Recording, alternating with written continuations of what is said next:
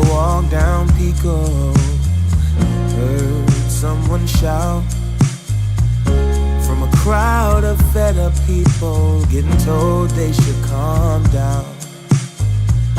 Didn't wanna fight, but the tears that fill their eyes are brought by the people sworn to preserve their rights. Oh, how could you not see it all coming? Stuck in our ways and running out of time to change. We've got to at least try. But what will they do when the people are stepping out of line? Oh, now, oh yeah. What will they do when the people are stepping out of line? By the ocean where we hit the ground, when just one block away shops were burning down. No surprise, the peaceful pay. We can't kick our feet out till justice takes its place. Oh, how could you not see it all coming? Stuck in our ways and running out of time to change. We've got to at least try. But what will they do when the people are stepping out of line?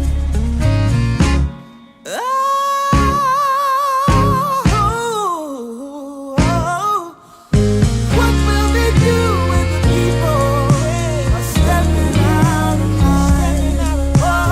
What will they do when the people are stepping out of line? Stepping out of line. I wanna know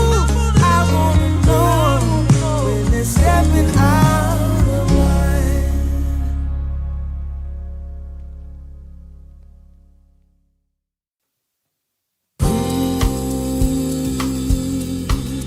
Am I a boy, a used closed toy,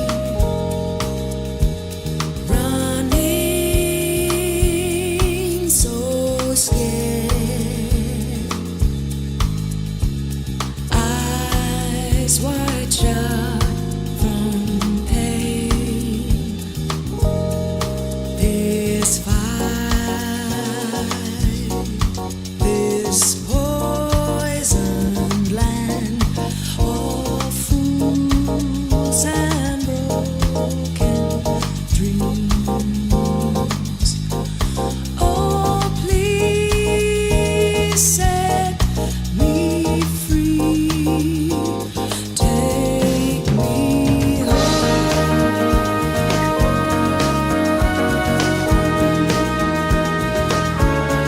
So cold.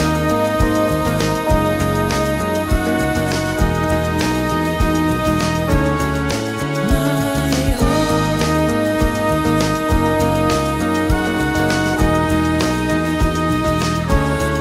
So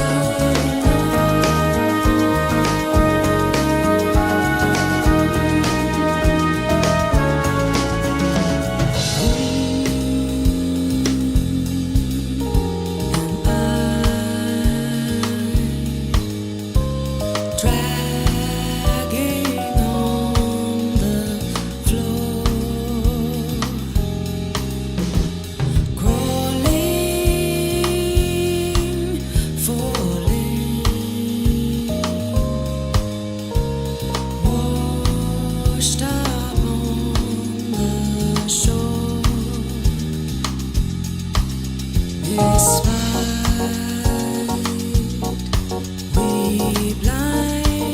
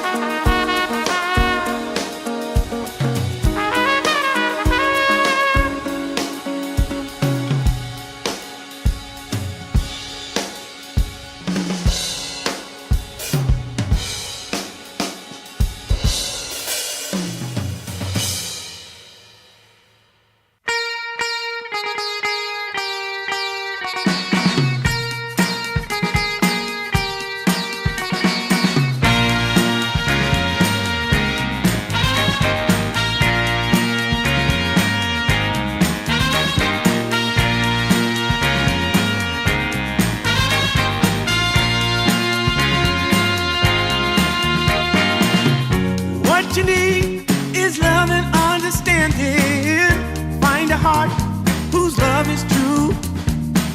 Deep down, there's only one companion who's there for you when you need him to be.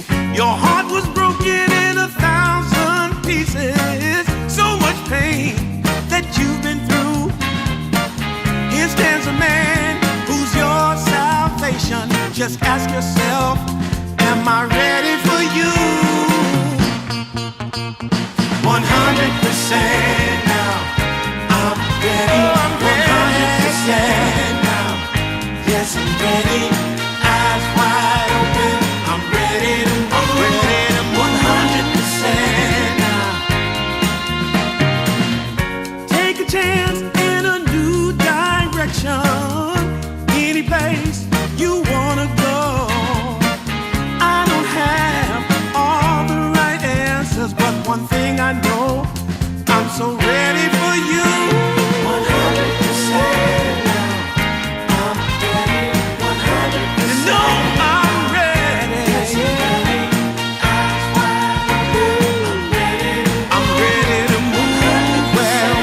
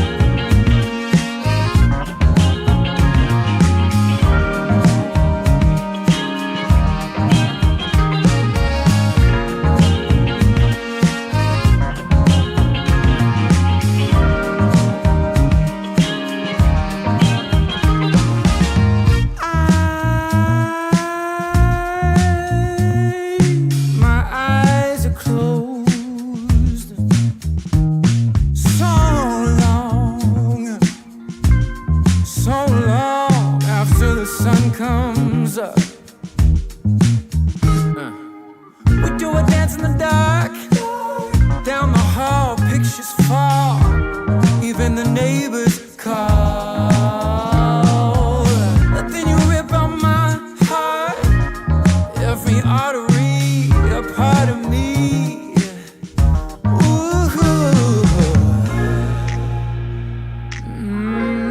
It's obvious to me that you love to watch me bleed.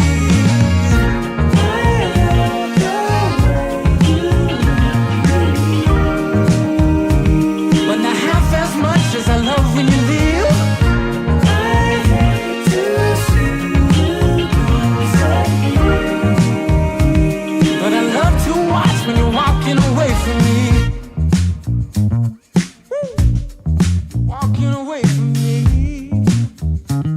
Yeah, yeah. 'Cause I could be anything you want. I could be anything you need. Baby, tell me it's something real, and I'll give you everything. Every now and then wicked smile. You know I can't help myself. They play around with me for a while. Keep tearing me up until there's nothing left. Ooh, it's obvious to me. Yeah, you love to watch me bleed.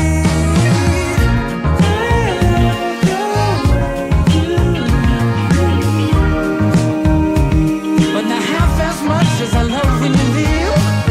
I hate to see you disappear. But I love to watch when you're walking away from me. Yeah, yeah.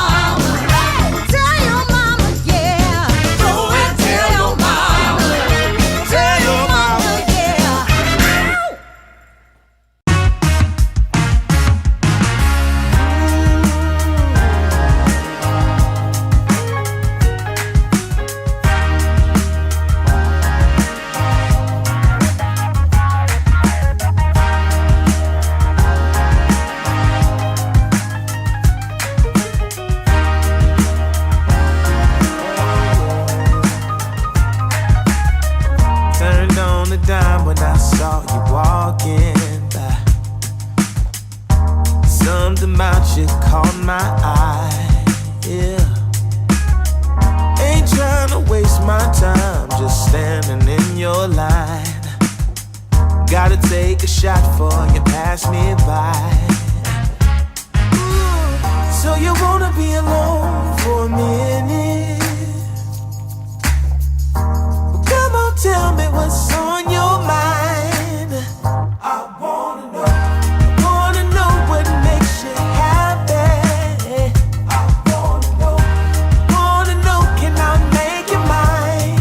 Ooh, I wanna know if you know that I treat you right. I wanna know, can I spend the night? Well,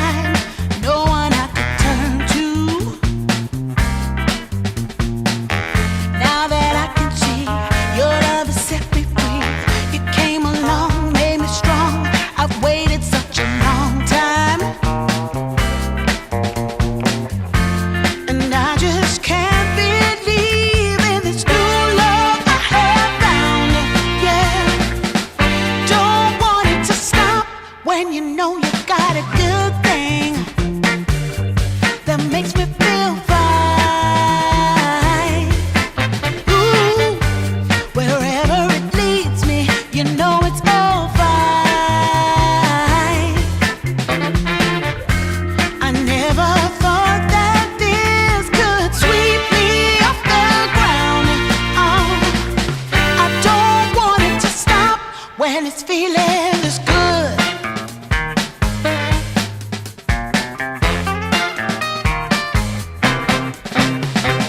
Whenever you're around, my heart begins to pound. Though I know you'll take it slow, no way to stop this feeling.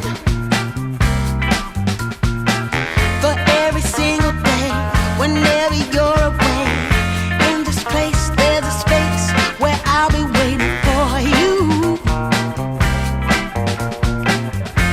And I just can't believe in this new love I have found. Yeah, I don't want Ladies and gentlemen, welcome back. We've got day one here of the playoffs for DreamLeague Division 2 Season 2. We had 4 days of group stages, and we are now upon us to make it official to find out who will be one and the only team moving over to play at DreamLeague Season 27. Lizard, how we doing, my friend? Doing fine, doing fine. It's a very bad weather here in Bosnia, but a nice hot cup of tea in my little international mug, chilling, expecting some great Dota from teams that some of them did attend TI. Some of the players have won it as well. I know we're in Division 2, but these games sometimes do not really remind you of that. They don't really resemble the standard Division 2 Dota. Yes, and hopefully in this series in particular, we get like the performance being elevated just a little bit more than maybe what you would look at for or expect for Division 2. With these two teams, we've got the boys on Tidebound taking on Team T. We can take a look at how the groups looked and at least how these two teams were able to get to this position and all the other teams as well before we get further into it. So we'll start all the way at the bottom. Unfortunately for Prito Panzon and Kelmi Chada, they were eliminated here. There was a bit of a tiebreaker that we had. There was some crazy stuff going on. Public were able to beat Kelmi Chada, hence why I think they played each other twice in the same day. Literally, like half an hour break in between the first series that they versed each other and then the second. So they played each other 5 games overall. And then we had a tie for, I believe it was 3rd, 4th, and 5th. So eSpoiled along with Team T, so it was eSpoiled, Team T, and then 4 Pirates that were playing for a 3-way tie to make into the upper bracket and lower bracket. And then eSpoiled and Team T were able to get those victories, hence why they are 3rd and 4th, and hence why 4 Pirates are 5th. Thank you for this elaborate explanation, because I was lost. I saw that we had some tiebreakers yesterday, but I wasn't sure how it actually went and what happened. Now I know, and I thank you in my name, Aries, for doing your homework as you always do, and in the name of the chat now has learned what has happened exactly. So thank you for that, my Australian friend. Don't worry, brother. Don't worry, chat. I got you guys. I would take a look at the playoffs as well to see how the position we're going to be in for all these teams. So again, we got 4 teams in the upper bracket, 2 teams in the lower bracket. We're going to be starting with Team Tidebound versus Team T. And then the series later today will be Most Wanted taking on eSport. Every single day is just going to be 2 best of 3s. And then, of course, on the final day, we'll have that lower bracket finals into the grand finals, a best of 5. So just 2 series continuing with what we had in the group stages. And for us today, we can, at least in the first series, we can hone in a little bit more now on our matchup in particular, which is Tidebound against Team T. Yeah, very interesting matchup. Like probably the 2 strongest teams as well so far in the tournament, the way they have played as well. Most Wanted in the series that we covered looked good, but when it comes to just like player names and stuff, I think Team Tidebound is probably taking the cake here, and the Team T not being too far behind, even though they don't have the players with names of a similar caliber.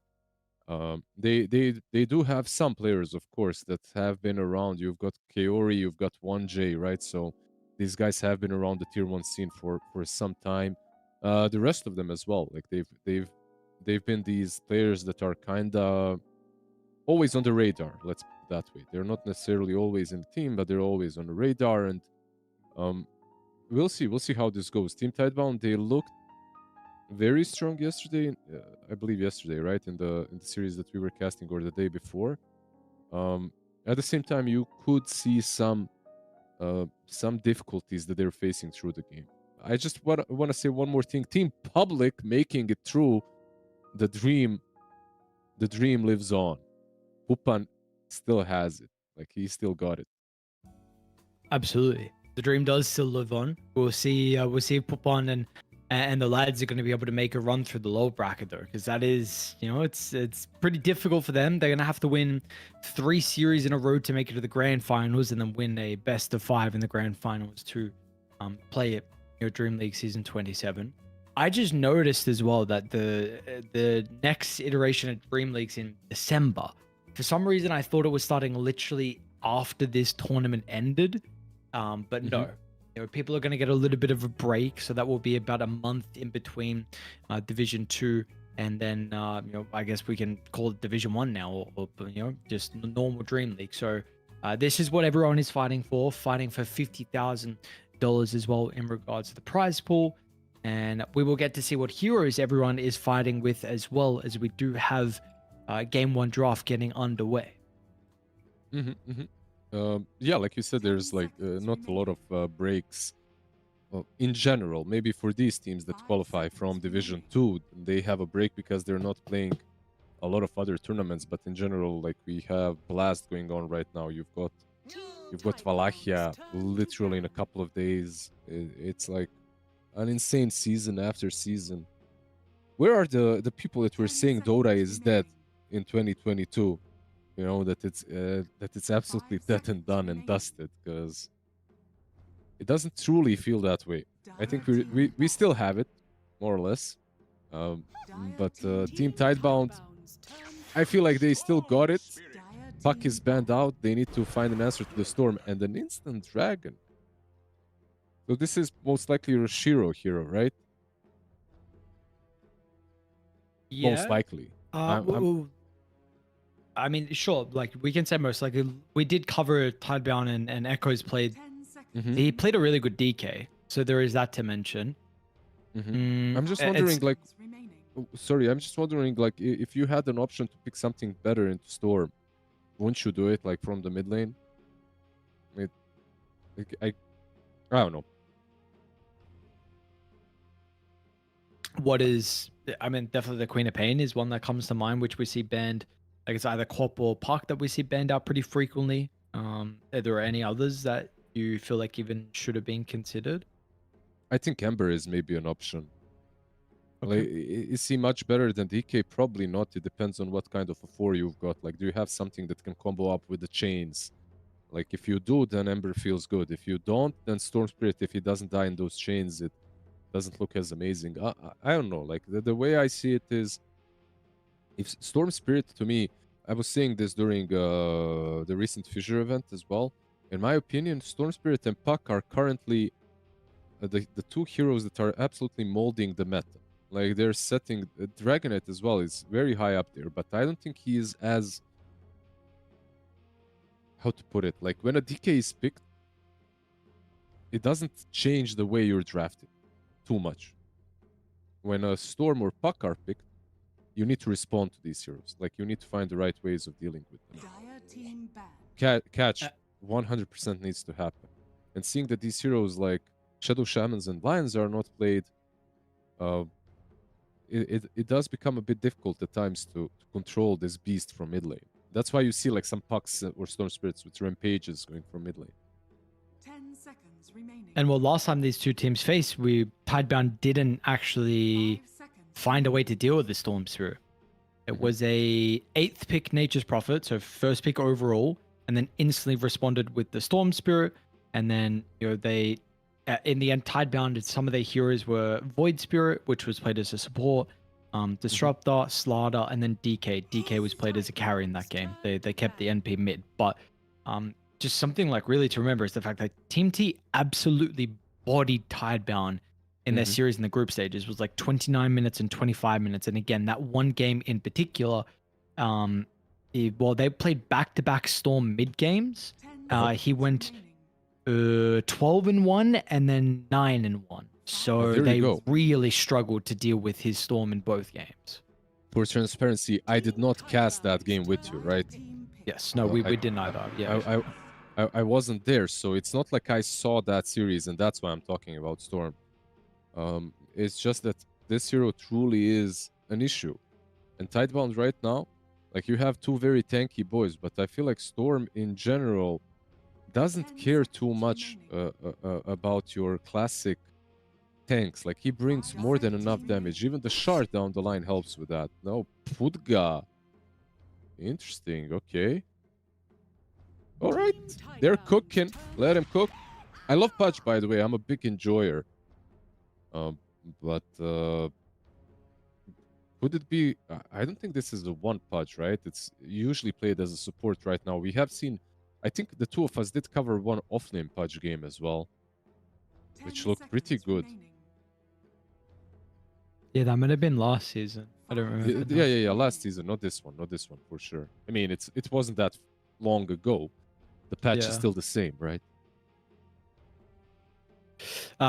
Just 1J from memory, or not from memory. Take a look at Dota Puff. Actually, you played the Pudge in one of their games against Team Tidebound. So it is something I think we even maybe covered a game where 1J even played it as well.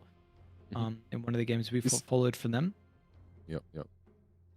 I'm a big fan of a core Pudge or a 5 Pudge. Like I know there are some players like Yamich and stuff that like it on a 4 as well. I think it's we had this discussion before, right? Like it all more or less, but to reiterate, I know some players are making it work on 4. I feel like on 5 it's very natural to play the Pudge, especially if you have a carry that can help out with the slow or something from after you get those hooks under the tower. You control the hard camp as well very easily, but we'll see what they do. Right now, they're playing into Centaur and Windrunner. Like, you hook the Wind Rangers, sorry. Oh, okay, I'm stopping my thoughts. What's this? Why is there a Treant Protector? What's going? It's super interesting. When was the last time you saw a Treant Protector? I can't remember. I truly cannot remember. This is like some age-old hero right here in every sense. You get to root versus Storm, and if Pudge hooks you, you just turn on him in the lane. So you've got that going for you. Living Armor versus Snap might be good, by the way, but I don't think you can. I don't think you can do that. I don't think you can go for Living Armor early on. I think you still need the first 2 spells for the heals and for the controls. So, but in general, I think Living Armor could be good this game, even versus Bristle. Interesting pick. Well, what is wrong with this hero? Because I'm just looking back at the changes, and literally the last year, this hero's only been getting buffed. I think the map is too big for him. That's one of the problems. I think there's a lot of trees on the map, but everything is wide. Like mid lane for Treant rotations is almost impossible. Like the tower is sitting 5 kilometers away from any trees. Like getting on top of a hero on mid lane with Treant without being hit by the tower or something like that is really difficult. You need 6 to actually bring some proper control. I don't know. Like, I used to be a Treant player. I played it a lot on 5 competitively. I don't know exactly why people aren't doing it right now, besides the map being too big and too damn annoying for the tree. His shard is as good as it always was, if not even better. But he used to be this guy that just scouts the enemy side and finds targets and gets kills. Does he do it better than a bounty right now? I don't think he does. Like, and bounty gives you track. Like, I know it's like maybe a very simple comparison, maybe a little bit too simple, but his ulti as well. You always have some sort of a dispel, like Lotus, Manta, whatever. It's like a pretty big ult to be dodged by a singular item or a spell usage. seconds remaining. I'm just, well, of course, like, look, maybe someone will start playing Treant and it's gonna look good again. But right now, I am not inspired by the hero. I don't feel that great picking a tree or playing him. But I could be wrong. And they do have very good Treant players, so we'll see. Troll, eh? Let's see what carry they even want to give Shiro. You know, we see with the Dream Protector, like often is your ranged hero, but are you wanting to play a Drow into this? Like, I don't think so. Yeah, you gotta worry about Storm, Bristle, and Troll. Like, all three of these guys scale Ooh. Team T. Can you Mueta? I mean, it's an option. Not bad versus Bristle, not bad versus Troll as well. Storm, maybe a mixed bag of goodies, but the rest of them aren't. You could also DK safe lane and pick a mid lane for yourself if you think that would be better. I'm not sure what they could pick. Yeah, like Doom is really good versus Troll, but I don't think they have a slot for Doom here. Yeah, I don't know where you would play the Doom. We don't really see Doom carry at the moment. Yeah, like you could do that if you put DK mid versus the Storm. If you thought that isn't that bad of a lane, which honestly is playable, and you're not gonna dominate the Storm, and then you put Doom and Troll is gonna have a bad time. The only question is, will you have a good time? Like they're lacking some serious damage on Tidebound. Good call, by the way, on the Muerta. I feel like there were options as well. Like if they did go the route where you put the DK as a carrier, I was trying to look at some like spirit heroes. Like we brought up the Quintapain very earlier with the counter versus the Storm. It looked like a relatively good co-op game, just without any like the control on Team T was super limited. I was in like, you know, maybe even going down the route of like, you know, can we even get like a Void Spirit, Ember Spirit? Like, is there one that they can get? But, you know, for me, I mean, Muerta, Shiro really likes Muerta. You know, with what we said about Pierce the Veil, it's you kind of want a ranged carry when you pair it with the Dream Protector. Yep. But I do have question marks on like if she can die in the early game by Snapfire Ultimate and the Storm Spirit. That's what I'm unsure about. Absolutely, like these two things are definitely the biggest issues for her. Just by the way, yeah, just the Storm jumping her. I mean, she's got some silences, of course, but overall, it's never easy to get jumped on, and even just a pull into a hook, and Shiro is probably dead. But one thing that Team Tidebound did solve with this pick, which is why I think your call was also brilliant, is they're getting damage from their carry, and like they're getting insane amount of it. Up to this point, like just look at these four heroes. Like, how are you killing anything on the map? Like, sure, you have some stuns and stuff, but I mean, it's possible for sure. It's just not straightforward. It's not Storm jumping in and Snap using ultis. You know, it's not that simple. Maybe the Centaur and Windrunner can actually breach that gap with kill shot on the Windrunner. I guess that's the idea, but to me that's one problem that Treant does have is very low or almost no damage post laning stage. In the laning stage, sure, like he hits like a truck, but after the laning stage, he's basically all control and utility. Ooh, who's that handsome devil? Prepare for battle. How do you feel about the living armor this game as well for Y? Because this is the ability that I feel like is, if anything's going to bring this hero back, it just continues to be buffed and buffed. Do we feel like it's a pretty good living armor game? No, absolutely. Like, this is why I said at the beginning of the draft that this looks like a decent Treant game. You have Bristle and you have Troll. Now, Troll was last pick, but at that point you had Bristle and Snap. Living armor already had, like, you can see the obvious uses for it. And now on top of that, you've got Troll as well, who hates playing into a lot of armor. So overall, it's a really good living armor game for sure. You get, like, on level 4, you get what, 13 bonus armor, which isn't that bad at all. On level 20, if you ever get there, you get +8 living armor bonus. So 21 armor from one spell, not too shabby at all.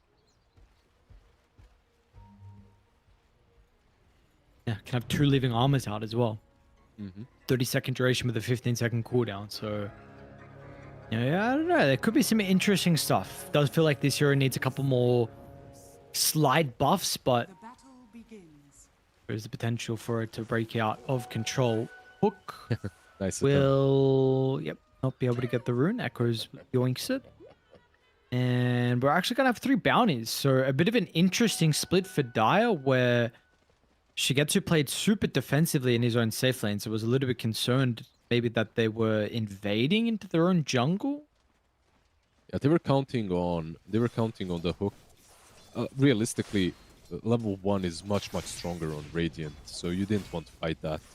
Unless they run into you with, I don't know, Muerta first, like, you probably aren't going to have a good time.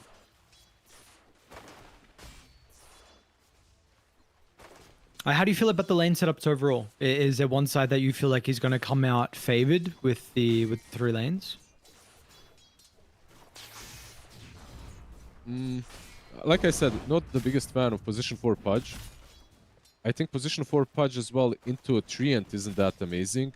I think Tree kicks ass, but he didn't go for Leech Seed. I think this is... I'm not really sure why he went for the Grasp. I think like in this lane versus Pudge versus 2 melees, Leech Seed is ridiculously strong, but okay. He's probably gonna get it level 2, we'll see. After that, even if you get hooked, you just turn with Leech Seed, and he can't get away. So, I think this lane is actually really strong for Muerta +3. Top lane, Yep. I don't know if I have like a clear favorite on top. Maybe Centaur and Windrunner, once they hit level 3, you got too much damage from the power shot from the Centaur, but it comes down to some outplays, of course. They can do what they're doing right now. But overall, I think that Radiant have an upper edge here, and when it comes to mid lane, it's a melee hero into Storm, so good luck. Yep. Let's put it that way. It's a Dragonite at least. This hero isn't losing to almost anything, but into Storm and into Monkey, sometimes it can get a bit difficult. I think one thing to mention with top is the fact that I've already seen Planet mess up 2 range CS with the power shot. It just hasn't had enough damage, and they've both been denied. So in a lane that you feel like is kind of 50-50 and can really be won by either side, you know, the fact that you're missing a couple of range CS is quite important. You know, the experience potentially giving a level advantage to maybe Dire. You know, we could see if they have level 3 before for the Lotus fight. It could be a big reason why they're able to get a kill or at least secure the Lotus. So we'll have to see. Yeah, I would still say that level 3 in this lane is way more important for Radiant than it is for Dire. It helps Dire, but it doesn't give them like a massive, how to put it, like power spike, if that makes sense.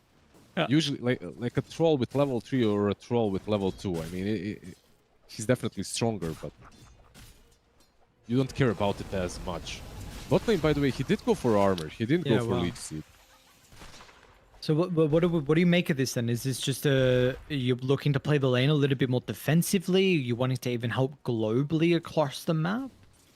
Yeah, helping globally, of course, also helping yourself with a bit of extra region. Maybe making sure that he's always healthy enough that if he does get hooked, he doesn't fall. I don't know, like, he is obviously a very good brilliant player. I honestly thought that Leech Seed was the way to go in this particular lane. But, yeah, because usually how it goes for me, if I'm a tree, I like getting hooked. Like, I get hooked, I turn instantly. Especially if there's, like, a dead shot as well. And they get the kill. Good rotation mid. Yo, he just sniped him. Looking for me? He just got...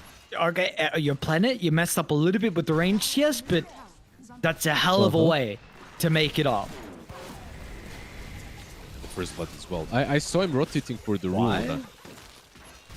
Well, they actually just got a blood grenade, and Cloud's going to consider about running down the tree, but you know, he's already too close towards the tower, so won't have the full length. Level 2 armor, by the way.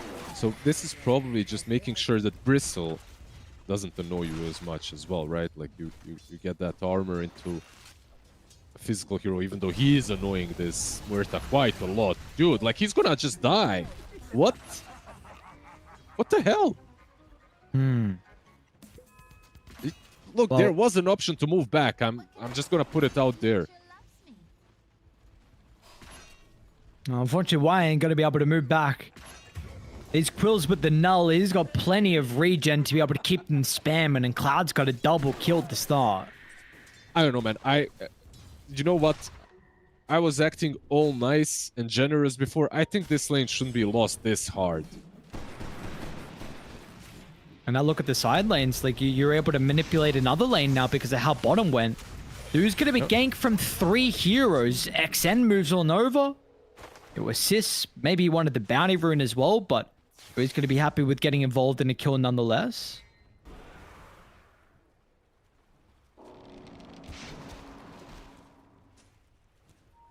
Dire's middle tower is under attack. I don't know. I think they approached this bottom lane a little bit too defensively. I'm just gonna put it out there. Like, you have that shot into the bristle in the lane with Treant Protector. Like, you've got 113 damage on level 3 on 3. Maybe there was a play where you deadshot the Pudge, just leech seed him, and that's it. Mid lane. Hook did connect. Bit of a weird hook. No, I'm completely in agreement. So look, I don't really haven't seen this matchup that much with down bottom, but I also thought this was a super kill heavy lane where they could have played a little bit aggressive. And is the heal really like level 1? Like, is it even that much more than leech seed? Like, I don't think so, to be honest. So I don't know. But yeah, again, I trust Y. But yeah, you did give up a double trusted kill, him. unfortunately. I trusted him until the double kill. Now I don't anymore. I think this combo of leech seed plus blood grenade on a Pudge, he hooks you, he dies. It's basically, Especially with a Muerta. yeah, Like, this yeah, hero- exactly. Yeah. Interesting though. Interesting. We'll see. You know, Pudge has kind of low armor. Level 1 is around 1 or 2 armor when he... So he's taking those punches like, very personally from 3. But yeah, they didn't work out for them. Bristle's gonna have a really good time. He's level 6 now, probably gonna go... Of course, he's gonna go for the Lotus. Lotus Blade Mail pretty good this game. Are scanning. I mean, every game you kind of see the same build, but this game versus 3 and versus all these heroes, it's pretty damn nice. Yep. In regards to the Wisdom, we did have 1-for-1. Nothing too crazy. Italy? No side was favored. Yeah, mid lane, Kaori. Shackle somehow latched. I don't know what that angle was, but it does connect. They're even going to be able to Stampede Planet out of danger. That's also potentially helping them chase down Y. Cloud has already got up to 4 Quills. We'll see if he's going to go for the... Yeah, okay, I was going to say. I don't know about that. Dire are scanning. I love how everyone has a raindrop on Dire, by the way, just making sure that power shot doesn't kill you every single time anymore. If they don't have it, they're queuing it up. Hook bottom, like, he wants it, but... Does he actually get the kill with the hook? By the way? Yeah, it happens. Zoning hook. Zone and hook, but look how many heroes are down bottom. He gets the piece to veil, but the kill actually over towards the Pudgar.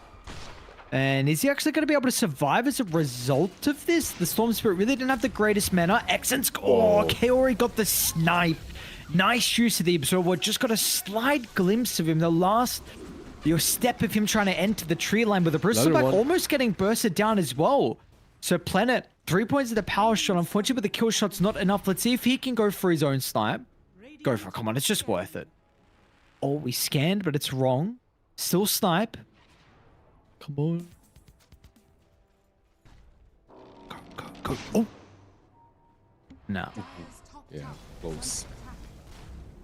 Storm is still bottom, by the way. They want to go again. If a hook lands, or if it They doesn't, don't even need the hook. Because there's apparently already Mortimer Kisses online. XN now can look to go for Y. They're going to TP Echoes down to bottom. But they're going to lose every other hero. So the TP from Echoes is kind of wasted. And they might just run him down as well. Like, what is He's there really strong, though. much that Cloud needs to feel? Apparently he is strong. So Cloud's going to respect the Dragon Knight's potential to be able to stand his ground. He will hold back the Bristle.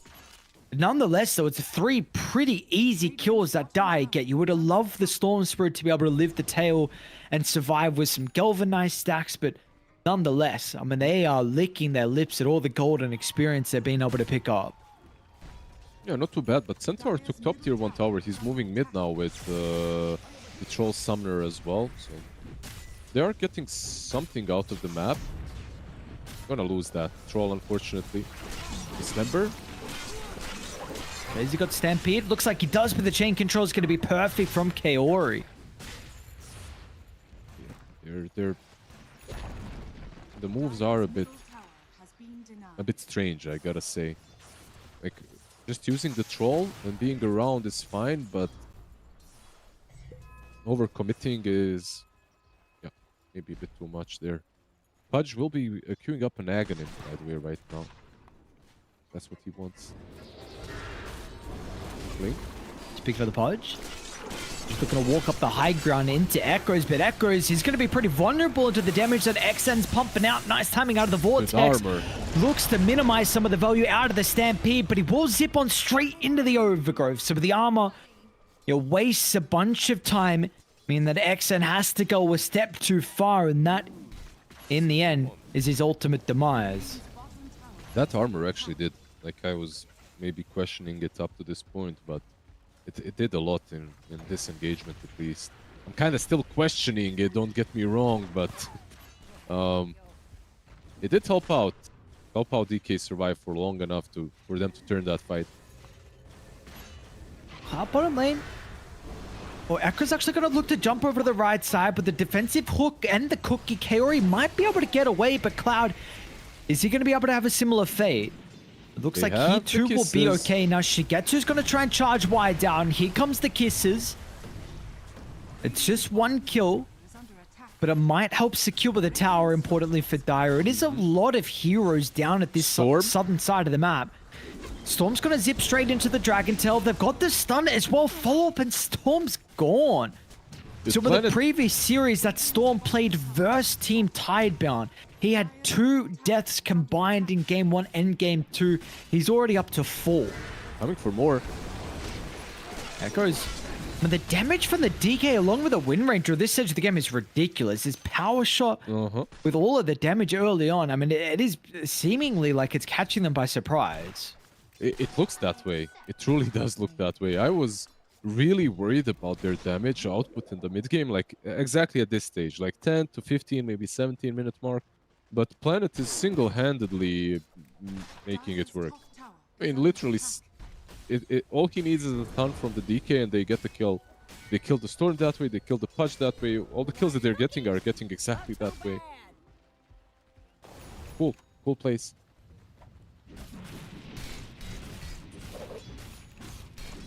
And they're even going to try and continue with the aggression here from Tidebound. So 3-man smoke. Echo's continuing to try and play with Planet. This time, Y is actually going to look to get involved as well. They got some boards that could potentially place deep inside Dai's territory. And it looks like they're actually trying to move their forces towards the far north side of the map. XN is in the area, but he's further over the right side. So they're going to have to go super deep for this kill. They're going to be able to get him as he's leaving. Oh, Echoes. They got the ward. Oh, they placed the ward. They just saw him for a slight moment. The overgrowth was too late from Y. Now they're stuck here. They are absolutely stuck. But the DK is going to be able to TP out. But Planet and Y, they're forced to run away. Now, Planet was a little bit too late with his TP, with the wind runs back up. But it's only level 2 in wind run, so it's not going to last a long duration. We'll be able to turn with the shackles. It's up to 1J if he can land the hook, but they're hesitant apparently. Maybe Centaur instead? Alright, they're going to go for new. Look for the turn. The cookie follow-up. They're going to try and give him this Parvis. And it looks like that's actually enough with the Parvis along with the living armor. But XN still got some mana to be able to continue in pursuit. Echoes is going to look to rejoin. A defensive hook once again. 1J's been really good with the Pudge so far. Not overplaying his hands. Always keeping in the back of his mind that this hook could be necessary in a defensive manner. Yeah, both teams are kind of trying to get kills without committing too much, without using all of their spells, and both teams are learning that it's impossible in this game. Like, if you want to kill someone, you gotta use it all. It's you gotta go full Sigma. There is no messing around. These beta plays where you don't use the overgrowth and stuff it's not gonna work. Well, this has been a little bit of time for Moe to try and get her catch-up farm on Shiro, who did start the lane really rough 0 and 3, but the Helm Dom into the Maelstrom. I mean, have you been seeing many Moe to carry at the moment? No? No, okay, no, no. okay. Because I was just going to ask, like, is this... I know we were getting, like, Sumail playing the mid-meta at TI, and even after TI, he was playing it, I believe, at Fissure. We actually saw some games. And, you know, his build was like Helm Dom, potentially Mage Slayer or Interceptor. Yep. I just wasn't sure if the carry Moetas were even going Helm Dom as well. And that's the thing I was going to question. It's just a very good item. Like, it helps you farm beyond the grave as well, but it also helps you farm through the game. Like, you can outpush the lane while you're farming the jungle, or you can use it to farm the jungle with it. The one reason why I truly believe Helm of Dom is a good item is because it's activating a lot of carries right now. Like, you can play a lot of things that weren't playable before, which is maybe indicative of a bad position that some of these carries are in. Oh. Yeah, no, I think it Behind definitely the just screen. shows like how rough of the carries' lives are at the moment. Why? Oh, even trying to stampede Y out. But he's not going to be able to run away from the Vortex, XN, Arcane. But we do see he's struggling. That's just his second Galvanize, considering some of the deaths he's had so far this game. Yeah, interesting. They were willing to use the Stampede, but not the Overgrowth. Like, maybe he could have tried and saved himself with the Overgrowth. If they combine both, he probably lives, but they probably thought it's not worth it. They need that extra catch. They will smoke up, by the way. Tree is still dead, but Bristle is running towards them straight, head first. Absolutely. And he has no one even remotely close to Cloud. Kinda It's a bit hard, more of a though. difficult kill by the looks of it. And what do you think the smoke was for on Rainy? Because he was kind of the only one that's going to be playing bottom. Is he actually really going to continue to farm this? I think you Cloud? can go on him. He does turn his back, but with the piece to Veil, we're going to see how much damage they truly have. Cloud is... Oh, the reflect damage onto Planet. Poor old Planet with the Focus Fire activated. Sometimes you learn your lessons against Centaurs that you can't do Okay. this. And Bristle apparently is no different. Echo's going to instantly look to try and get involved in the action. Why with the Pogo stick forward? Finds a pretty good overgrowth, but it will not cancel the Mortimer Kisses. So this is going to send Radiant away. But it does not get them a return kill in the end. Oh, that was awkward. Is They have a Shigetsu cookie actually in for him. trouble now?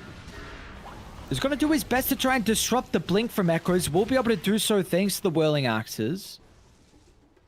By the way, just to go back on the Bristle kill, that kill was not possible in the river, where he broke their smoke, but it's definitely possible in the lane. If for nothing else, because of the shackle shot angles, and because Muerta got a bit closer. But damn, Cookie is such a great spell. Centaur? Stampede's back up. So not a kill they're going to be able to find. Even a Cloud wanting to try and force it down, but they really want a team fight. Oh! Planet! There's 2 snipes now. He's 7 and 2. This hero, or Planet, is making this hero look absolutely bonkers. There's a lot of tanky boys on the other side, but if you drop low enough, maybe buy some more raindrops, guys. Like, it did help them early on in the game. Of course, this later on, you don't want to do it. By the way, how do you feel about Pudge? Position 4, 2 Flash Heap charges, 0 meat shield. By the way. Yeah, I mean... And You would rushing axe. you would be able to enter at least the mid shield better. I'm not aware, but you know, I feel like rushing Ags is He gets it now. very He got- interesting. Yeah, he got the meat shield. I mean, rushing Ags into Treant, Dragonite, I get it. Like, you can reduce a lot of the healing. But, I mean, it's good versus Murta as well. But, I don't know, most of the games you feel kind of weak to actually use it. if you're a position 4. Like if you're off lane or mid and you got like, you know, one item, Helm of Dom or Veil or something like that, something to tank you up, and then you get tagged, it feels really nice. But when it's a naked Tranquils, another kill.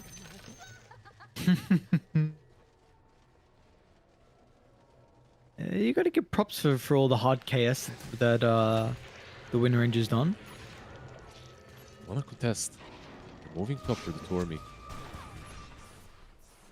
And Shearer's actually going to look to try and get involved as well. We haven't really seen...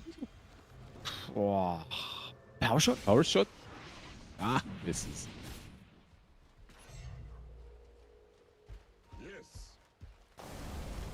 Okay, so... Ag shot's going to go the way of the Pudge. It's alright. It's not, really not a great shard. I mean, this used to be his basic hook before. Now it's on a shard. His old shard was goated. This new shard is... I don't know. I'd rather have a cookie that heals me. Yeah. Yeah, absolutely. Dire are scanning. And plus the extra damage from the cookie, but... Snap's got her own shard queued up. And Radiant's on the hunt as well. Cloud running through the river. I don't know if Echo's actually got a glimpse of the Brisser back, looking to fall back towards his own triangle, but they do at least get a, you know, something done with dropping the Observe Ward by the secret shop. So they're pretty aware that this Roche is probably going to be the next fight location. The way they're playing on Dire is basically telling that they believe their late game is better. Like the way they're itemizing as well. It's all into just chill and farm. So far, at least, they haven't really pressured the map at all. Like they took some fights, sure, but nothing crazy. Especially with Pudge as well, going for Ags. No blink, nothing like that. Just straight Ags. I'm not sure they're right. I mean, they have 3 very good scaling cores, but you are playing into a Muerta. Like, this hero is... Once it reaches the critical mass, it can get really hard. And like, what do you feel like are the biggest concerns for Muerta this game? Oh, you saw it before. The Storm plus the Mortimer's Kisses. So even late game, you feel like that's the case? I think so, yeah. She never becomes, like maybe with some BKB and stuff, but she never becomes that tanky. It's always an issue. Well, Storm popped an early regen, maybe anticipating that the fight was instantly going to break out, so he will not have this. 1J's going to be able to start the fight with a hook shot, but it looks like Tidebound are ready to respond. Equus is in with the Dragon Tail, but the Pudge is gone. Dire a little bit hesitant. Finally, XN's going to try and zip in towards the middle. Equus with the BKB is going to be able to protect himself, and now they're going to look to turn as the Storm in some danger. They're able to blow him up, but now Cloud is next as well. They need to kite the Blade Mail, but once this expires, he is open target for the rest of Radiant to be able to go in for the finishing kill, and now look to reap the rewards as Roche is up for grabs for them. 0 casualties from Radiant. Yep. Hooking anyone when your team is still in the pit is a little questionable in that situation. Maybe if you think that they're not going to contest, but I actually think that they are... I mean, I don't think that they're stronger in the pit, but they're definitely stronger if even when fighting uphill, if they are all together. And you have this troll popping his ulti and running in. But if your Pudge is trying to make a move, like an active one, the way he did, they were way too separated. It just made the fight really difficult to take.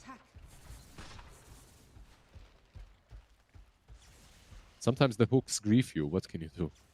Yeah. You get so excited though when you land a hook. You start coming to the team and wanting them to come utilize this hook as a potential kill, and then you have 3 dying, you lose Aegis.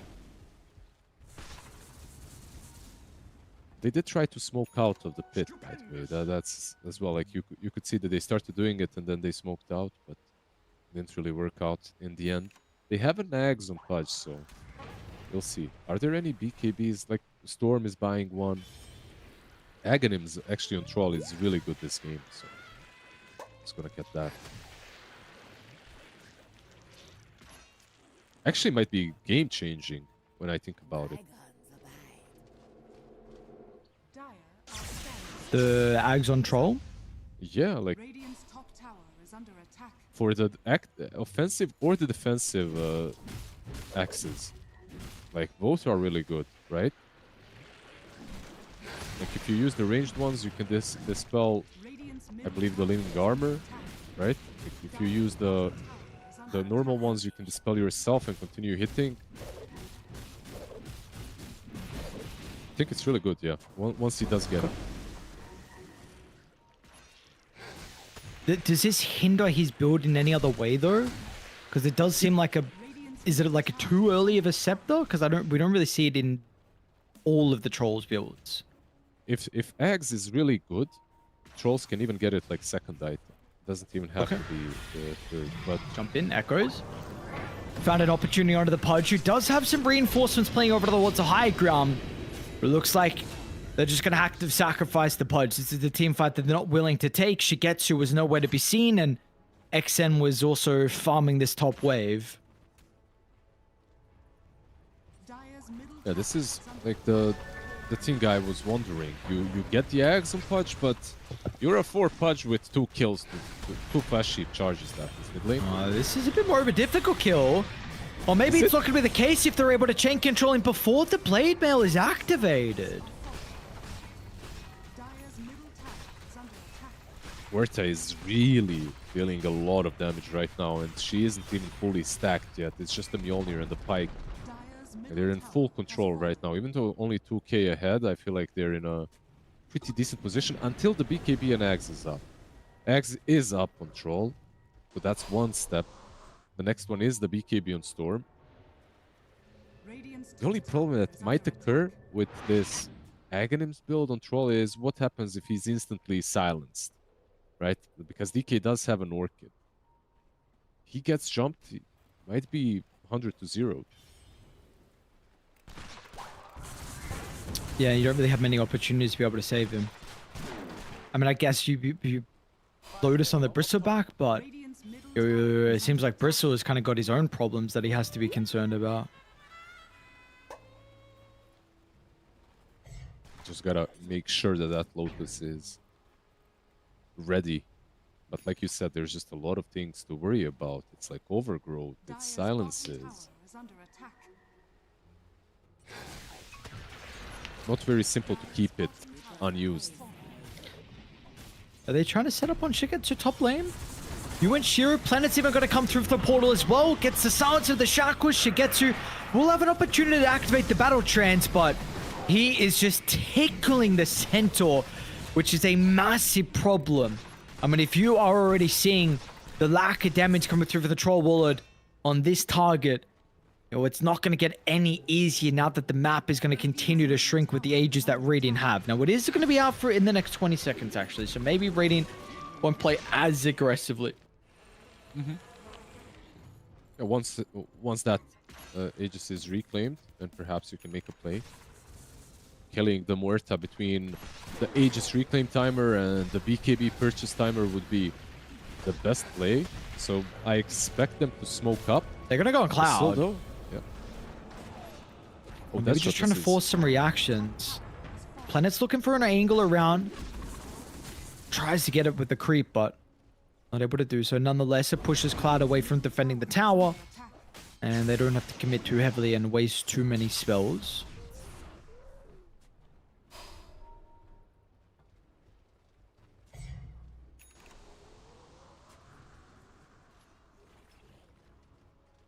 This lead. We're up to, fluctuating between 4 and 5k for the boys on Team Tidebound. Bottom, 1J.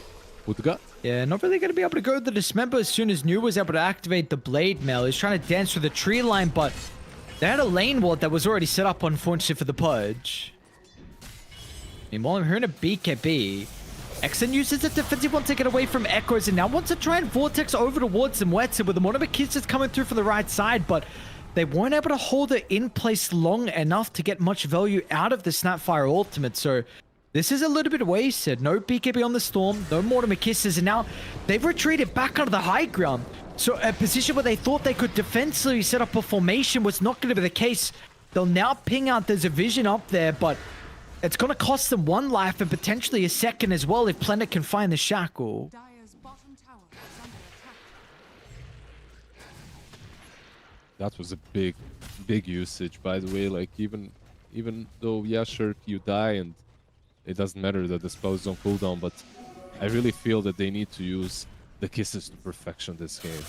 It's like a big ask from your support, because it's not even easy and it can get interrupted by many different things, or they can just stampede and run away. But I don't know, they need the troll is now buying a BKB. Now that he's buying a BKB, your question makes me wonder if this axe was even worth it. I think the axe was good, but it needed to be used earlier without him dying the way he did on top lane. So Sure. it's a rough situation to be in.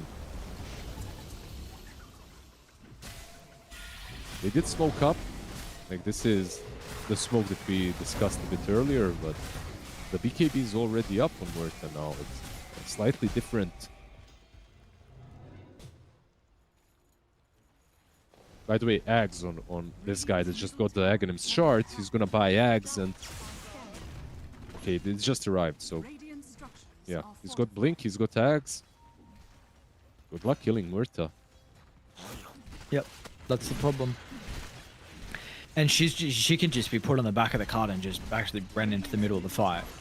Exactly, like... It's a really good hero to put on a card. Oh, did he... I think Ekros accidentally blinked back on the map regardless.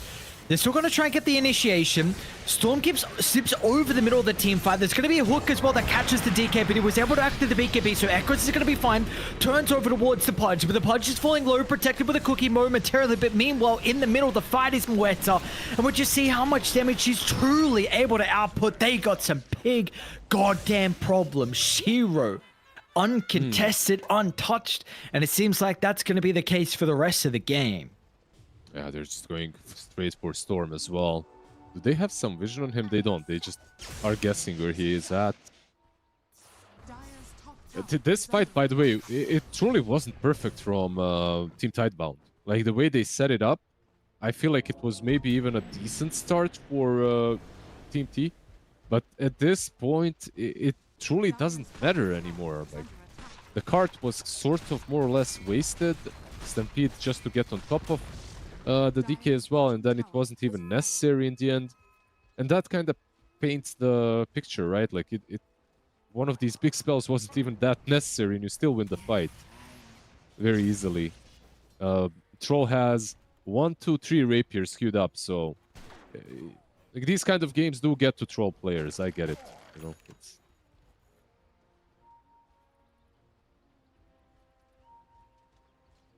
There's maybe That's some tilt induced, a little bit of it. Yeah. It's a tough life being a troll player. You know, there's can be some frustrating, like Troll and Jug as carriers probably have two of the most frustrating ultimates. But it's the world you live in. You pick this hero. And they're going to be too late They're for still the doing ages. it. Meanwhile, New's actually going to get the initiation up with the high gun, but the hook will drag him further away. He's going to try and pop the workhorse by himself. Should get to, I mean, we're just seeing there's just no damage for the Troll. And meanwhile, you compare that with the Muerta, it's just insane amount. Zero hasn't even got pierced the veil, and they cannot even come close to it. G's are going to be caught. And Tidebound previously in their series in the group stages got absolutely mollywopped by Team T. A 29 and 25 minute victory. But this one in the playoffs is going to be a different story. Very, very different story. I think that this game overall was definitely playable for Team T with the heroes that they've had. I don't think their draft is bad at all. Like, if you combine it well, I think that you could take it. First and foremost, I don't think that the Pudge pick worked out at all. And it kind of feels bad blaming the Pudge, you know, like, he did some good things early on. His defensive hooks were nice.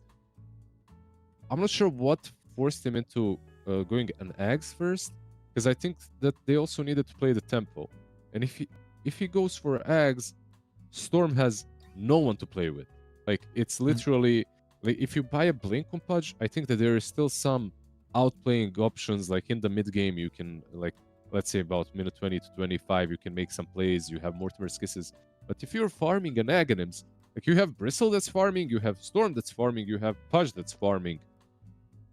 I really think this was really difficult for them to play the way that they did play it. But on the other side, I think Team Tidebound didn't make it easy. Planet was absolutely insane. Like, this is ban-worthy Windrunner performance by him.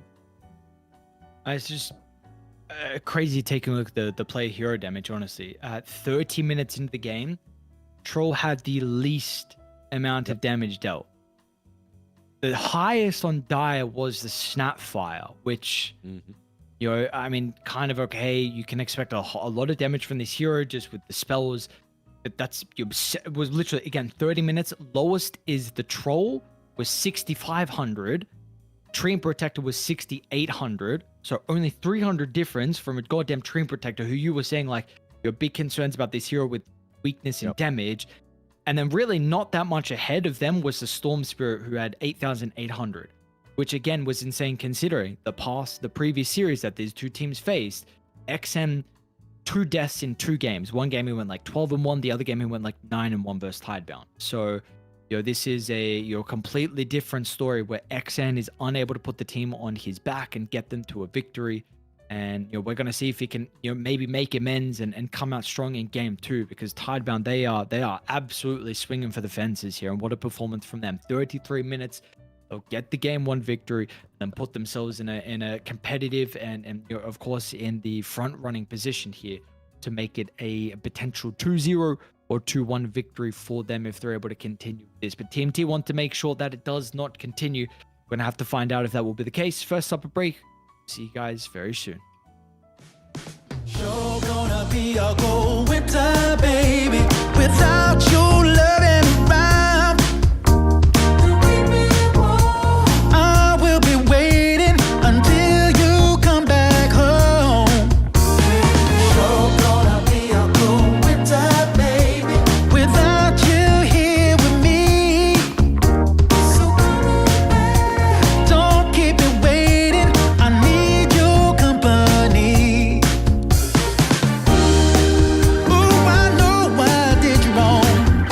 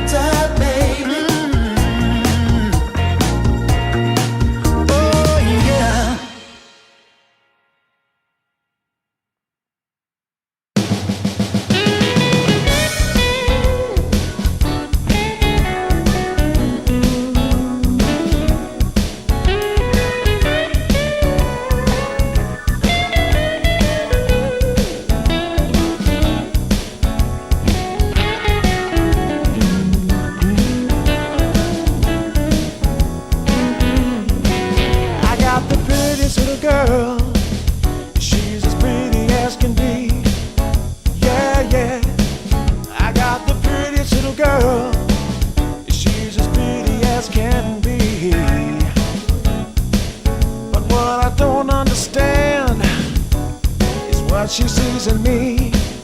Ooh, I've been drinking too much, staying out all night. I can't remember my left from my right. I'm kinda blurry from my head to my toes. It might seem like nothing, but there's one thing I know. I got the prettiest little girl. She's as pretty as can be.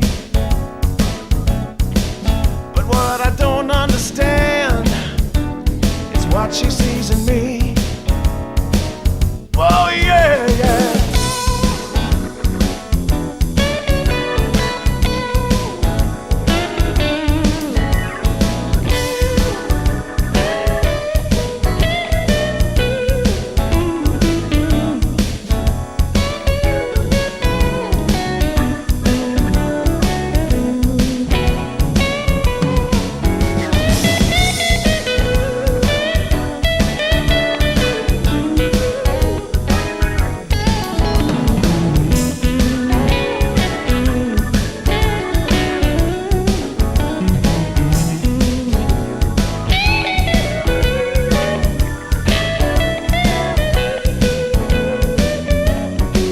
I've been in and out of trouble for much too long. I can't remember the words to this song. I thank the Lord as I'm crawling out of bed. It's another day that I'm not dead. I got the prettiest little girl. You know she looks so fine. I don't know what she sees in me, but I sure am glad she's mine. Whoa, no.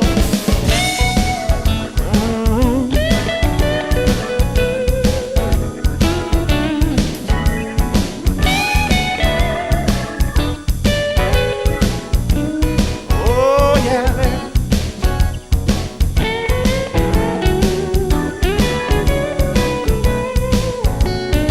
Oh, yeah, yeah.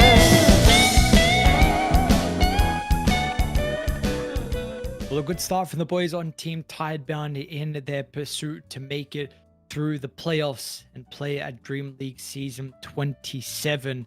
The Game 1 victory, we'll see if they're going to be able to continue with this momentum. Lizard, what do we want to see a little bit differently from the boys on Team T? And we had some question marks around some potential item builds from one Pudka in particular. But what about overall the grand scheme of things from this team? I would blame it all on Pudge. Get rid of it. Okay. Ban the Pudge. No more Pudge. It was 0-9. Shame 0-9-6.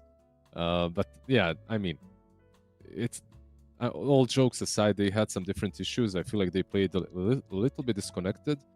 I also think that they were maybe a bit cocky after the last series. Like you said, Storm died twice versus Team Tidebound. And the way that they played, it did look a little bit cocky with their moves. And sometimes that works. Sometimes you crush a team because of those insane plays where you're jumping the backlines on your own, like getting support kills. But this time around, it neutered them. Like, I feel that it just stopped them in their tracks completely. Like a couple of Storm jumps, zip-ins in the back, where he gets caught by a Dragon Tail, and then a Shackle Shot just completely ruined his game, and he went back to more or less just farming. So I don't even think that Troll, I know that you mentioned he had very low amount of damage. I don't think the hero per se was a problem. I think hero could have worked. It's just that they played a little bit too aggressively at the beginning, and then they completely fell back into farming. If you remember, somewhere in the mid game, I did comment on it like, okay, these guys think that they've got the late game. Literally, my words, because they're not doing anything. They're just chilling farming. They obviously thought that because they weren't making a lot of moves, and then when they did, Muerta was way too strong. Yeah, a bit of a problem once Muerta got to that stage. I'm honestly, I'd just be so down to see Muerta carry a little bit more frequently. I feel like this hero's definitely more fun than some of the other carries that we are seeing a little bit at the moment. Something else that is a little bit more fun, a little bit off topic. I don't know if you saw the announcement. I don't know if you saw the OG new roster, but that is an interesting the SCA roster? one. Yes, I the didn't see it. SEA I didn't see roster. it. I just saw the announcement of the announcement yesterday. What's the So roster? it's the previous Aurora's roster. I don't know how you pronounce the team name, but it's Natsumi. I don't know if Skem is now. I thought he was coaching them. I don't know who their five was previously, but Natsumi, Skem, Yopaj, Yopaj. Four Sword, Nico, and then Tim. Oh, So 343 is actually coaching them. It's Adam. So he's Yeah, but gonna be coaching. oh, was Skem their five even previous? I thought he was coaching as well. Okay. Scam is back to 5 then. I see. There you go.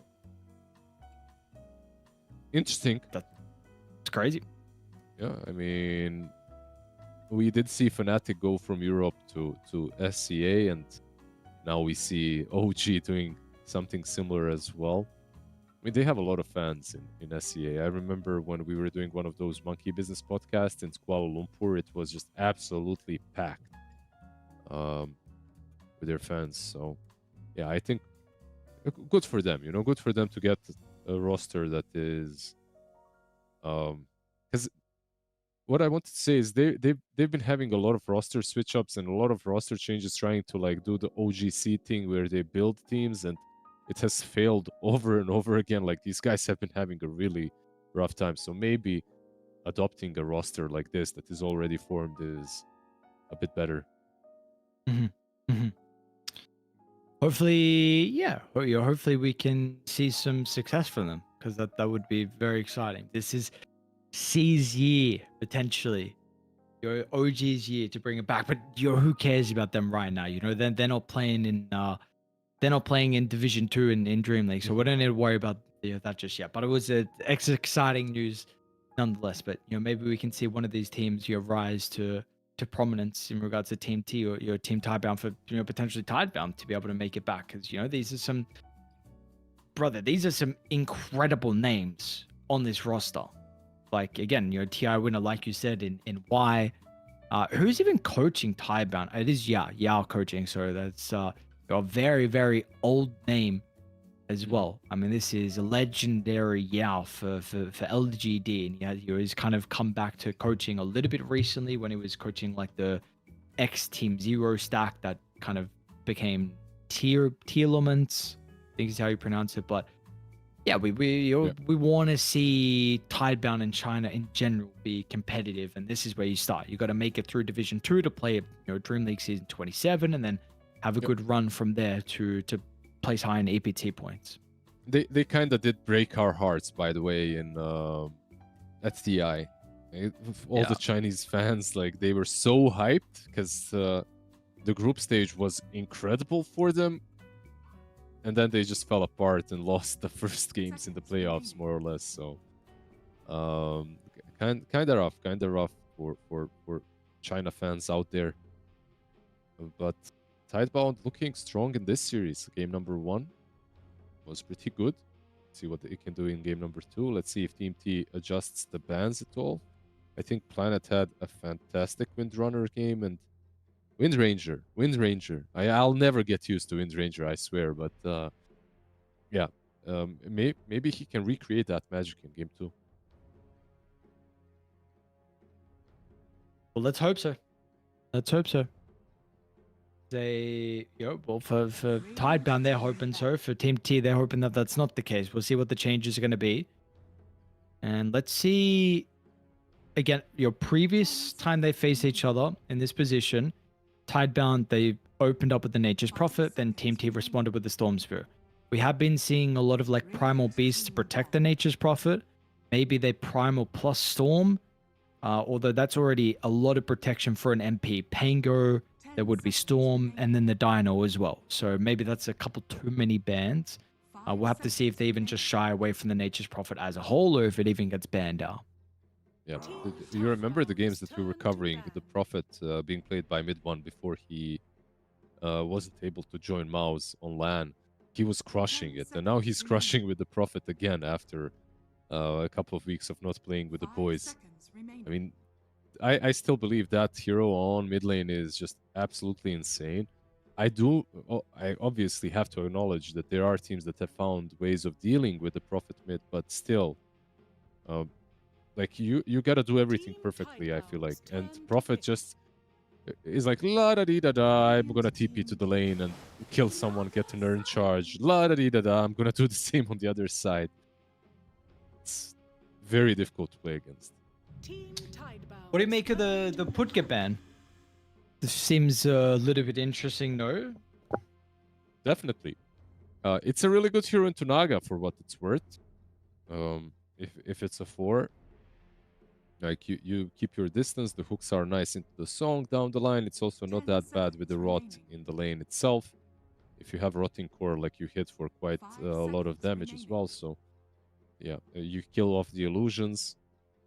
Maybe that's the reason. Maybe, I mean, they might see something that we don't. And Pudge is a very annoying hero to play against, so they do get rid of it. And they get rid of the centaur that they played. Another hero that isn't that easy for the Naga to play into, in the lane at least. Later on, the Song versus Stampede isn't that bad. Same goes for Ensnare. 10 seconds But remaining. Puck, by the way, is... We mentioned the Storm in the last game. Puck got 5 banned. This time seconds around, remaining. Storm isn't picked, but Puck is. And for Team T, I already like their draft. You know, just seeing Puck first phase, I'm already down because not a lot of good answers to the Puck right now in the game. What is that one answer that you feel like it must be banned Radiant here? team ban. I don't know. I don't think there is like one ban. Like you can worry maybe about something like a Huskar, you know, something dumb like that. Some of these cheese picks, but in general, I think Puck is just a very strong hero right now versus anything. You can say maybe Dragonite as well in mid lane, but honestly, I feel like Puck still does 5 fine. seconds remaining. You could argue Void Spirit because he's strong in the lane, that he gets the Ags. Radiant team picked. They banned the DK. I mean, sure, I respect it. Maybe it's the best out of all the remaining answers.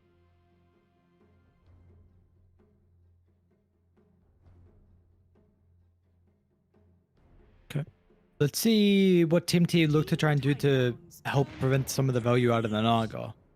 I was Yeah, thinking at least like some support that will provide like a little bit of long range stun, and I think the Tekis is not far enough to minimize some of the value out of the song. Yeah, like Techies is interesting because 10 Naga is low seconds HP, remaining. so in the lane you're gonna be able to have a good time 5 at least. seconds The remaining. mines versus the illusions, of course, are not incredible. They're not great, but in general, you don't mind playing into the Naga too much. We'll see. Like they're really spicing it up on position 4s. Like last game Pudge, this game Techies, he refuses to play normal 4s, and I mean I respect that. When it comes to Naga combos, something like an SF is almost always on my mind. But probably not right now, at least for Team Tidebound. Ooh, Rubik! interesting. Absolutely. Another one that you don't see very often, but another very good planet hero, right? Like he's a master on Windrunner, master on Rubik as well. Not the bad combo with Mars in the lane. You've got some lift spear combinations that you can go for. Overall, a weak hero. Hmm? Sorry, I was just going to say serious lack of damage on Tidebound 10 with the three seconds heroes. remaining. Yep. Hard agree. They need 5 to seconds remaining. find some way of dealing with that, right? They need to find some way of making their game a bit easier from the mid lane, from the carry. Last game, they had some serious damage issues as well, but they completely alleviated that late game, at least, with the Muerta, and the early game with the power shots. Of course, Rubik, if he steals some good spells, you know, you steal some mines, isn't that terrible as well? It's not amazing, but it does help. Honest work, you know. And like you said, Planet's got a pretty good Rubik, so we could see him pop off for a pretty good game. This is one support that can help increase a problem of lack of damage. We have seen Spirit Vessels have been one of the better ways to deal with the Enchantress, but you don't particularly have a Spirit Vessel builder. And Team T will go down the Beastmaster route in their off lane. Yeah, they have a really strong duo on the offlane, right? Like the Techies and Beast. heroes that are generally good into Beast aren't that great into Techies and Puck 10 seconds remaining. for Shiro. I think this is like a difficult position 1 to 5 pick. seconds remaining. How's the Would argue- TB into Puck and Tech is? That's literally the one I had in mind. They go with this guy not banned is actually surprising. But okay. I mean, it's really good with Mars here. Like, you needed the damage like you called for, and this is probably one carry that does exactly that. He brings a lot of damage at every given point in the game. Is he great into Techies and Beast? It's playable because you don't really play the lane. All you're doing is you're probably cutting down the trees and flag cannoning the waves, right? You flag cannon the wave, you push it in, you make sure that the small camp is unblocked, you alleviate that those laning problems that way. 10 So seconds it's remaining. it's a cool pick. It's a cool idea. I don't think the TB would have been that great. Like, it's seconds great into remaining. Beast, sure, but Techies, like, he can solo you almost. Okay. We're going to be looking for our mid lane now for Echoes. So still wouldn't mind someone with a little bit of damage and potential catch versus the Puck. Of course, Void Spirit's something we can look at. I know this hero is... some people think otherwise with how the matchup versus the Puck goes. So I think this is more just personal preference. They will remove it though. I think Void Spirit was just very simple way of picking up mid laner that has some playmaking potential. Buys a vessel as well. Would be good. Yep, Ember for the same thing with the vessel. Yeah, I don't know. 5 Like, now seconds that you've remaining. banned out the Dragonite and the Void Spirit, I don't think that there's anything left in the meta that is like really good. But if you're looking out of the meta, or maybe for these cheese picks, there are some heroes like Tiny perhaps into Puck. Like, I know the hero is dead, but definitely playable versus Puck. Like, he was always strong. Sniper as well can crush him. Radiant team pick.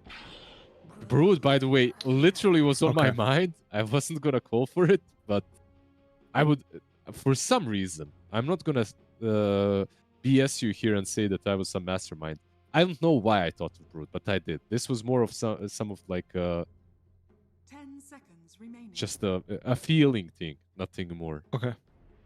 5 seconds remaining. An interesting So one. what the for hell do you sure. pick?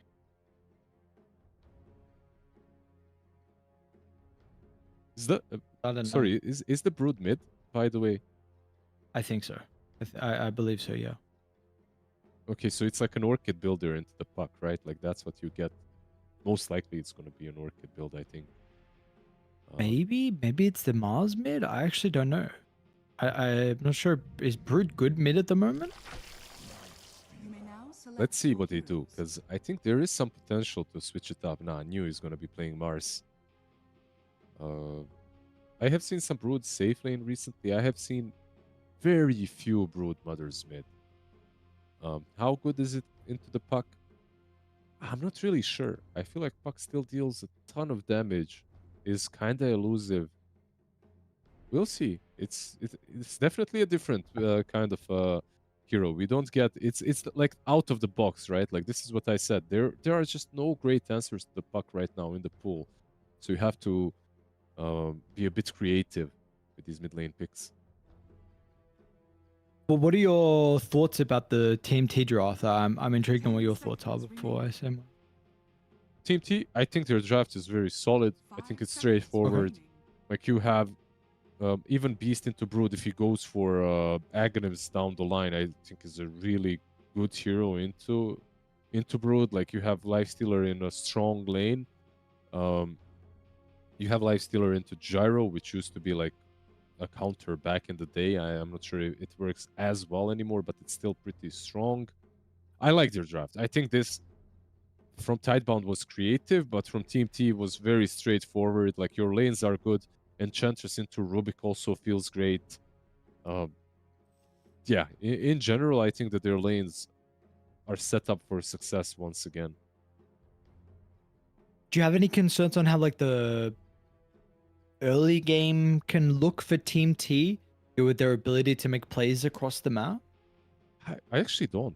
I mean, of course, I could be wrong once again, but if you make enough stacks for the Beastmaster, if he gets like Helm of Dom early enough, I think he's gonna go for it. He's got Wild Hunt Facet.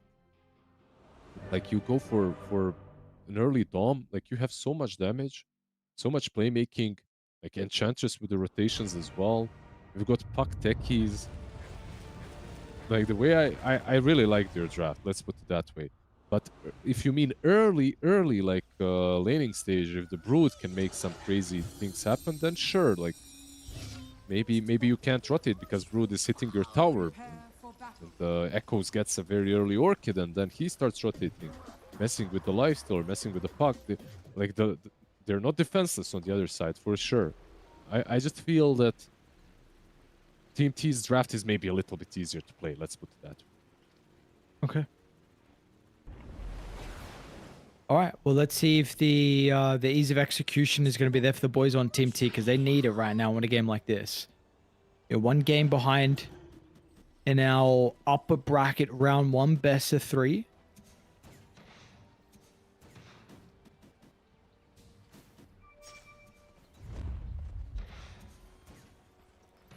Hopefully this illusion didn't sound up the smoke. 30 seconds to battle. 1J is just constantly spamming the build line thing. The sign, yeah, the sign. Yeah, it's kind of annoying. Kind of hard to smoke into the Brood. Right? Like, really difficult. Or what a psychopath. Level 30 Grandmaster Lifestealer. This hero is a mega boring. Like, The battle who wants begins. to be Grandmaster on this hero? Well, there are some Lifestealer enjoyers. But I guess Gorestorm did make it a bit more fun. Come on, right now at least. You gotta enjoy infesting some ancients and running people down. Yeah, in but a- he in a didn't get dragon. he didn't get Grandmaster on Gorestorm. Otherwise, we probably got some other problems there. If he did, is this guy's only spamming lifesteal? I don't know. The last Are they? half a year, yeah. Yeah. By the way, when you finish quests, you get more, right? For more experience on that thing for the hero. Yeah. Just gotta do more. Well, they gotta let us do more quests frequently, but they don't. It takes too long to get refreshed. I don't want that. I wish it was a little bit more frequent. Dire's courier has been I always just add some random quests, and the ones with 3 stars or whatever when you're playing. But, the guild ones, that's the ones I'm talking about. Oh wait, the guild. What do the guild ones do? I They think give you hero. they do a lot of things. Like I don't think they give you hero levels, but they can give you like emotes. They can give you like some random voice lines as well. Like your guild banner can look a bit pimped out. You know, nothing crazy. That's something I to thought you do were- besides just playing Dota. I thought you were talking about like it gave you experience towards your actual Dota hero levels. I'm not is what sure. I I don't think they do, but they could be doing that, but I'm not sure. Man, what a weird addition to the game. You know, it sounded cool and all, and they just did nothing with it. It's just I don't even know what happened. I genuinely don't know what happened. I feel like they could have made it cool. I really feel like it probably wouldn't have even been that difficult, but they just didn't try. Resource I know. management, I guess. Resource manager, yeah, okay, sure. Oh, that is definitely a good way to put it. Yeah, you've got deadlock in the making. You think you have time? Making some quests? Come on. True. Gotta make that bebop stronger. People. Oh, they are feeding a couple of the boars over in this top lane. And you can't do that too often. You know, these levels are going to start to stack up. And there's potential for a lot of damage between these heroes. Definitely does feel like it's a lane where we can... I don't know if there's much kill threat for Dire, but I think Radiant definitely with the Beastmaster and the techies. Yep. I think this is a lane where we discussed it a bit in the drafting stage. You just flag cannon and you try to push it out so that Naga can maybe stack and pull. You play when flag cannon is up. When it isn't, you probably have to be a bit more passive. So far, they're doing a good job for the gyro. Like, he did suffer a bit of harassment, but overall, it's a good lane for him. What happened? Why are they playing with a standard? What just happened in between series? Why is Respect playing? Where'd Kaori go? Are tripping? I don't know. Was it not the same nickname in the last game? It wasn't, right? No, it was definitely Kaori. Yeah, it was Kaori. I have no idea. Okay, they're just like quietly snuck into the lobby somehow. So I mean, Maybe Respect he had is to go or something, you know, like maybe some problems. yeah, with- emergency, yeah. Yep. Dire's courier So Respect has previously played then with Cloud. You know, this is ex-teammates on one win, one W, whatever you want to call it. Maybe he's honestly even played with Shigetsu and potentially 1J through some periods, but I definitely remember, you know, his long stint with Cloud.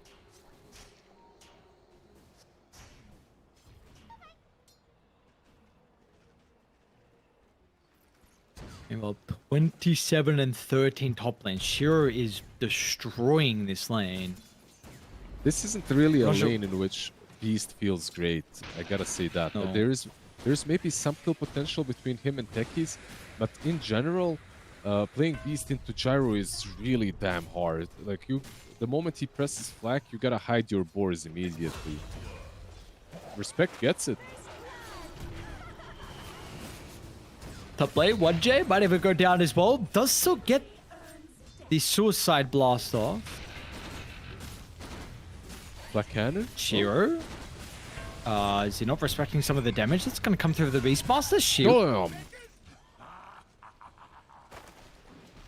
Good solo. So basically, he used Black Cannon in an attempt to kill all the boars and the hawk, but Y was just kind of chilling. So Radiant's bottom tower is under attack. was a bit unlucky with the hawk hits as well, I gotta say.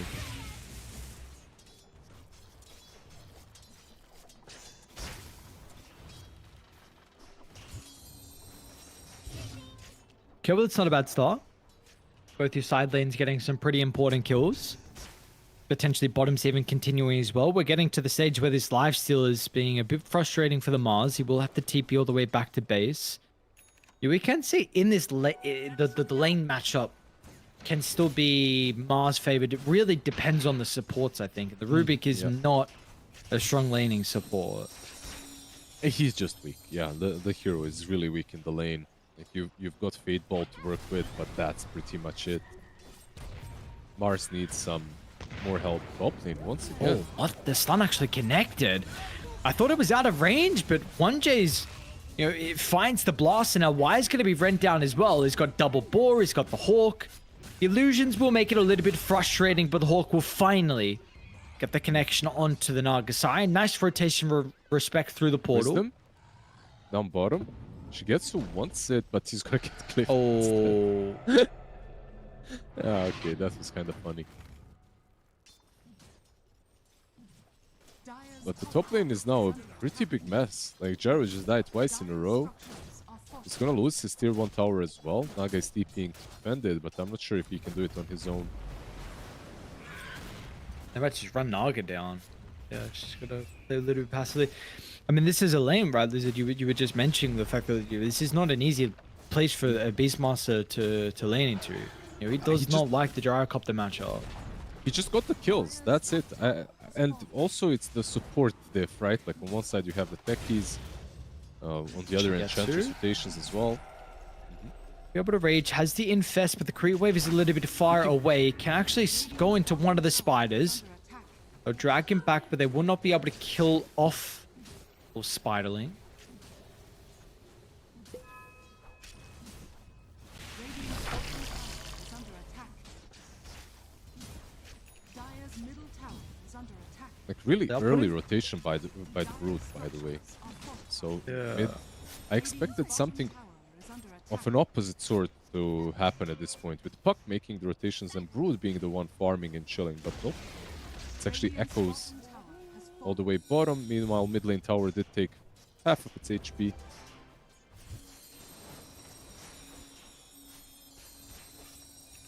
Would you have liked the Beastmaster to rotate it?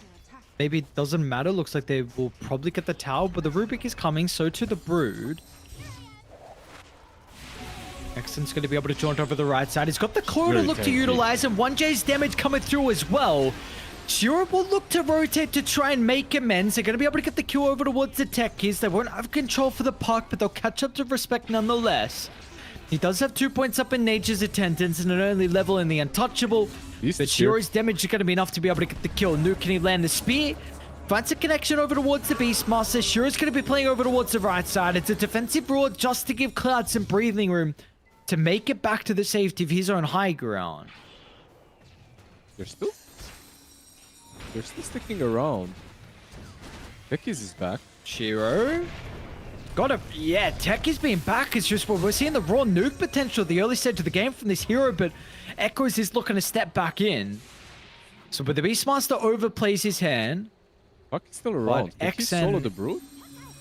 Might Not be sure able he to. Oh, the Lifestealer actually got the kill, and now Shigetsu's going to be able to find why behind the tower. The defensive song, but the Orb's going to be able to jaunt on forward to close the distance. He doesn't have the greatest resources here for the park, and might actually die to Planet's nuke. Dude, what a crazy mid-game fight. I mean, mid-lane fight. This is... First it lasted for like 2 minutes. From minute 8 rune to minute 10 rune. Shiro being a little bit reckless with his gyro now. On top lane, on mid. I feel like his rotations were good still. Like he pumped out the damage. He did majority of the work in that way, but does die again. So I'm not sure if it's really worth it for him. Becky's looking really, really damn strong right now.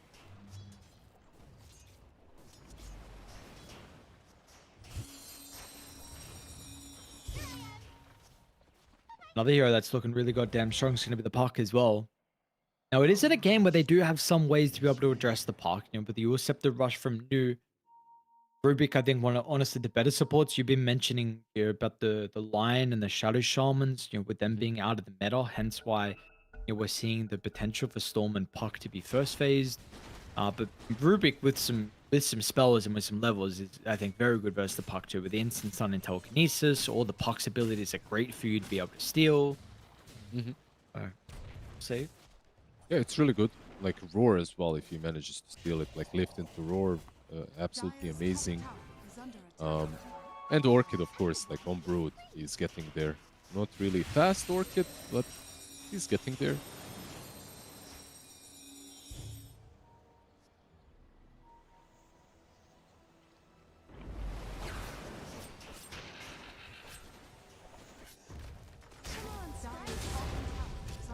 Bottom lane, respect.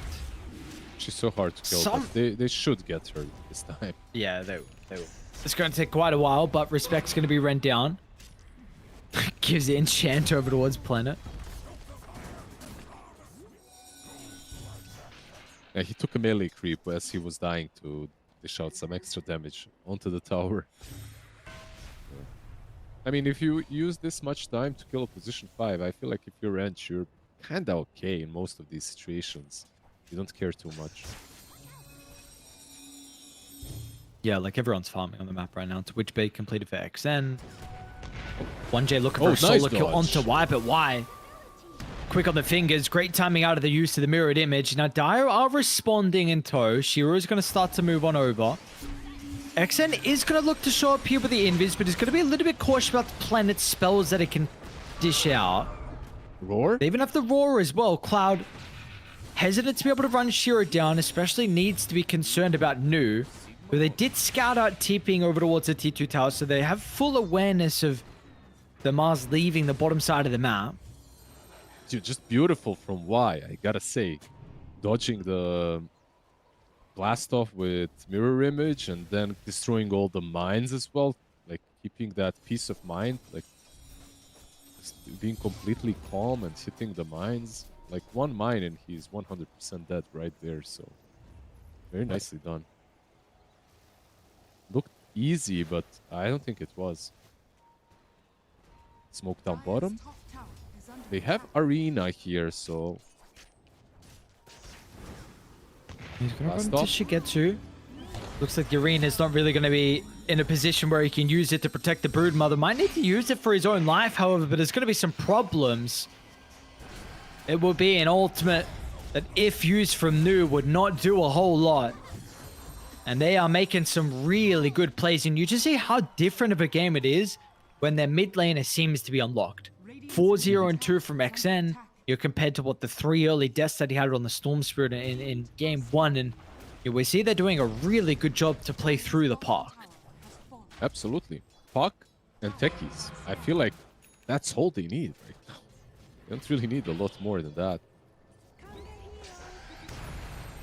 Nice Gonna be rage into difficult. mines. I thought it was going to be difficult for them to be able to take a fight around the area. They need to... Oh, he left the wisdom.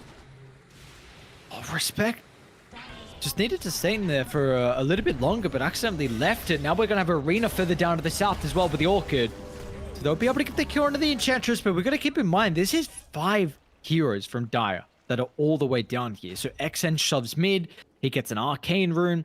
Meanwhile, Cloud is continuing to free farm. This is Helm of the Overlord completed.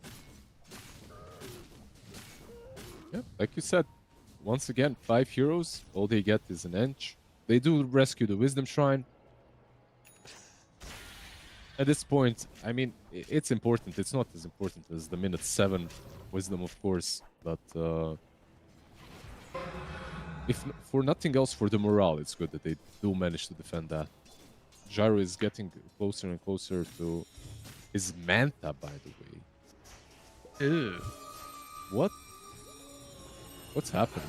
What's up with the Manta? Dire's Dragonlance Manta built Gyro.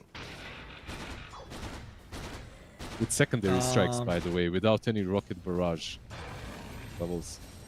I have seen a lot of afterburner, but Dire's structures are fortified. interesting. Radiant's middle tower is Why? under attack. Very interesting position here from the Naga Scion. Maybe opting to be in a spot where he can use the song aggressively, but it's just, you know, Shiro and Planet. Everyone else is still either side. I mean, they are... It's only 1,000 deficit, but you've got some big problems right now in regards to Nu's net worth. This is a hero to enable you to make some of the early game plays. Like, Echoes is wanting to fight with the Orchid, but he doesn't really have anyone to fight with. Like, how do you actually set up this Broodmother from not getting kited? It's hard. You need the arena. Well, you just need the arena. Their game is quite awkward. Like, the setting of team fights and stuff, it's quite awkward. Like, you have a resetting tool with Naga. Rubik as well isn't necessarily the best initiator without a blink at least. Your Mars, like you said, he just completed duels. It's flying out to him. So maybe he can do something, but they have saves on the other side as well. Infest, if nothing else, is pretty nice. It's just much easier to make these smokes. Like, look, they literally just smoked Puck and Techies. That's all you need. Like, you literally don't need anyone else. Like, you can maybe get a Life Stealer Infest into Blast Off or something, but Dire are scanning. They're going to try and smoke down to bottom. They're a little bit too late to be able to run into Nu and Planners. They actually make their own play through the portal. Cloud might be the person that they run into at the moment, close to the lane. Cloud is going to have the rest of the team showing up in a moment. Arena's going to be laid down with the cooldown. Do they have the damage to be able to kill the Beastmaster before the rest of the team get here in time? Cloud is not So even dead tanky. just yet. The lack of damage, you're proving to be a massive problem for Dire. They get the kill, but Has it taken too long? they They're going wanna to try and fight? set up for a second round with a song. Who's the target going to be afterwards? 1J falling low here with the techies. Echo's going to be able to commit to get the kill, but now the Broodmother's a little bit stuck inside the middle of the team fight.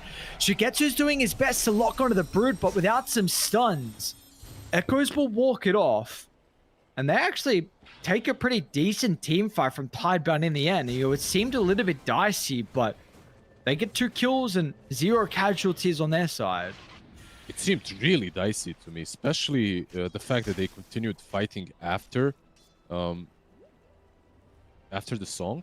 That song looked like a disengage tool for me, but they had a really good read that all the massive spells were already used, so they could stick around and get the +1 on the techies. Very nicely done. Radiant's middle And they're tower getting some items, by the way. This Manta on Gyro, he's kind of tanky. He's got a Dispel of his own. BKB on Broodmother will be there shortly. He's sitting on 2.6k gold, so doesn't need a lot more to finish the BKB, maybe like 400-ish. Interesting. Maybe it needs this item because of Taser? I don't, yeah. The Manta's interesting on the jar.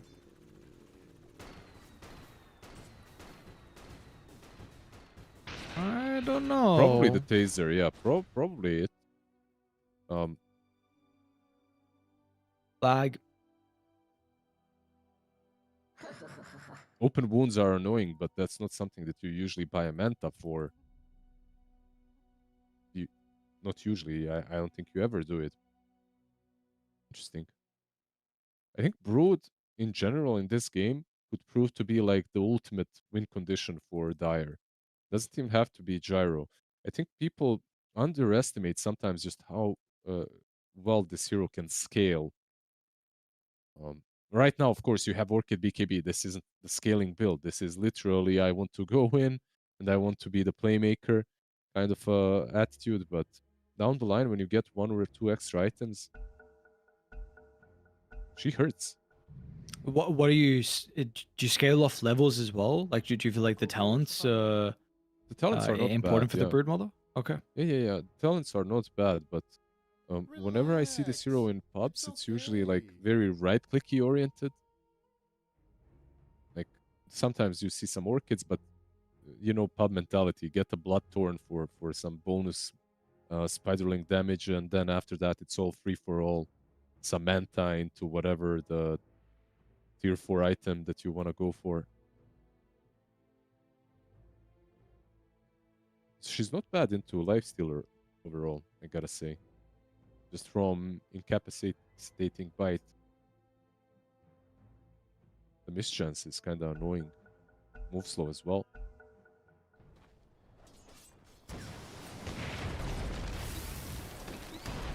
Oh, back after the pause.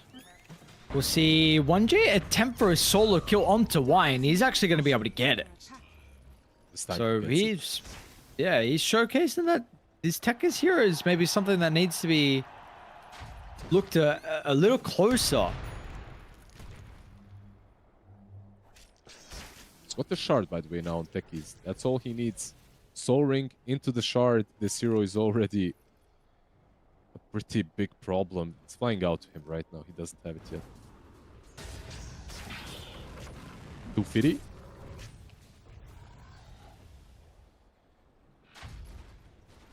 How does it just... Yeah, this shard is so... Why? It literally just gives you 300 plus damage. What is this shard? yes. Just a nice little 300. That's insane. Yeah, Jesus. There are some insane numbers in Dota. Oh, hang on, we gotta smoke on smoke echoes. They have a BKB on Okay. Brood. He can do this.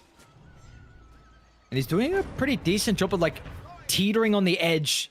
You're popping the smoke, getting the D ward, looking to try and give the information for the rest of the Tidebound to take a team fight accordingly. You know, New's going to be nearby with the blink as well. You know, we saw how important the arena was previously, but you got to make sure that you don't blow all your load just onto Respect's Enchantress. He's happy to tank everything up, so is Shigetsu. But the Rage was now used, which could give them an opportunity to be able to jump in. They're going to go for the Enchantress instead, so they found a really good option with the Spear. And now it's a 4v5, and Team T are kind of stuck in this area. You retreat one by one, you're going to die. So you need to make a call as a unit. And it might be too late, though. Maybe News already made the decision for them with the spear connecting. 1J looking for the angle to go for the blast off. The Roar's going to be stolen instantly. Planet looks to turn around, but they swung on the Roar. So they're not really going to get much value out of it still. It was set up for this ensnare into the silence. It's still a great team fight from Dai, and they have the arena afterwards as well. There was a buyback out of the Enchantress, but it is completely wasted. Team Tidebound's team fighting is picture perfect. That was just beautiful. Planet on Rubik stealing the Roar, but also recognizing when they can fight and how they should. Like, I think one problem was Gorestorm, right? Like, Lifestealer used all of his defensive tools pre-fight. Like, he had Infest already used, and then he used the Rage, giving it away to Rubik, so he could maneuver freely in the fight. He wasn't afraid of being silenced by the Puck, which in the end gave him the opportunity to steal the Roar very easily. So just a lot of things coming together. One thing that I am noticing from Radiant is if Puck isn't initiating it, no one else is. And it's kind of looking rough for him. Like, you have Blink, Witchblade, but you're playing into an Orchid. He's just jumping in. The thing that just happened is exactly that, right? Like, he's inside of the fight and he gets Orchided. It's not easy. No, it's not. And you could potentially be looking at like a Blink Master on Cloud potentially. Do you like the Crimson route instead of the Blink? It's a different approach, right? Like, let's make sure that the Brood doesn't blow us up. Crimson is also necessary this game. I get it. It mitigates a lot of damage coming from the other side, but they need to find a way to initiate properly then, which, like, was obviously a very difficult thing for them to do in that last fight. And this is another thing, right? Yeah. I was just gonna say, once they're able to stretch their legs, now we're seeing the value of the Broodmother. Like, he's blowing up mines, he's blocking camps as well with the Spiderlings. She gets your bottom. Okay, just gets the infested at your last second. Otherwise, there actually may have been some problems. They might still find him. Try and set up the viewers. X sends in with a silence to maybe hold back the Mars's spells. They're smoked. They're actually going to smoke up Echoes. Really far forward on the front line. It's going to be able to active the BKB. News going to be there to follow up as well. Is there anyone else inside the arena to get the damage out? You bet there is. Echoes and Shiros will very shortly waltz on forward. These are two quick kills, and they're even got a song as well to try and catch up with the Puck. Why was a little bit too far away? News still going to be able to find him, though. Buyback. Spear onto the tree, closer towards Echoes. Beautifully done from Nu. But there's a heavy commitment with the buyback. The Puck even looked to rejoin, but is he going to have damage just with himself? For the coils onto 2, but who is there really to follow up with? They're going to try and pump everything onto Shiro, but Shiro's got the Glimmer Cape. Puck is gone. That's a tieback. Your game, it's chucked out in the bin. He's got no way to scale and play towards the later stages now. That is such a heavy investment in gold. It's up to Shigetsu to get some return kills, but he himself is not going to be able to do so. That's a buyback on Puck. Damn. I honestly, after he died, that even entered a little bit of that GG territory. They're just not finding any of the right angles. Like, the Roar was used on a Brood that's already BKB'd, so Mars gets a very good angle with the double arena on the Techies and the Beast. And by the way, Orchid got used on Techies because that hero is actually the majority of the damage coming from Radiant. So if you can eliminate him twice, I mean, if you can eliminate him from the teamfight, which they did twice now in a row, or 3 times, I should say. But they won two teamfights by killing him first. There's just not enough damage coming from Radiant any longer. Puck is absolutely controlled. He had a really good start, but maybe because of that good start, he went for a very... it's not a greedy build, but he has no defensive tools. And the Orchid is... It's just the Orchid that is destroying him. Like, every single time he goes in, like, he's died 3 times in a row now, just the Orchid. Yep, the Spirit Orchid from Nu.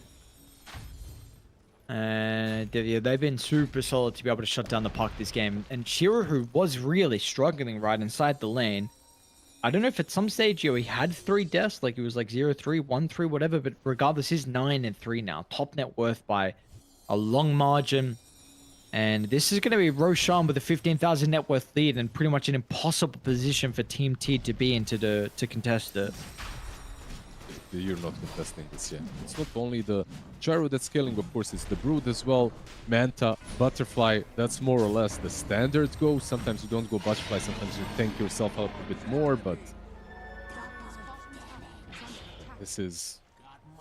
We're entering the stage of the game where they're very happy to even maybe pressure the high ground. 15k advantage. You are playing into techies, but do you care? With all the illusions and the spiderlings? No, you don't. Has White got blink? What's on the card? Pipe, drums, and that's okay. it for now. Very cool. It's The still, pipe. I mean, it's a lot, right? Like the pipe and the drums. So much damage mitigation. You speak about the techies being a lot of their damage. Radiant's middle tower has Check the fallen. net worth between the Naga and the Puck, by the way. Or maybe Yeah, don't. wow. Yeah. Radiant's No, and even the Rubik as well. Like, actually, what happened? I mean, yeah, the buyback, of course, but have they both got the ag shots? Yeah, I guess the Naga does. The Rubik doesn't. And look at this. Like, what is it? Do you also agree with Dire? Like, this is just a full aura kind of, or at least utility. Solar Crest Glimmer on the Rubik, and then the drums pipe. So obviously their read is that Radiant have a serious lack of damage. Do you believe working this so is the far, correct yeah. read, or? I mean, who am I to object when so far it's No, I know, working but really well. okay, but hang on. Yeah. Maybe this is the wrong question. Not correct read, but do you feel like how much would you say this is the reason why they have this lead? The 15,000 is because of these defensive items. I think it helps quite a lot. Like Okay, their heroes are kind of early game. They're kind of squishy, the Brood and the Gyro. So if you can make sure that they stay alive, especially when you're playing versus techies, it goes a long way, very long way. Radiant's bottom tower is under attack. Well, they have to be incredibly comfortable with the position that they are currently in. 16,000 net worth lead. And a T2 tower that very shortly is going to be brought down. We're going to have to see Radiant. It feels like they need to stall this game out. I mean, Shigetsu has an MKB queued up. He's getting pretty close to it, to be honest. About 170 gold away. Maybe the Ancients will give him that recipe gold, and it will indeed. So he's at least going to have the MKB for the high ground defense, but you need to somehow kite the fights back. Like, look at where the mines are already set up. They're so far back in the base, but Tidebound, like, I mean, they're going to respect this. They are not going to make these plays, and they can just send the illusions forward like we're seeing. This is not going to be an easy defense by any stretch of the imagination. They're going to have to get crafty with it, but they got to do something quickly. Tier 3 towers down, and with their axes falling low as well, they're going to be able to get the jump on the back on and onto Nu, so not about initiation, but the damage just isn't there. Nu's able to turn strong. I mean, they're too far ahead, bro. But there is 0 damage. He didn't even die from the initiation. Now they caught the puck down to the south as well. I think Planet stole Coil. Shigetsu had to just run in forward, but now he's using the last little duration of his rage to escape. Nu gets a point-blank spear onto the effigy, and they're going to call it quits. As stand-in, he'll be the first one to tap out here for the boys on Team T. So previously, what was a 2-0 victory in the group stages, and they absolutely destroyed Tidebound in that series. Well, now this one in the rematch was not really that close. It was the same affair, but going the other way, right? Like the first series, it was Team T that dominated. This second series, it's Team Tidebound that came out on top. And I was surprised when you told me that they lost in such a fashion, like 20 and 25 minutes or something like that in the first series, because the game that we covered, they looked solid. They looked better than most of the teams in Division 2. So I expected them to do well, but yeah, this is more or less what I did expect, and they performed really damn well. This second game, like the first game, I think was maybe a bit easier for them to execute, but this second game was not. I think that like you had this beast puck techies combo that with Enchantress rotations, like you could have moved across the map, and they did start moving across the map, and they did start shutting them down very nicely. But what do you think? Is it the itemization that was the problem? Maybe a little bit too much into auras and not doubling down into like initiating and maybe a blink on Beast earlier. I'm not sure. Like it's kind of like Beast is such a hero where you can itemize in so many different ways.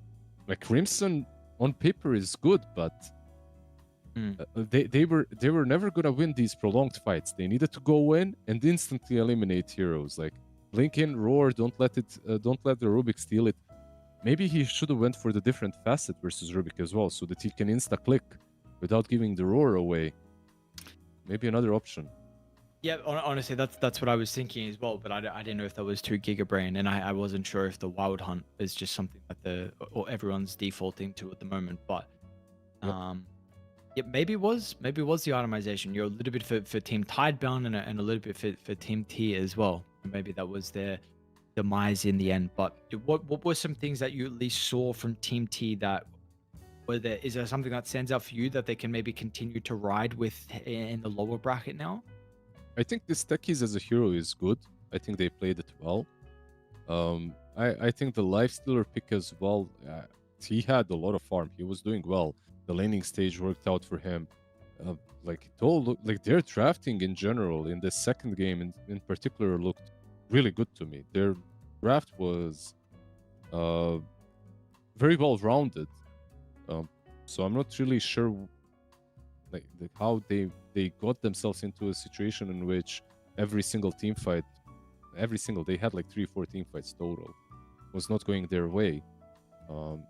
It did look a little bit chaotic. It looked like they were a little bit too reactionary at times. So maybe going back to how they played before and making sure that they're the ones setting the tempo, especially when you have heroes that can do exactly that. I really thought that they were gonna bring us into a game 3 for sure, but I was wrong. Yeah, unfortunately not. We're not going to be treated with a game 3 here in our upper bracket semi-finals, upper bracket round 1, whatever we want to say. And now we need to move our attention over towards the next series of the night, which is going to be Most Wanted taking on eSpoiled, which is a super long break as well. It's going to be about an hour 40 minutes considering how fast this first series actually went with Tidebound against TNT. So again, just so everyone is familiar, this year the boys on Team T are going to get knocked down to the low bracket. They're not eliminated, but they will have one more opportunity. And for us on the main stream and the only stream, we're only going to have one more series tonight as well. So we'll continue with the upper bracket, an hour and 40 minutes until then. So plenty of time to be able to recharge and come back for the final series of the night. With that being said, when we come back from our long prolonged break, we got more action here in the playoffs for DreamLeague Division 2 Season 2. See you guys then. You're gonna be a gold winter, baby, without your loving around. I will be waiting until you come back home. You're gonna be a gold winter, baby, without you here with me. So don't keep me waiting, I need your company. Ooh, I know I did you wrong.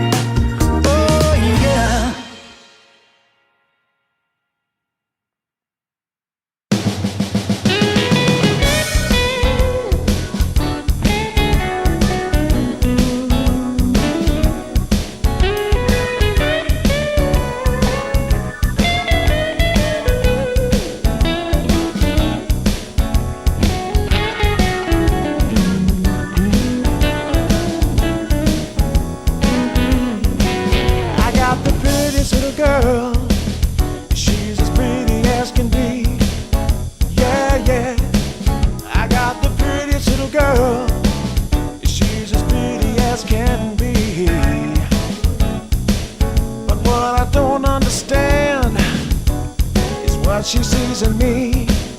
Ooh, I've been drinking too much, staying out all night. I can't remember my left from my right.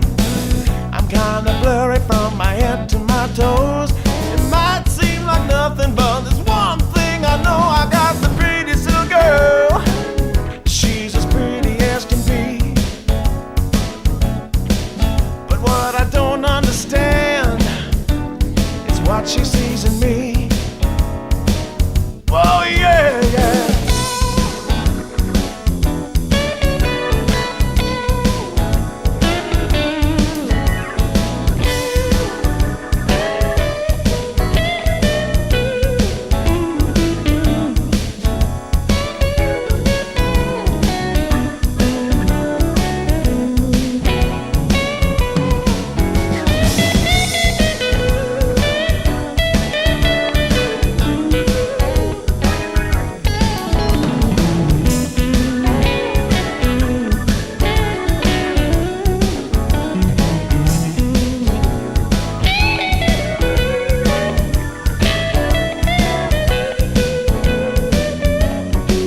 I've been in and out of trouble for much too long.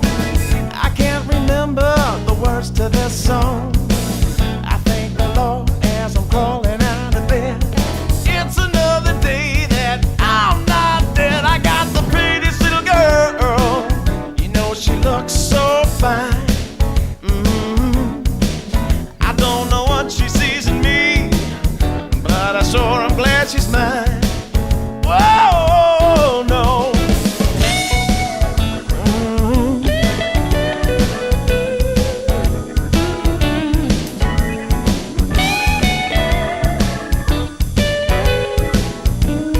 Oh, yeah.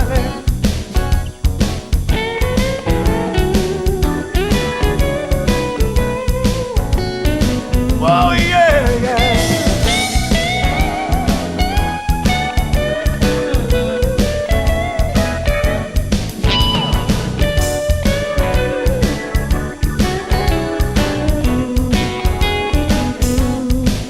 I got the prettiest little girl. Sure I'm glad she's mine. Hey.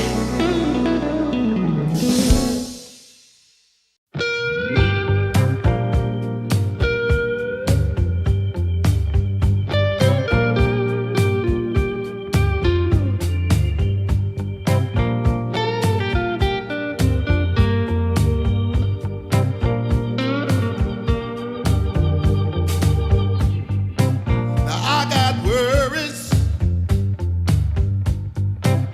pounding in my chest. It's so hard to sleep, baby. I can't get no rest. All sorrow and sadness. Tell me what I'm gonna do. 'Cause maybe without you, I'm all wrapped up in blue.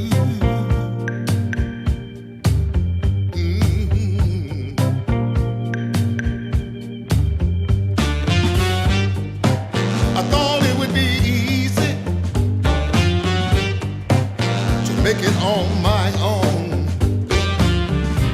But baby, now I know what it means to be alone. Lost in the shadows. Tell me what can I do? 'Cause baby, without you, I'm all wrapped up in blue. Wrapped up in blue.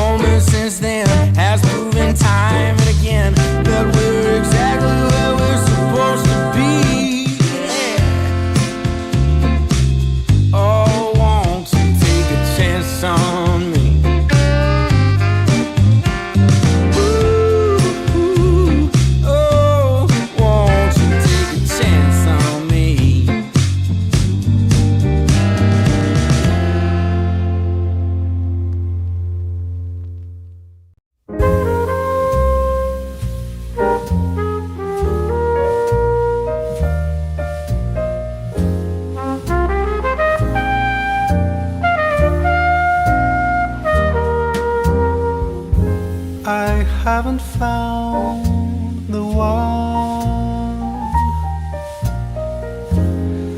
I never knew what others do.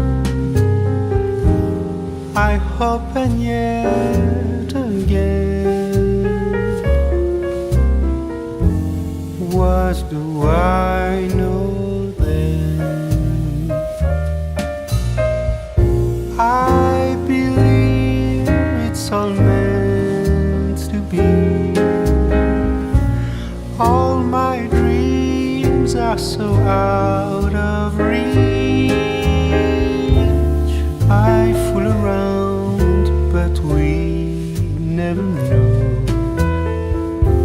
I fell in love, but a long time ago.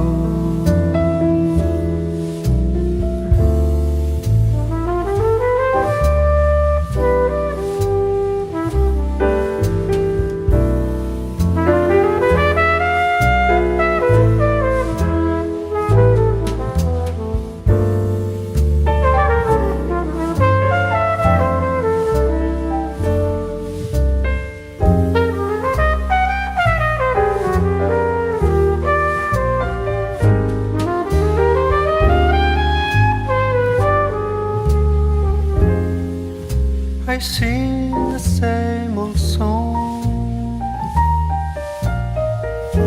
been going on for far too long.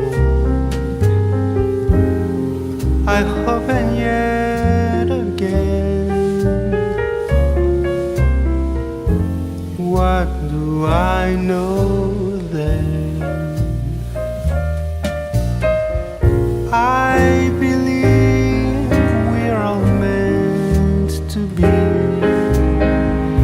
all my dreams are so out of reach. I fool around, but we never know.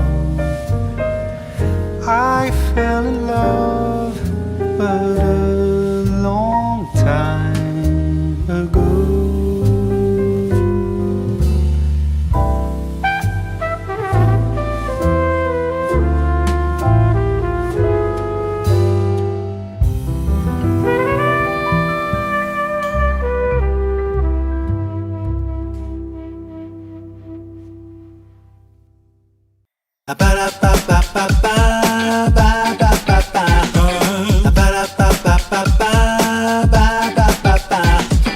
If you wanna get with me, all you gotta do, call me when you need me, I'll be waiting for you. I know exactly what you want, I'll satisfy your need. We can have a good time, don't you worry about a thing. If you want it here, or if you want it there, you got it. Have yourself a good time, act like you don't care. You got it. Get that motivation, you got it. I got just what you need. You got it. I got just what you need. You got it. I got just what you need.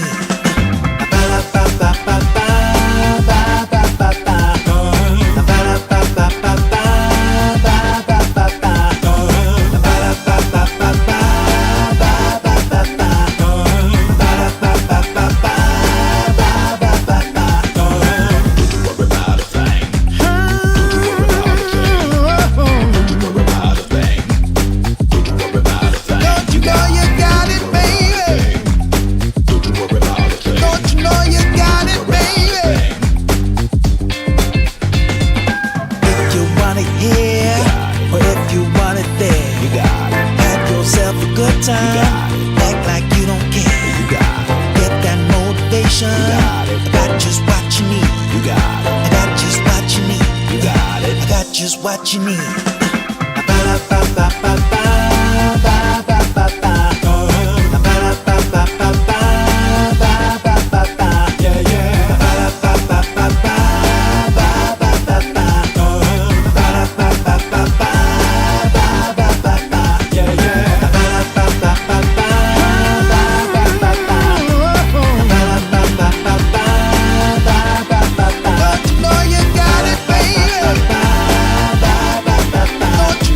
Got it, baby.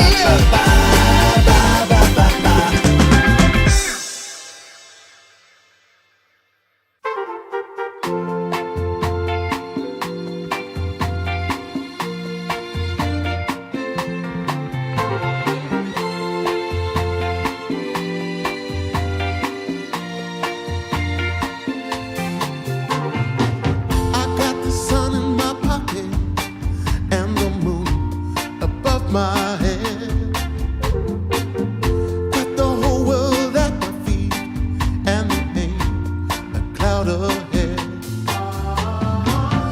There are stories I need to tell. There is laughter I need to share. Joy and love all around. I can feel it in the air. Whoa, nothing can stop me now. There's nothing at all that can make me fall. Nothing can stop me now. I'm standing strong while I'm singing this song. Fa fa fa fa fa fa fa fa fa fa fa fa. Fa fa fa fa fa fa fa fa fa. Let's get together now, baby. We will be the perfect team. Like the hand in a glove, like cherry pie and cream. There are stories we need to tell, and laughter we need to share. There's joy and love all around, good vibrations everywhere. Nothing can stop me now. There's nothing at all that can make me fall. Nothing can stop me now. I'm standing strong while I'm singing this song. We're living the day as it comes. Might be tough for a while. Still rolling with the punches, and we do it with a smile. Fa fa fa fa fa fa fa fa fa fa fa fa. Fa fa fa fa fa fa fa fa fa fa fa. Nothing can stop me now. There's nothing at all that can make me fall. Nothing can stop me now. I'm standing strong while I'm singing this song. Fa fa fa fa fa fa fa fa fa fa fa. Fa fa fa fa fa fa fa fa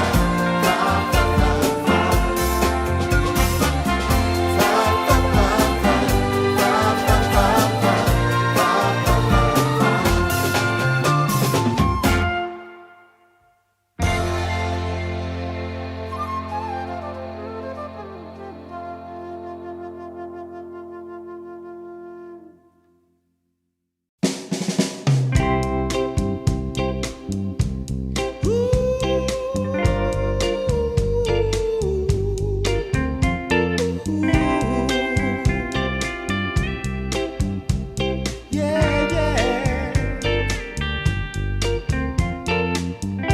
I've been waiting a long time, just longing for a glance from you. Yeah, a chance to look in those big brown eyes. No telling what my heart would do. Hey, when we met, I sure knew it felt as good as it could be. In that moment, though it felt so good, I wondered why you noticed me.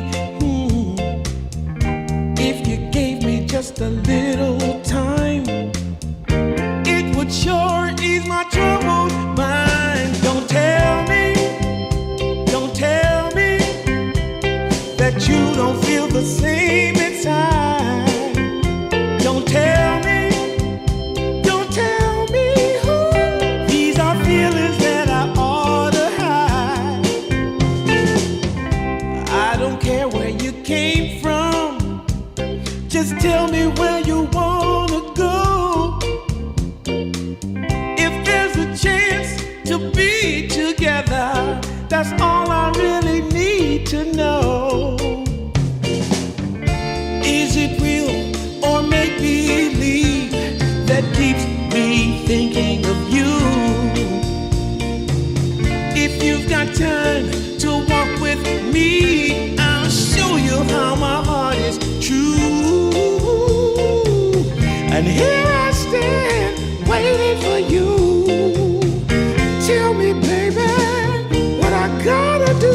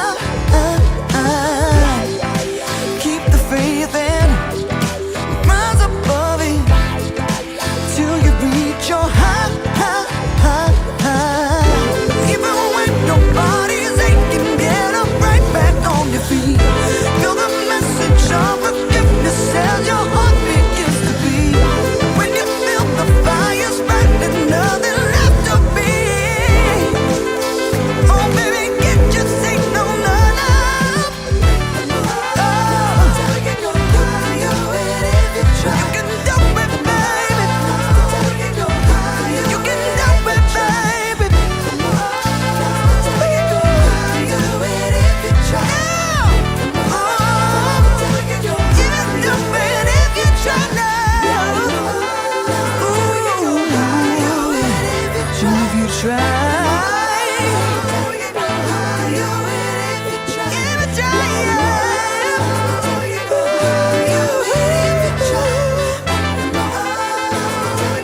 You can do it if you try.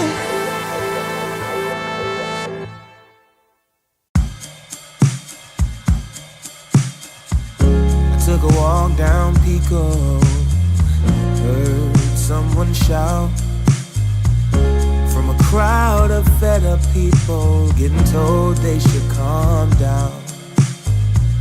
Didn't wanna fight, but the tears that fill their eyes are brought by the people sworn to preserve their rights. Oh,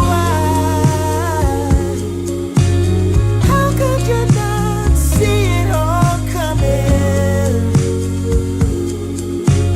Stuck in our ways and running out of time.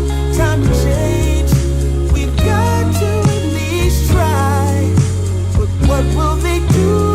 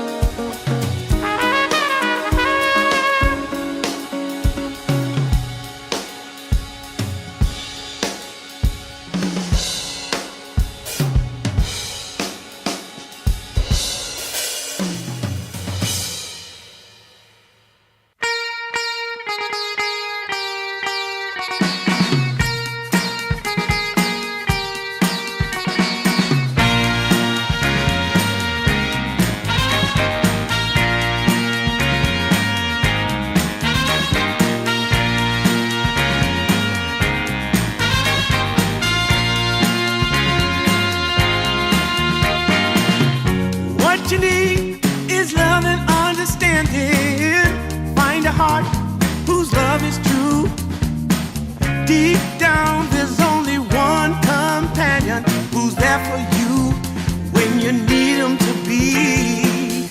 Your heart was broken in 1,000 pieces. So much pain that you've been through.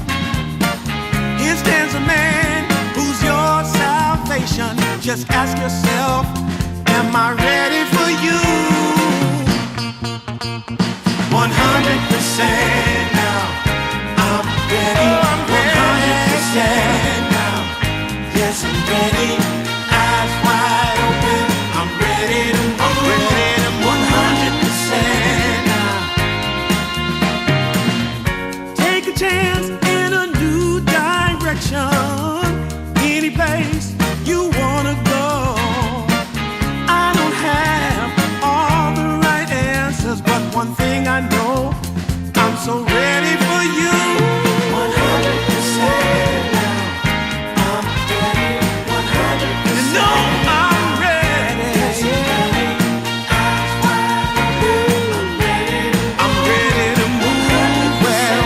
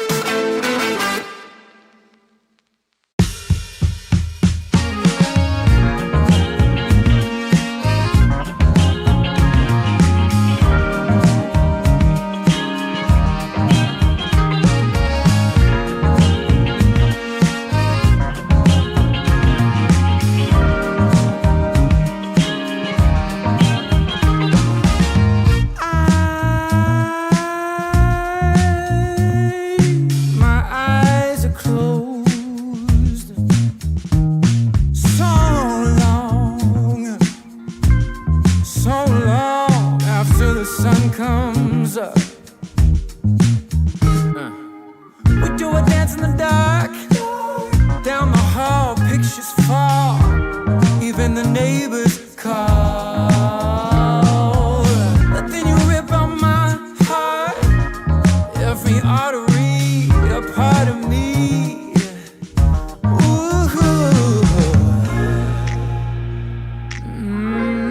It's obvious to me that you love to watch me bleed.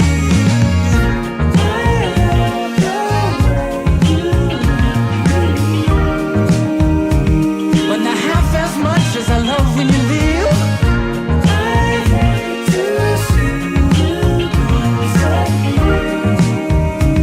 But I love to watch when you're walking away from me. Walking away from me. Yeah, yeah. 'Cause I could be anything you want. I could be anything you need. Baby, tell me it's something real, and I'll give you everything. Every now and then wicked smile. You know I can't help myself. They play around with me for a while. Keep tearing me up until there's nothing left. Ooh, it's obvious to me. Yeah, you love to watch me bleed.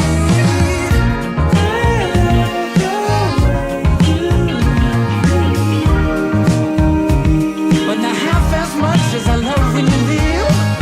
I hate to see you go.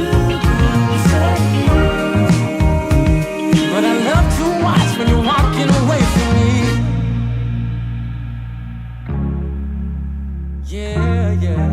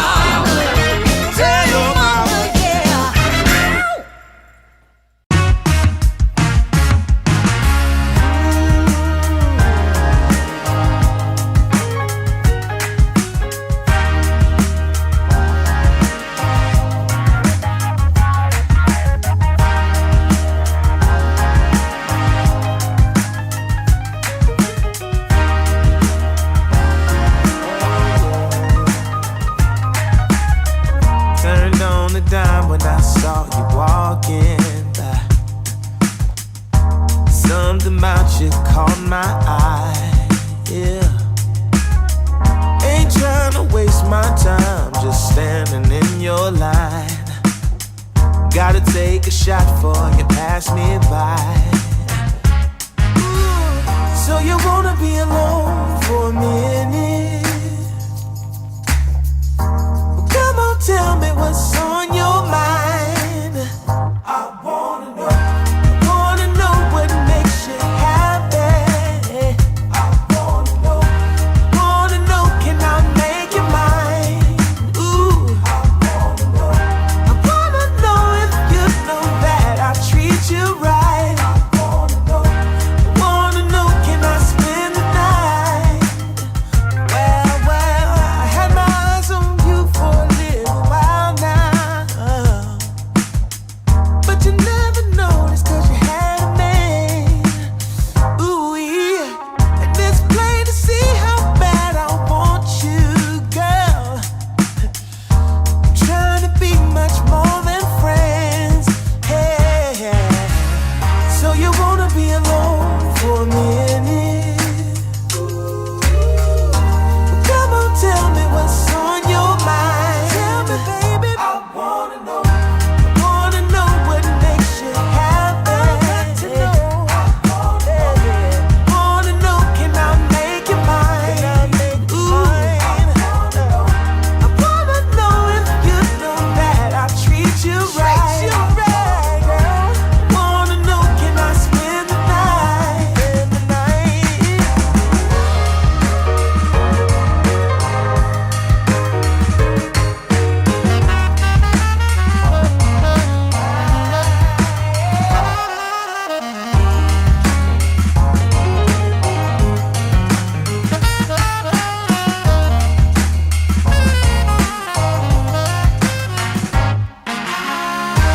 Wanna know what makes you happy. Wanna know what makes you. Wanna know, can I make you mine? Make you mine. I wanna know if you know that I treat you right. Wanna know, can I spend the night? Spend the night.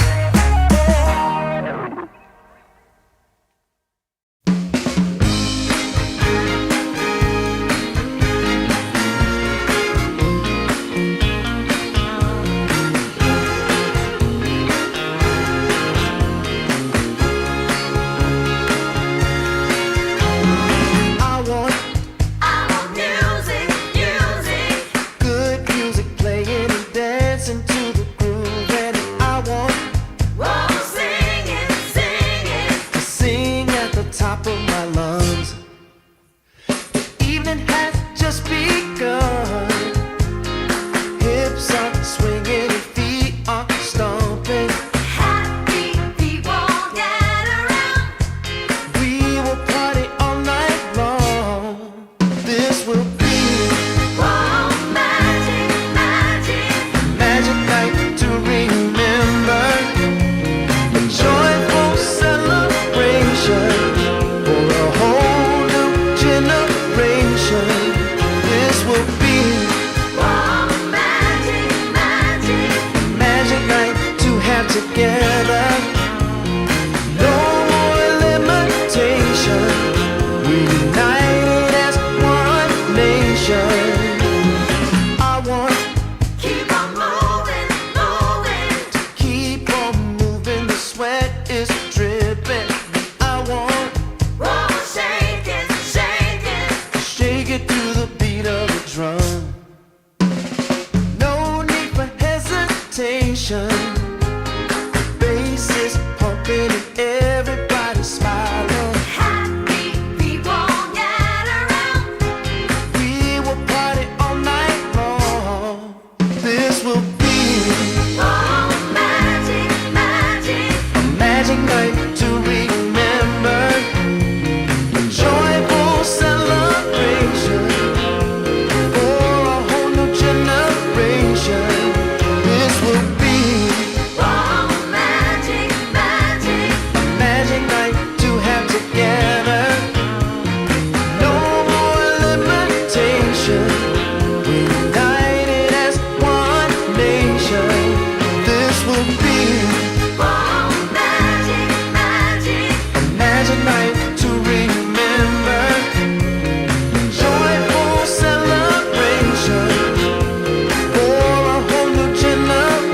adventure this will be.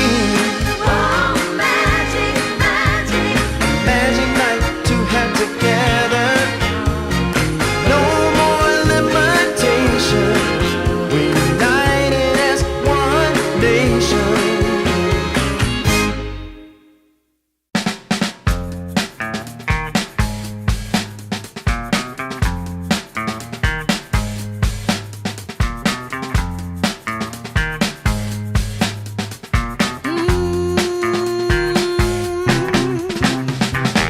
How I used to be was so good for me. In my mind all the time, no one I could turn to. Now that I can see your love has set me free. You came along, made me strong. I've waited such a long time, and I just can't believe in this new love I have found. Yeah, don't want it to stop when you know you got a good thing that makes me feel fine. Ooh, wherever it leads me, you know it's all fine. I never thought that this could sweep me off the ground. Oh, I don't want it to stop when it's feeling this good.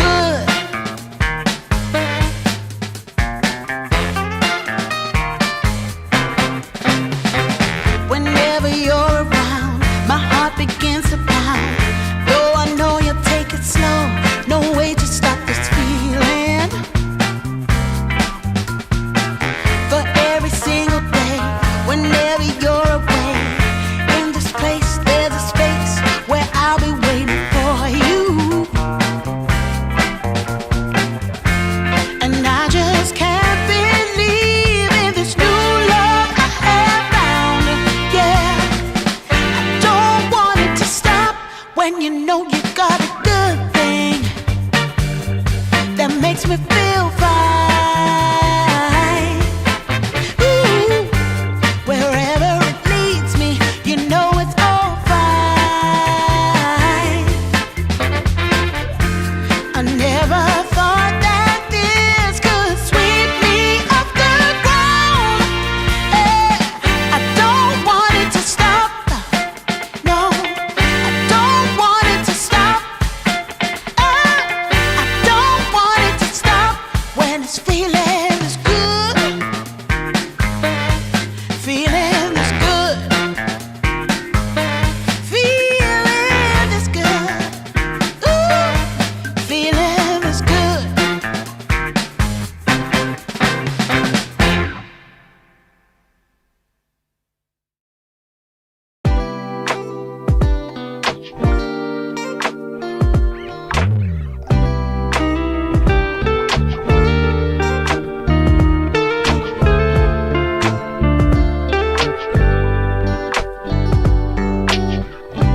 We're gonna keep it going. We got this now, you know. We're getting closer now. We're ready for some more. Now is the time, reaching for blossoms in the sky. Sun setting low, making us golden as we ride.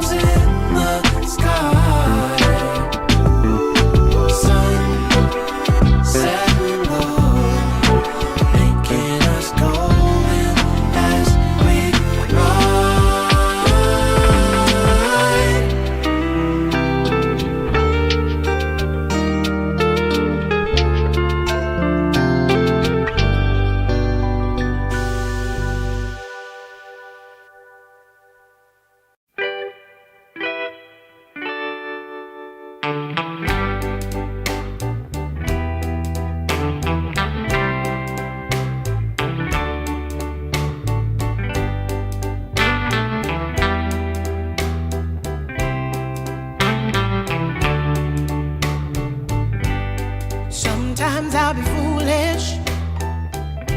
Sometimes I know I get mad. Sometimes I say the wrong thing to you that makes you feel sad. But one thing is true in all that we've been through. You've never stopped loving me, no matter what I do. So let me say, yeah, that every day I try to find the words from my heart to say thank you. 'Cause you take me as I am.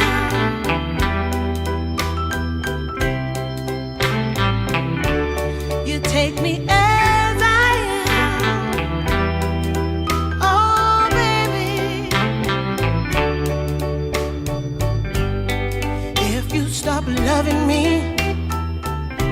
well, I would understand. But I won't take you for granted, no, no. When you hold my hand, your love makes me feel that I could fly to the moon.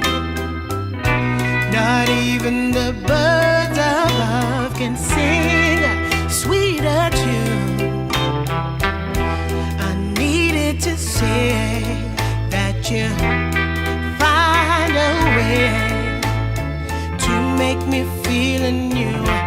And I want to say thank you, 'cause you take me as I am. Oh, baby, take me as I am. Oh, Lord, take me as I am. Oh, take me. Take me, yeah, take me.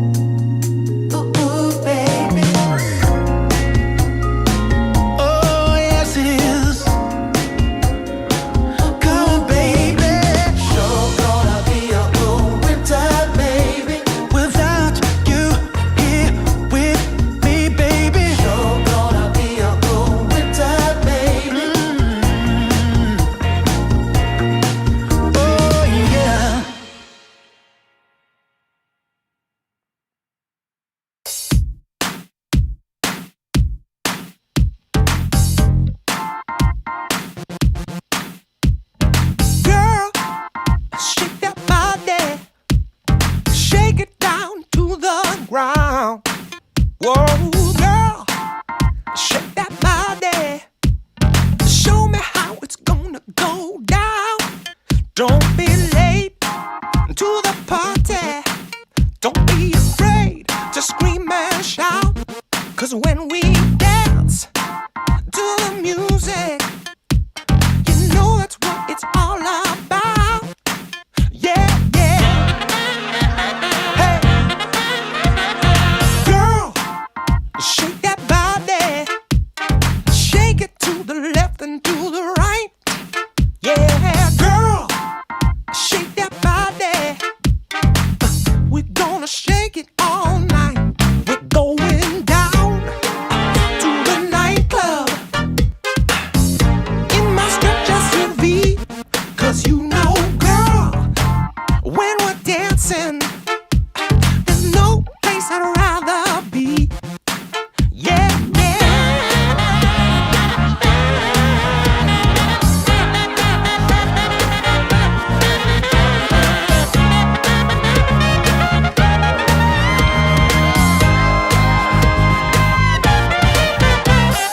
Girl, shake that body. Ooh, girl, shake that body. Yeah. Ooh, ooh, ooh, don't be late to the party. Don't be afraid to scream and shout. 'Cause when we dance, dance to the music, we're gonna know what it's all about. Hey, hey, girl, shake that body. Ooh, girl, shake that body. Oh, girl.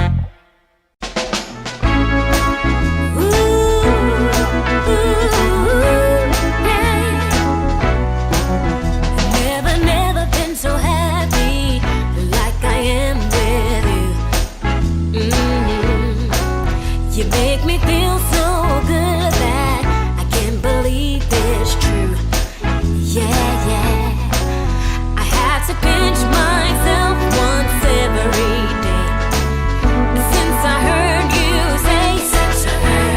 say, baby, baby, wanna give you all of my love, give you all of my love, yeah, yeah. You know I feel so lucky just spending time with you, yeah, yeah.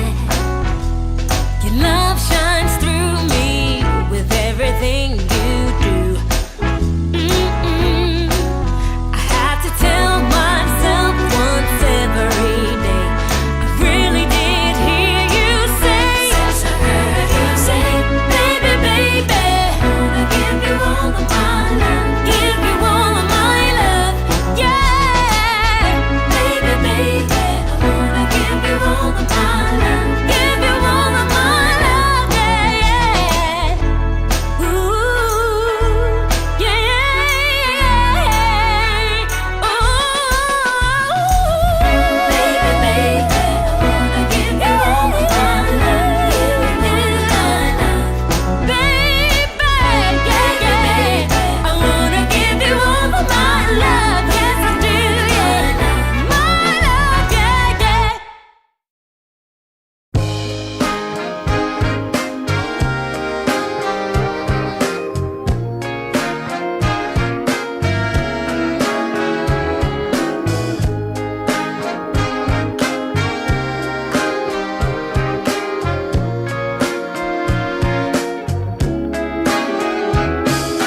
Leaning on the window pane, I found my mystery woman. The flame drives me insane. She's heavenly creation, the spirit of the hot summer day, controlled by her emotion. Tomorrow seems too far away. Now I've got my shot. I'm meeting my soulmate. Lady, can you see me? You're my everything.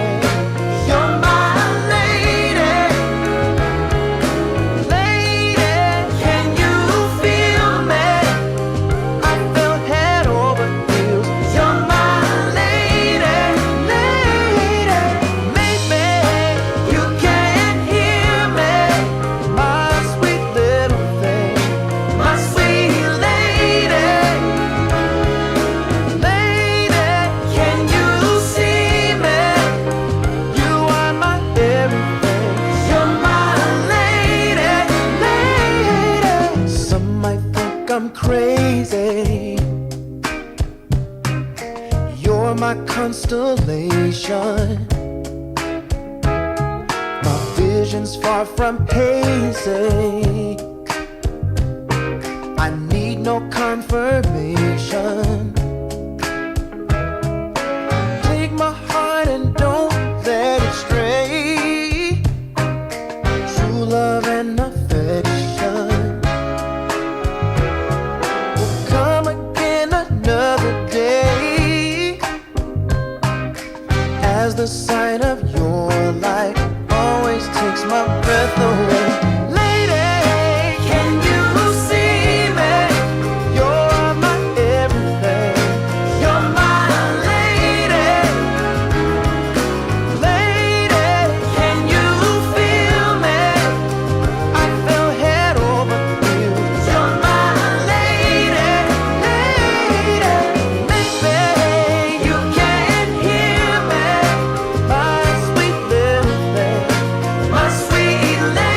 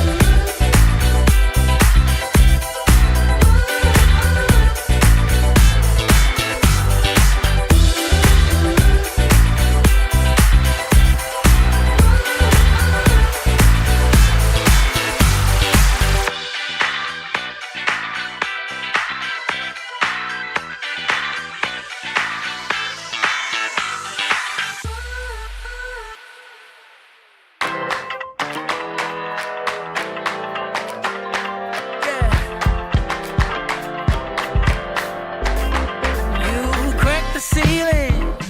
This love is an open sky. Can't shake this feeling.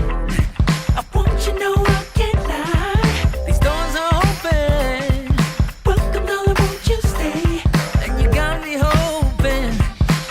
Forever's here, today's the first day. I wanna be closer to you. Closer to you, yeah. Want you to be all mine. I got all these choices, but I so made up my mind, yeah. There's nobody better, gotta be you. A thousand voices, 'cause it's so good to be alive, yeah. There's nobody better, so it's gotta be you. These myths are busted, the grass is greener on my side. It's done and dusted, I'm never getting off this ride. 'Cause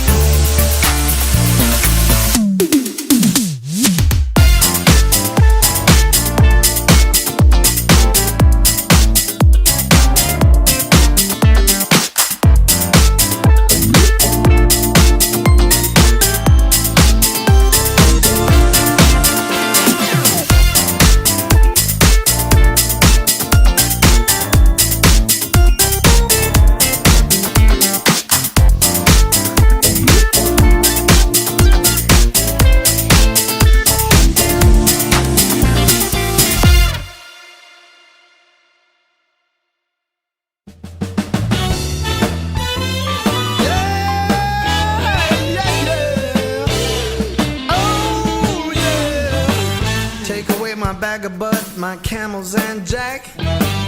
Go ahead and take them all, I don't want them back. Those nasty things mean really nothing to me, 'cause lately it's so plain to see. All I want is you, honey, is so true. Give it to me, baby, all I need is you. Yeah, yeah, yeah. Come on, you can take away my mint Cadillac, take my Harley too, I don't need them back. I got an engine, Lord, it runs so right. As long as I get your loving each night, all I want is you, honey, is so true. Give it to me, baby, all I need is you. Yeah, yeah, yeah, yeah, yeah. In the morning, well, early in the morning, late in the evening, right around noontime, right about noontime, baby, 24/7. Give it to me, baby, all I need is you. Yeah, yeah, yeah.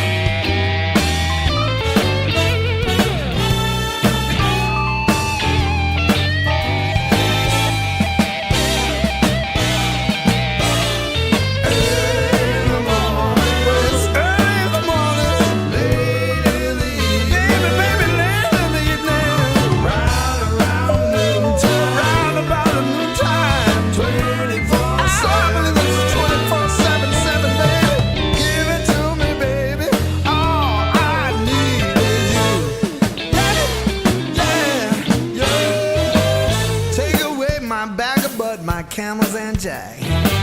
Go ahead and take them all, I don't want them back. The only thing I could ever really miss is what I feel when I get your kiss. All I want is you, honey, it's so true. Give it to me, baby, all I need is you. Yeah, yeah, oh yeah. Early in the morning, late in the evening. Well, it's about late in the evening, baby. Right around noontime, 24/7, 24/7. Give it to me, baby, all I need is you. Oh, how, oh yeah, yeah, yeah, yeah.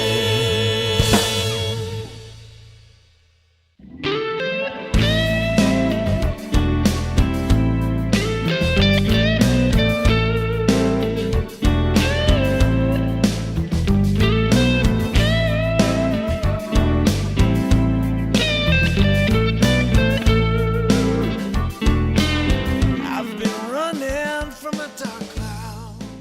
Hello and welcome, Dota 2 fans. We are back here today for our second round of playoff play in ESL DreamLeague Division 2 Season 2. Got Atomo joining me, Malibu Jesus, to bring you through that action. Atomo, who are our teams today? We are doing Most Wanted versus eSpoiled. Most Wanted was one of the most dominant teams. They qualified straight up for the upper bracket. eSpoiled had a little bit of a rough tournament, but really clenched it on that last day, winning this amazing World Series against Team T and then winning the tiebreakers as well. So, I mean, I would have gone Most Wanted before, but looking at eSpoiled, they were kind of on fire. So I entered the series kind of like, I don't know who's going to win. They were on fire indeed, and I do believe that I see stand-in for eSpoiled, Corrupted, playing again with eSpoiled today. He did fill in yesterday. Played really well. Really well. This guy held it down on the 3. No real misplays. He played Sardar, played Centaur, did his job. Game over. Yeah, which is interesting because Team T, when they played against him in the beginning, like in the series, they kind of didn't care. They just gave him Centaur every game. But then when he went up against the other tiebreaker team, I forgot what their name was, they banned Centaur. They wanted to make sure that they make it uncomfortable. So we'll see. Is this something Most Wanted is going to be? Is like, whoa, is he the weak link that we should focus on and kind of like give him a tough time? Because he comes in, okay, guys, Centaur, I'll stampede. But what if you take that away? What if you take away the slaughter? What if you don't give him anything to play? Well, find out soon as our draft is now underway. Let's take a look, folks. See what we're working with here. As Most Wanted, they haven't banned anything yet that they have to worry about. Now, reminder, these two teams did play in the group stage against each other. It was a three-game series. It of course went to Most Wanted, but it was pretty close the first two games. I do expect certain bans, like from Most Wanted, they might get rid of the Slaughter and the Beastmaster, and they haven't gotten rid of either one of them, but they might. They had problems with those. Yeah, as you mentioned, Atoma, those first two games in that series were about 43, 46 minutes. In game 3, Most Wanted just stomped with a Broodmother. So I do wonder if we will see a Brood ban coming out eventually. But that's revisiting that draft. eSpoiled, they had an Axe, they had Snapfire, they had a Puck.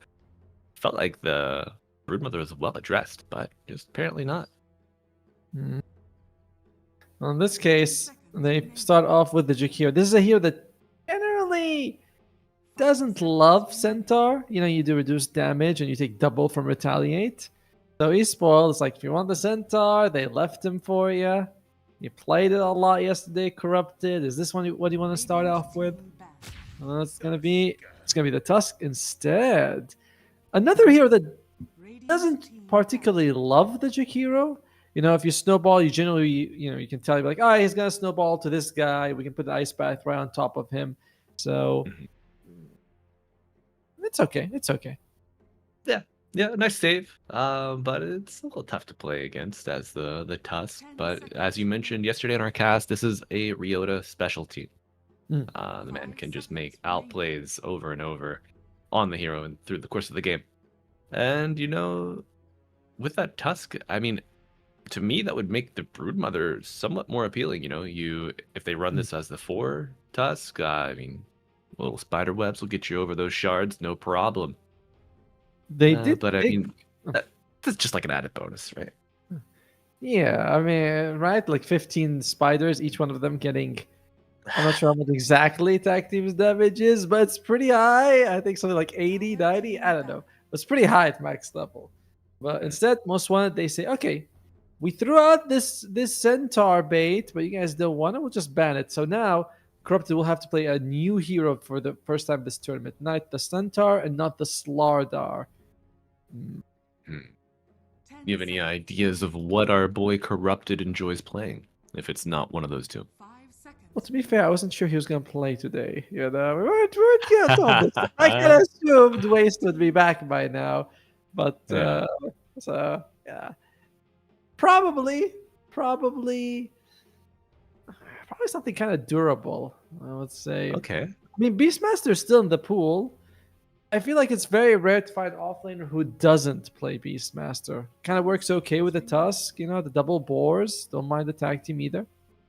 It's all about it. I wouldn't mind. I wouldn't mind seeing the Beastmaster right about now. From Soul Brother, the DK. Oh. I believe they did pick this in their previous matchup. They picked this in Game 2 and Game 3. eSpoiled did against Most Wanted. Game 2, they had that win. But Game 3, not so lucky. This is actually 2 of 5 heroes making their return from Game 3. And as you mentioned, the Beastmaster, once afforded to Corrupted, gets snatched up right away from Most Wanted. And they paired up with the Ringmaster as well. So this is quite a lot of control already from Most Wanted. A fairly durable draft as well with a save. Long range, multiple AoE stuns. So, eSpoiled, what are you thinking about right now? Gyrocopter tends to be a very common pickup against the Beastmaster. He also is one of the heroes that is one of the carries least bothered by Roar. You know, you still have that side gun going pew pew pew with a Satanic giving you full heal. Mhm. That is the sound effect it makes. All right. That's pretty good. And Atoma, I do have some answers about Corrupted's possible hero. So all time, Centaur top in competitive play, 156 matches. Next down is Mars. Radiant team pick. Let's take a look. Well, Pango comes out instead. Okay. So we could see Pango 2-3, DK 1-2, which means that eSpoiled, they're keeping their draft quite like secretive. We don't really know what's coming out here, but I like the Pango pick. 10 seconds remaining. Mhm. It also makes a Medusa not super viable as the Fusel Blade on Pango. I wouldn't say it solves the Medusa issue, but Some soft insurance. yeah, it greatly mitigates the problem from the Medusa. So, most wanted. Brief aside, if it is Corrupted who plays the Pangolier, 37 lifetime competitive games on it with a 73% win rate. Pretty good, 73%. That's not bad. That's not bad. But Well, most not wanted- bad. Damn, man. I would be over the moon if I had that. To be fair, yes, but you have to know that a lot of these like The competition's matches- not as stiff. Yeah. yeah, it's like you go into open qualifier. There's like 64 teams. You might go up against like 3, ancient stacks in a row before you come to Right. real competition. So you can farm up a few wins like that. So, not taking anything away from him, but it's more impressive when he has a few victories against like in top tier competitions. As 5 seconds. most wanted, they ban out the Queen of Pain, kinda hinting that this Monkey King is going to go mid. Now, Monkey King mid, eSpoiled, they have to. I feel like you want to put the Pango off, you want to put the DK carry, and you want to take either a Leshrac or a Huskar. Most wanted, they have to show their cards in the next pick though.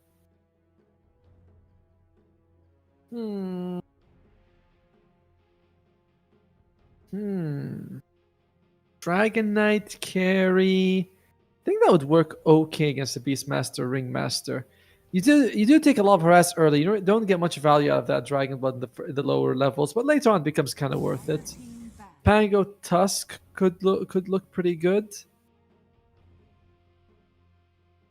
Do you like the Tusk? Sorry, I said I do enjoy the Pango Tusk combination too. here. they look like they could both DK. they both go for a drink together after the game, right? Oh, absolutely. Like, 5 Tusk has a little trouble understanding the French inflection of Pangolier. But he's like, "What? What'd you say?"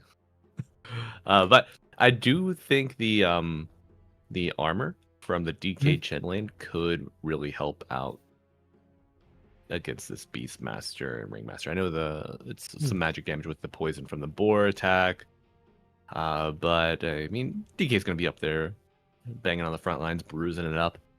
The Divine Favor from the Chin and the Dragon's Blood could make him just a little more durable than other options.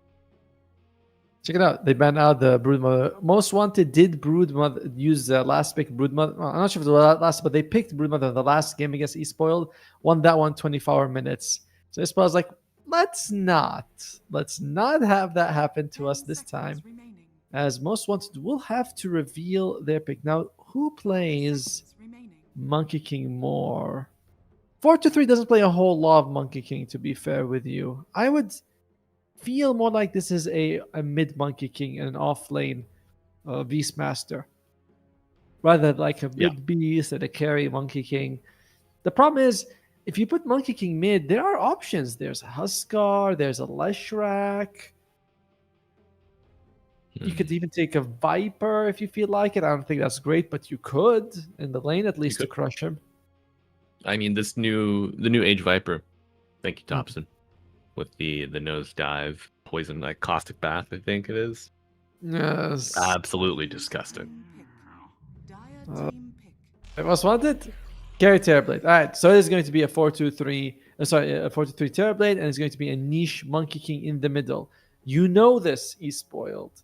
But what is the counter you want to take Huskar would be pretty good. Leshrak would be pretty good. I think you want to go one of these two heroes here, or for dual raise. He could take I Puck. wish. Yeah, Puck's still Shadow- available, surprisingly, and Shadow Fiend. I kind of wish they hadn't banned out the Temper Saw. But I mean, if you don't ban the Temper Saw, Most Wanted might have snatched it up. So it's like, yeah, a little bit great. It's like, but the whole draft would have looked different as well if Yes. Timber Saw wasn't banned. So, so Absolutely I think different portrait there. Huskar, Lesh, Puck, Shadow Fiend. What's it gonna be? Shadow Fiend, Yep. dual raise, Dual likes raise. this hero. It's a special. I mean, it's in the name. It's in the name. When do you think he graduates from dual raise to, would we say 3 raise or tri raise? Probably tri raise to keep in the naming convention, right? Yeah, but dual raise sounds cooler, to be fair. Dual raise certainly sounds- sounds cooler. No, it sounds better here. So, in the end, Shadow Fiend versus Monkey King. I think you can do okay with the Monkey King, like the first 2 levels. Before that, level 2 Shadow Rays come out. But once Shadow Fiend is level 3, especially level 5, is kind of difficult. Tusk is pretty good rotations as well. 10 seconds. I feel mid should go well for eSpoiled, but the side lanes are a bit worrisome. You know, 5 seconds. it's Pango and Tusk versus Terrorblade and Jakira. I think Most Wanted wins that one pretty well. And bottom lane, I'm not liking eSpoiled there. All right, overall, I think Most Wanted has the better draft. I'm gonna go with Most Wanted on this one. Yeah, I agree with you, Tomo. I think that eSpoiled, like their draft addresses early, mid, late fairly well, but I don't know if they do enough early to get them to the mid and late game, unless they somehow absolutely stomp lanes. You know, like if eSpoiled get the ball rolling, they get competitive ultimate timings across the board. You know, they take a tower or 2, they can force this Terrorblade into the jungle maybe a little earlier than he wants. Then you could see some success, but Fortnite Man Beastmaster, Monkey with plenty of vision for the supports, Rain and Ponlo to capitalize and really be aggressive with Fortnite Man. And then whenever 423 wants to fight, you know, he'll join that meta at the ready. But you know, it's going to come out in the wash here, folks. We do have a game 1 between Most Wanted on the side of the Radiant and eSpoiled, the winners of your tiebreaker yesterday on the Dire. And of course, if you're just joining us, you might be hearing Otomo and myself, Malibu Jesus, for the first time. We welcome you and thank you for spending your Saturday afternoon, morning, or evening with us, wherever you might be. Yes, or Sunday midnight with us. Some people Or are Sunday midnight. Sunday midnight. Oh my god. You were talking about Fortnite Man. He has an interesting facet going for beast mode. This usually indicates that he will get a Aghanim Scepter at some point. You know, so that's kind of the approach that he's going to go for. Rain has gone for Icebreaker. This has kind of fallen out of favor for Twin Terror. But in terms of past laning phase, Icebreaker is, in general, the better facet to have. Yeah. And Azdekor has the Hellbear, which implies that he's not going to be helping up mid. To be fair, sending a Satyr Convert mid to burn the Monkey King's mana is kind of pointless. So I think Azdekor's got the right read on this one. Agreed. Yeah, you just want to stick to your lane, own that up. And you know, as good as Icebreaker is in organized play, I feel like the Twin Terror just can give you such an edge in the early trade. True. It is quite nice. I think it's something. It's actually 20% more damage to your right clicks, and you know, because you go from 50 reduction to 40 reduction, which is a 20% increase for you. It's nice. It's nice. Yeah. Uh, And Pasha, what a good voice line. It sounded kind of duckish there. Would you agree? I like the one where he goes, "Fuck, that's what you sound like." From Ags, I think was that Ags Labyrinth? I don't know, from Aghanim himself. That was such a good character personality. Yeah, Aghanim was amazing to get a little closer look into that, persona in the lore. Do you think we'll see him again with the new event coming out? I hope so. I don't know if he's gonna come in the next event, but he's gonna come back eventually. We can't have such a good guy show up once. We miss him. We want him more. It's been almost 5 years since we've seen him, I think, as well. Right? Sorry, I was a little dumbstruck there, Toma. Time does pass while Right. you're well, you might not be expecting it, folks. But with that being said, bounty runes have come and gone. A horn has sounded, and our first waves crashing here in the mid lane. Dual Rays versus Niche, SF versus Monkey. Classic matchup here, as you mentioned. MK gonna have a good first 2 levels, most likely. 1 Yes. to 1. And then cleaning up with those raises. Mangoes are, worth their weight in gold for this SF to keep the raise game on top. But that aside, we are now looking at bottom lane. Walk me through this. What can we expect to see? I think in general this should do quite well for Most Wanted. You know, you have this like potential meta Terror Blade, the damage coming out from the Jakiros quite a lot. It's range versus 2 melee, potentially 2 range versus 2 melee. So I do favor Most Wanted quite a lot in bottom lane. I feel like they should do well top as well, but that depends on Asdecor. If he sticks around, all right. But if he says I'm gonna go jungle, Snowy will get screwed. And so far, Asdecor, he's like, my boy, my carry, my baby. I'm not gonna be leaving you. Oh, no, you cannot leave. No, just not a chance. Look at that potato revenge on the chin. The attack speed, 120 extra attack speed for allies. Rounded Fortnite man getting walked down will fall to Asdecor. Chin first blood. We're gonna see an early mech here. Sometimes I see early mech, sometimes I see drums, depending on what the team wants to do. But usually you get both afterwards. Sure. I kind of favor the mech because you get mech when everyone else has 1,000 health. It feels like a lot of value. Right. You get mech when people's got like 16, 17,000 health, 1,700 health. You're like, all right, it's a couple of auto attacks, not a big deal. What's the mech heal amount? Like 220-ish? 275, I believe. And Greaves 275, thank you. I'll check just to make sure. I don't want to be like. It is 250. All right, so right in the middle. Right in the Greaves middle. is Yeah, look at that. But With 325. 325, dang.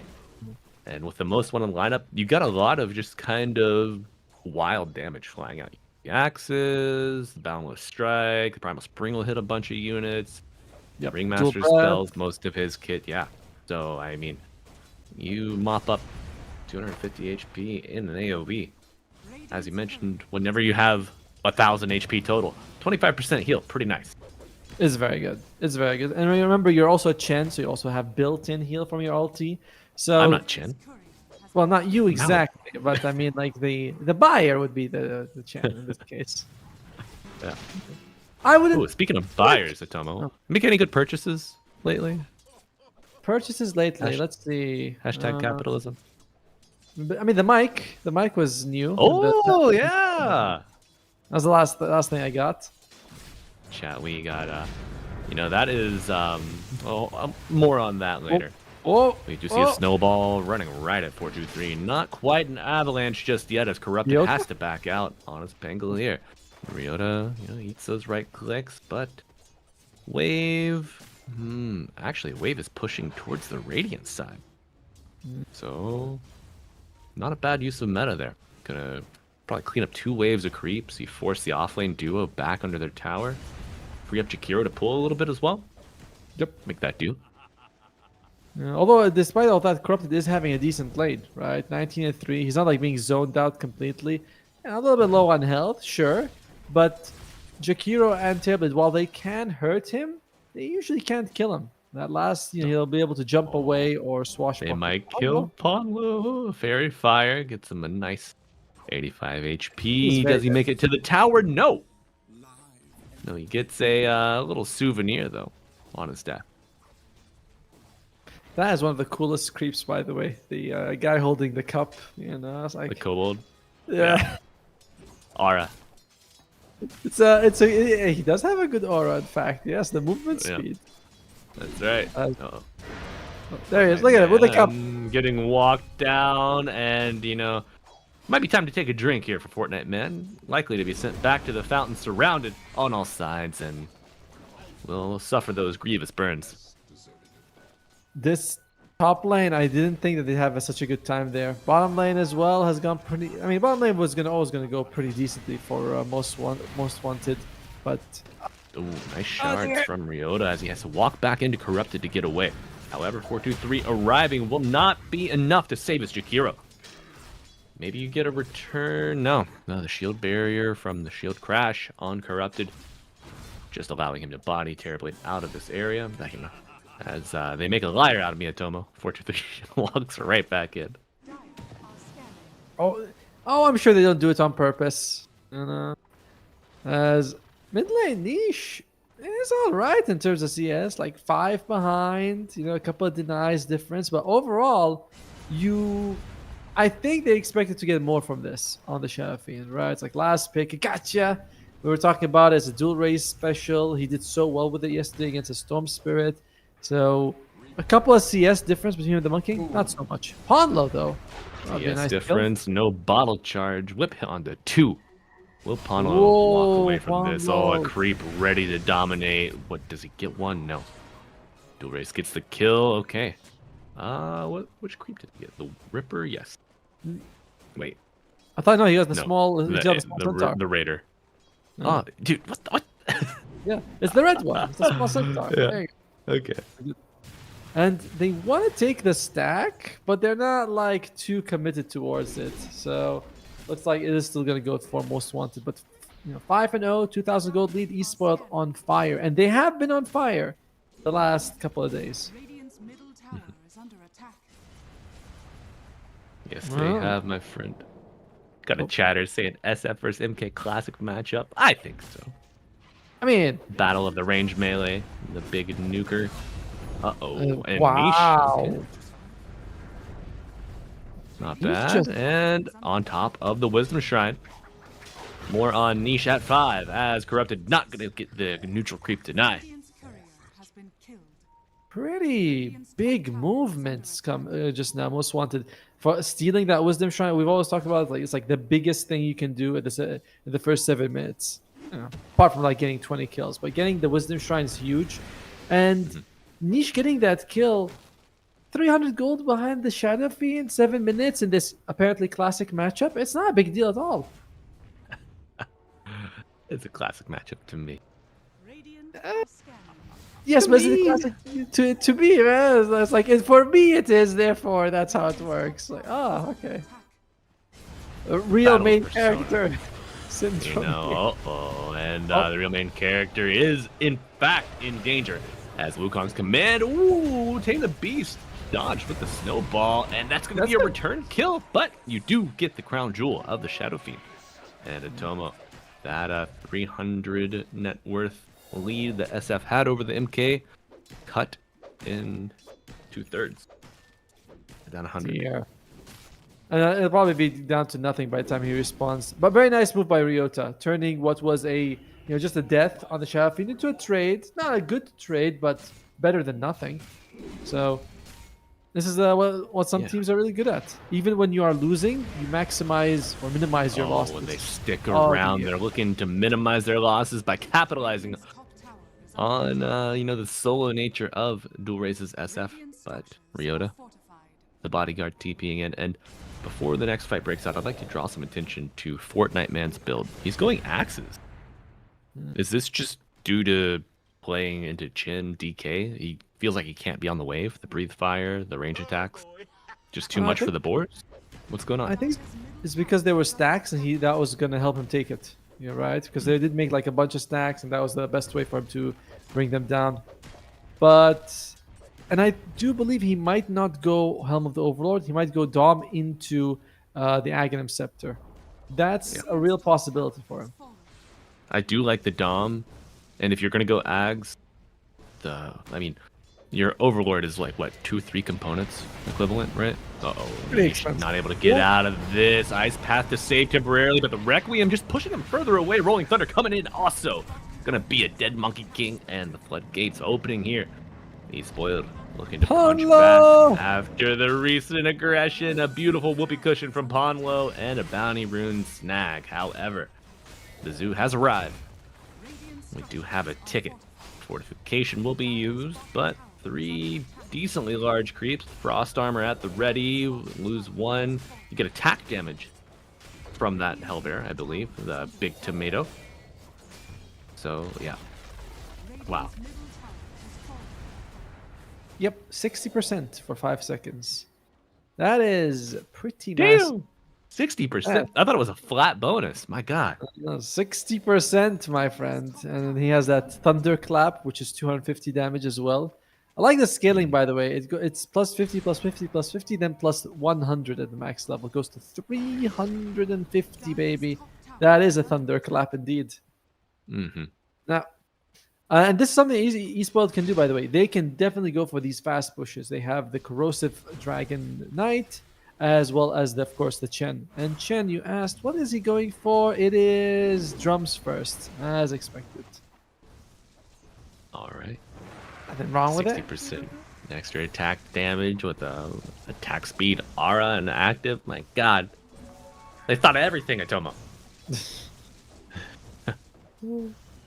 Oh, Chen. I wish I could play Chen because he seems like such a good hero to spam to grind them in modern pubs. You know, it's like in the old days we used to walk around with like 3 or 4 centaurs and try to chain stun them, and that was kind of cool.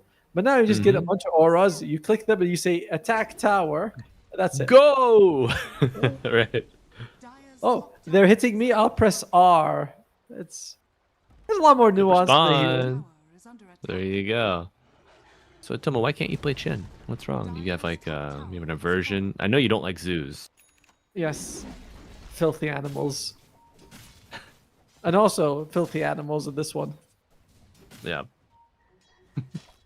By the way, Monkey King I don't think he has got any points in the jump for niche. That's kind of cool. Going just Boundless and Jingu. At one point would have helped him get on top of people, but he can get at level 9, not a big deal for sure. Yeah. And I mean, if you jump in, you can have a snowball, walrus punch. There is a lot to counter your jump, especially the Requiem. Jump in, instantly jump out, corrupted. Okay, Chin is nearby. I thought maybe a Rolling Thunder would have to be used to get him out, but no. Oh, top set. GK with a snowball. Fortnite Man, is he able to get out of this one? Low, and even Dual Ray showing up. That will be a kill. On to the Beastmaster. Healthy chunk of gold, too. It is, and then he's going for the build we talked about, right? Just straight up, Dominator into Acceptor. Now, this is fine, but Beastmaster doesn't really do too well from behind. You know, whether it's because of a creeps to push fast, as the core. Oh, no, we want the bigger target. Oh, yeah. Interrupting the Requiem twice. Once with the Ice Path, and now an exposed tower. Will they continue? Find Aztecore under the tower and cleaning up some creeps for now. And a nice Wheel of Wonder slowing the Chin on the escape. Hand of God at the ready. Will we see the benevolence land? Not yet. Not right now. He's like, I'm healthy. I'm fine. Don't worry about me, boys. And I like what they're doing on 423. He took a point. Not a point. He bought the Dragon Lance just so he can show up for his team. And corrupted. Forced to roll away. Oh no. At least it tickles the brain. You know, the sound. Get some farming value out of that, and no one will challenge the wisdom. Would be kind of mean if most wanted to take 2 in a row.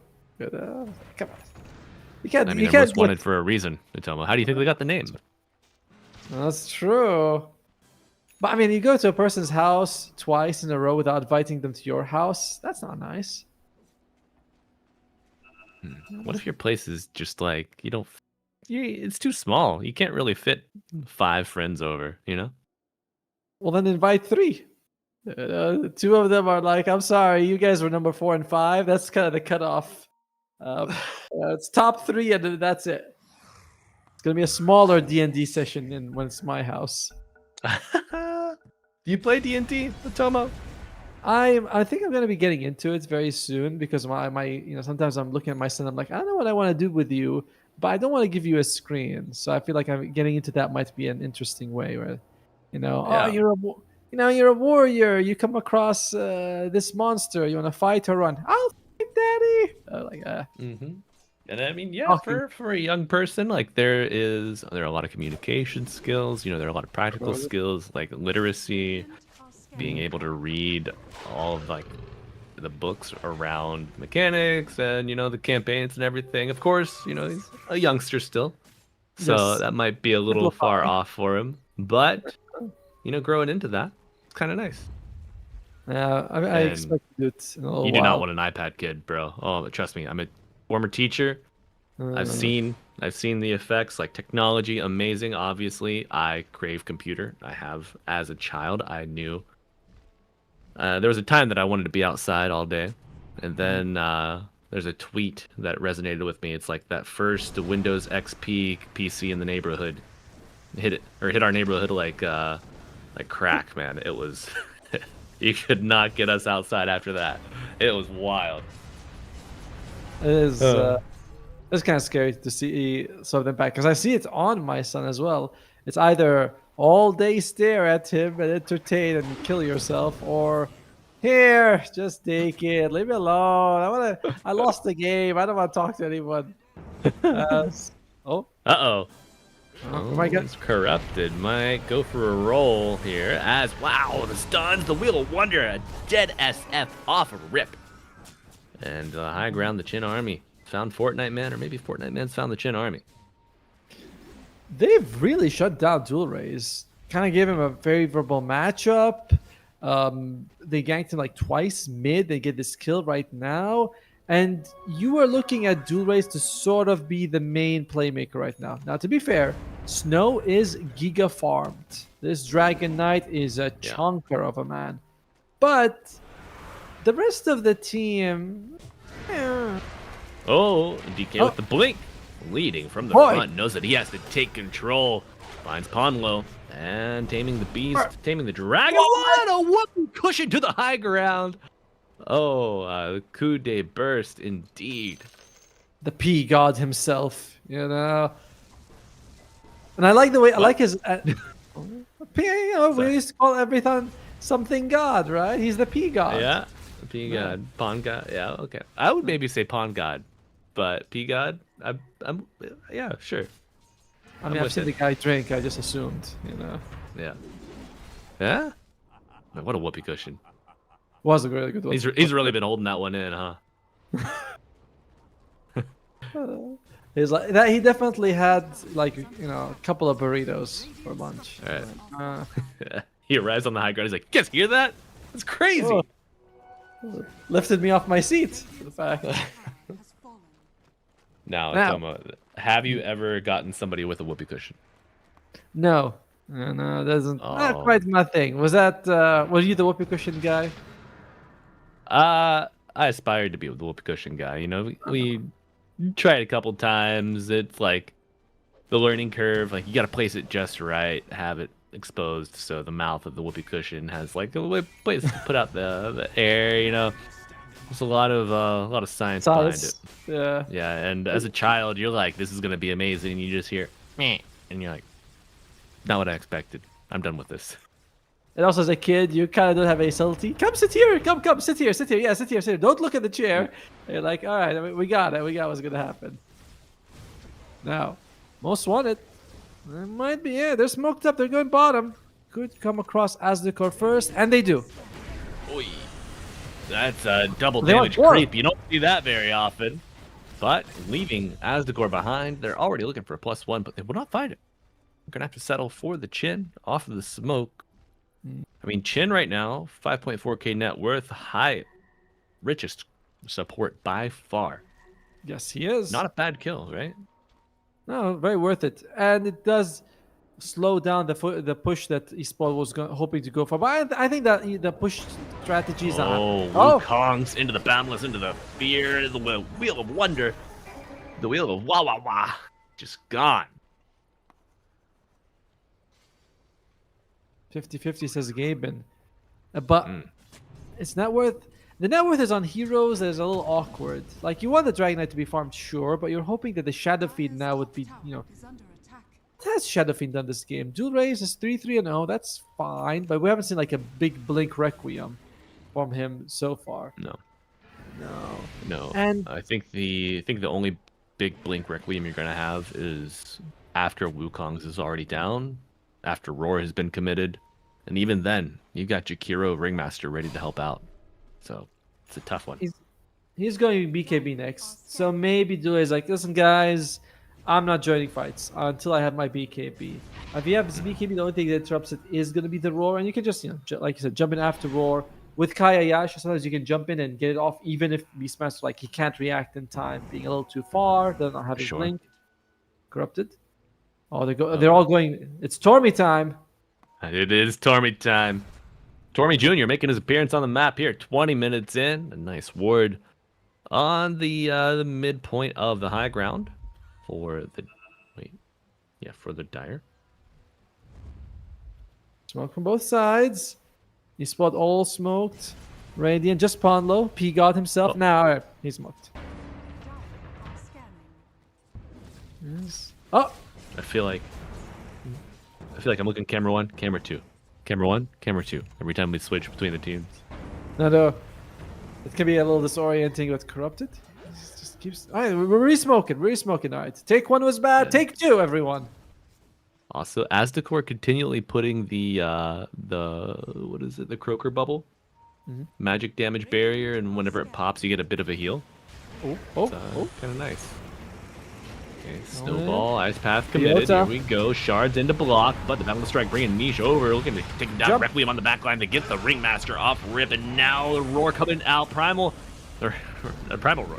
Beastmaster healing up a little bit. Fortnite Man trying to get away from dual raise. Will he be so lucky? No. 2 dead on Most Wanted. Make it The 3. gank train has ended for the Radiant and eSpoiled, capitalizing on the strength of their DK.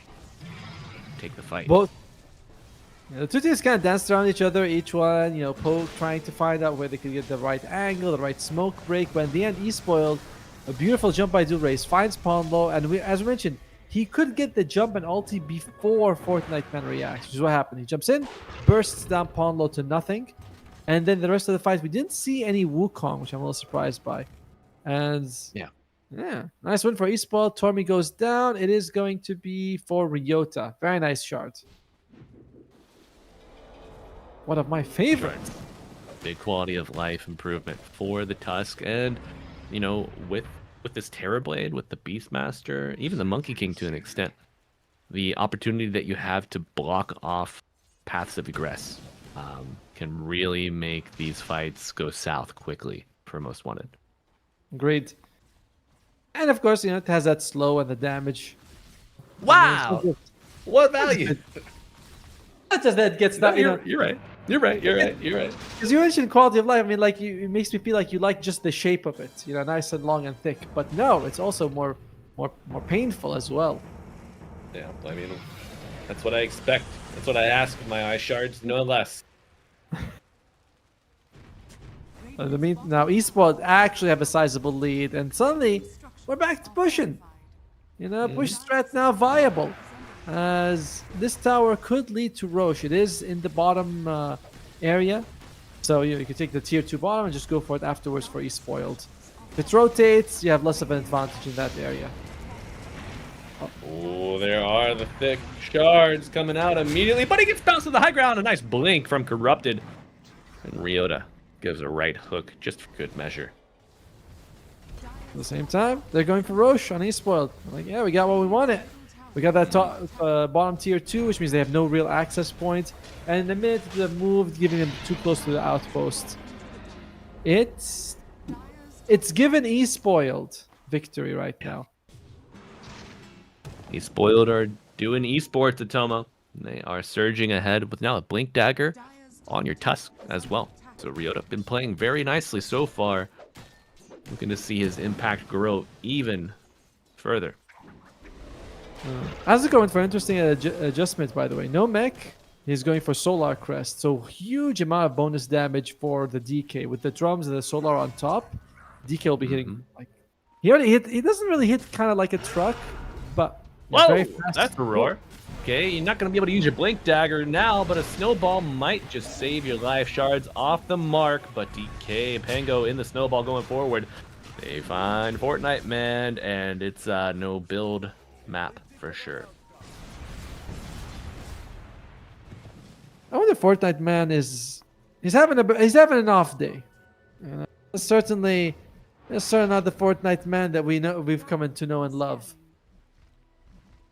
Yeah, it's I mean, that early start that he had into the Chin DK does not lend itself to success in the mid game. I think it's going to be a while, and off the back of a lot of split push. You know, maybe we see a couple clutch roars, seal a fight, but I do think that Beastmaster's impact is going to be more of a facilitator than the key point. However, nice save, but it's not enough. The ground targeted damage from the Rolling Thunder will cut through that box like a knife through butter, a hot knife even, as Ringmaster also goes down. You know, the box doesn't really do anything against physical damage; it's only magic, and the roll is all physical damage. So it's like, and it gives you like a nice target. Like, oh, you're right there, and you kind of don't want to leave the circle. Perfect. Now let me just run you through, and let me back up and run you through again. And I'm gonna hit the brakes and just give you a little one more love tap. If that's all right with you. Beep beep. Dire's bottom tower is That's under attack. such a good voice. Wait, are there even cars in Pango's timeline? Oh, I mean, I thought you were gonna say in Dota because we see Pudge driving a car. You know, I imagine. Oh, that is canon, isn't it? Yeah, he's the taunt. Don't we have the Dire's bottom tower the disruptor on that farming vehicle as well? Tractor. Yeah. Is that a taunt? I feel like it might be a bit of a Mandela effect. I do feel like I remember the tractor, but I can't pinpoint it. It was if I'm not mistaken, it's a potential cosmetic. It's not actually in the game. So, Oh. but the Pudge taunt is. We've seen it, so I'm sure Pango knows about cars. There's a timeline where Pangolier is just a true blue-blooded mechanic, you know. He is from I think they're called the Uglog race or something like that. Him, Tinker, Uga, Ponlo dead. Yeah. That's a good kill, you know. The Wheel of Wonder has been a central point in which Most Wanted are building a lot of their fights around. So 20 seconds left to maybe get another pick off, but decent spread here. However, Ryota is eyeing Fortnite Man. They've caught him here before. Will they catch him here again? Oh, answer. Oh, wow. Okay, there we go. Warming up a little bit, Mr. Fortnite Man. Dodges the shards. Doesn't want to get greedy and take the courier out. Can he dodge? His drum beat will give him away, however. Uh-oh. Oh, what? He's No good. way, He's dude. good. That's Angles. crazy. Angles destroyed in this just now by Fortnite Man. TB is about to finish has his Skadi ready. This is the one thing that Most Wanted has going for them, is that this Terrorblade, big and strong guy, you know? Oh, He is, and now Fortnite Man is nowhere around, creeps, but Monkey King has to go for the Nightfall. BKB TP out as, the Croaker goes down. But, it's not a Helm of the Overlord, so only a 100 gold. And I was like, see, I could have fed them more, but I didn't. That was the 9-second BKB on Niche. As, just continues to be the 4-2-3 show. All eyes on this Terrorblade. Can he fix it like Bob the Builder? Or is it just a little too far gone for him to bring it back for the team?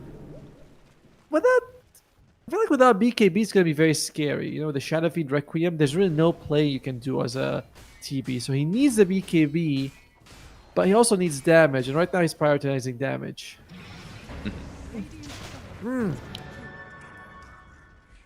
I could see that. Yeah.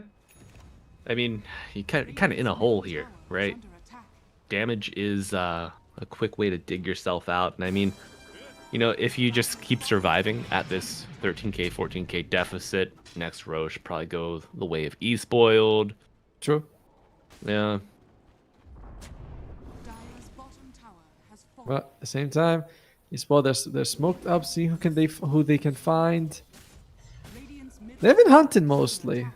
It's been a growing lead for them, but until you've taken a couple of barracks. Ah, there we go. And Yeah. they've got the granite golem. Look at the health on this dragon knight. You get an extra 18% from the granite golem. We should give him a name, done. by the way.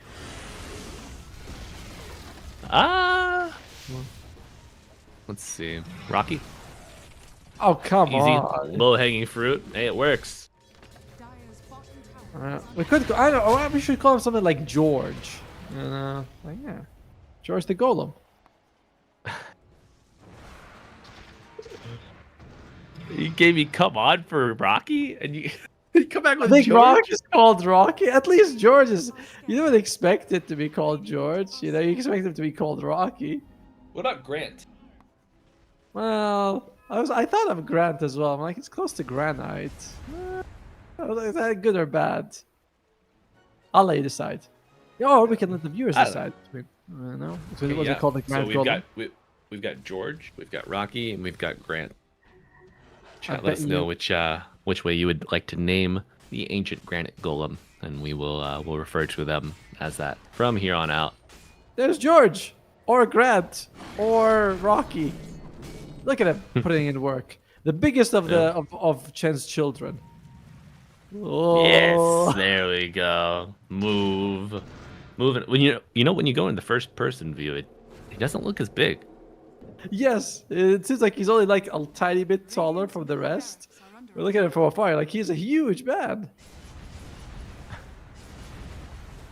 Yeah, there he's even with the SF. That's okay. Enough on the models of the ancient granite golem. We have a tower and a full barracks being dismantled by snow. Yeah, DK, he's really just commanding this game here. With the drums, with the solar. He's got the save from the Dragon Knight. There's no BKB on the Terrorblade, so he's like, Terrorblade's probably not going to come too close to face me. So he feels very comfortable. He's like, they're not going to jump me because Requiem is going to keep me alive. Even with Niche and Fortnite Man having BKB, I don't think that's enough to bring down this Dragon Knight. Especially with his friend George keeping him alive. I feel like you might have to rely on something as clowny as a Big Sunder as well. Oh, yeah. I mean, yes, but if you're going in with low health against all that control, pretty risky for the Terrorblade. I know. Now, Yeah. Rain is going for Acceptor. I like it. Wants to dish out that damage, slow down this push. Lots of good there. Yeah. Big pure damage coming out. That might be enough to help whittle down that DK. But smoke coming out of Doma. Roshan not yet up. Everybody kind of posturing, getting their feelers out, getting that requisite vision down. But a wrap on the back of eSpoiled smoke as they approach from the right side. Ooh. High ground And should Lotus. give. What's that? Pango's got Lotus. Makes it a bit hard to sunder, a bit hard to roar. But easy to Pick up start a okay. fight, though. Snow, there we go. A bit of a miss from both sides on the initiation. Niche with the BKB eating the damage from the DK. He does get the circle off, but he dies. Big taunt from the wheel, and now Dual Rays on the back line gets the BKB Requiem off, killing 2. 3 down total as Corrupted has found Terrorblade. Dead for 70, and they are falling apart here, Yep. Tomo. Full team wipe leading into a GG call from Most Wanted. This is this is not only a different Most Wanted that we've seen in the past, completely different eSpoiled.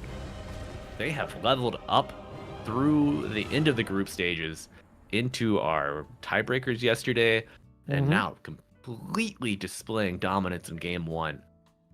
What are your takeaways from this one? I mean, you gotta be scared about that Chen push as well. I really like the way Azakor itemized going. He's like, let's just go really fast with the drums, with the solar, keeping our. He even gets a glimmer, so you have that extra movement speed and magic resistance on top of it for whoever you shield. Yeah. And Dragon Knight looked like he's very unkillable. There were BKBs, but no BKB on the Terrorblade against a Shadow Fiend, which is very rough for him to play. Fortnite Man felt very shut down as well. Just the lanes went super good for eSport. I was actually looking at it, by the way. We didn't have a kill for 7 minutes before that fight. So Yeah. it was a little bit of a passive game for most one. They felt like they couldn't find any angles to come back from, and then they just got whittled down to victory. To defeat, sorry. So congratulations, eSpoiled, but that's only game 1. Malibu, how many more games do we have to go? I think it's gonna be a 2-0, Tama. Oh! I think it's gonna be a 2-0. We've seen off the back of a win, you know, the winning team goes for a push strat. They play high tempo. They make a way to capitalize off of the momentum gained in game 1. And you know, eSpoiled, those boys, they have to be jazzed, like just ecstatic over that. But before we get into game 2, we are going to throw it to a brief intermission. So recharge, and we will see you in a few minutes. Sure gonna be a cold winter, baby, without your loving around. I will be waiting until you come back home. Sure gonna be a cold winter, baby, without you here with me. So come back. Don't keep me waiting. I need your company. Ooh, I know I did you wrong. I'm hoping it won't be too long. Oh, come back. Tuesday, you took my heart and then you ran away. Now it's been 16 hours and 7 days. And now the hardest part is begging, baby, begging, baby. Ooh, baby. People say it's just a waste of time and you don't care. But I'm holding on and hoping that will be another chance for what we had, what we had. Never gonna be another way. No more windy days. Come back, I'm gonna find a way. Yeah, back to me. Sure gonna be a cold winter, baby, without your loving around. Baby, I will be waiting until you come back home.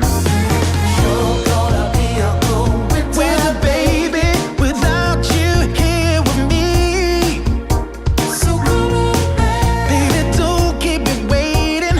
Don't you set me free. Baby, pick up the phone. Baby, pick up the phone. Don't leave me all alone. I don't want to be alone. When are you coming home? Please, come on back to me.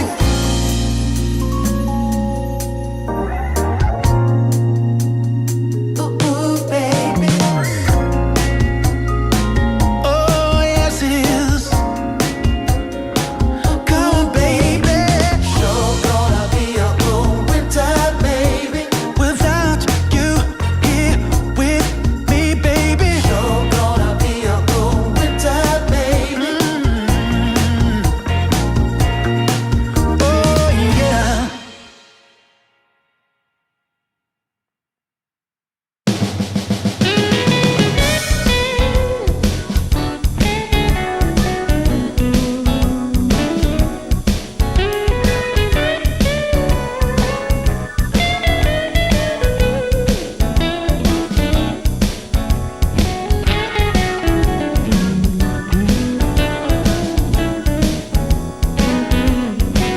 I got the prettiest little girl.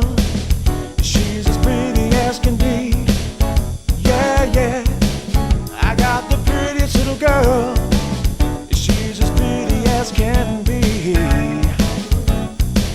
But what I don't understand is what she sees in me. Ooh,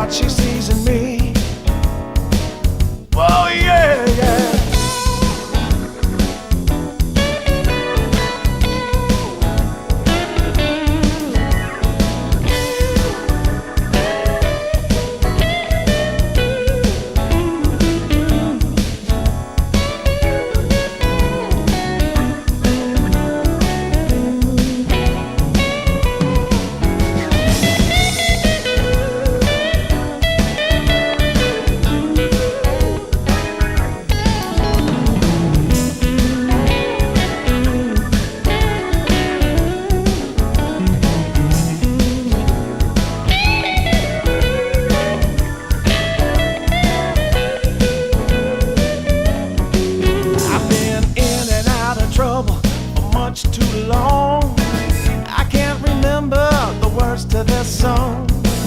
I thank the Lord as I'm crawling out of bed.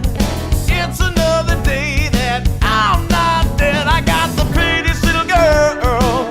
You know she looks so fine. I don't know what she sees in me, but I sure am glad she's mine. Whoa, no.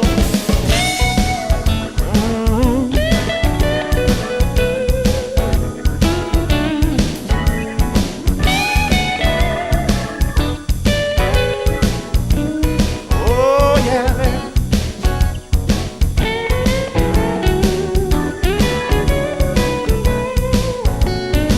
Whoa, yeah, yeah.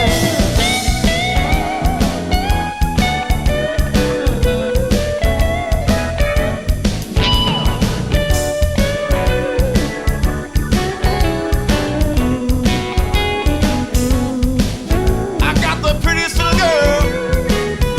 Sure, I'm glad she's mine. Hey.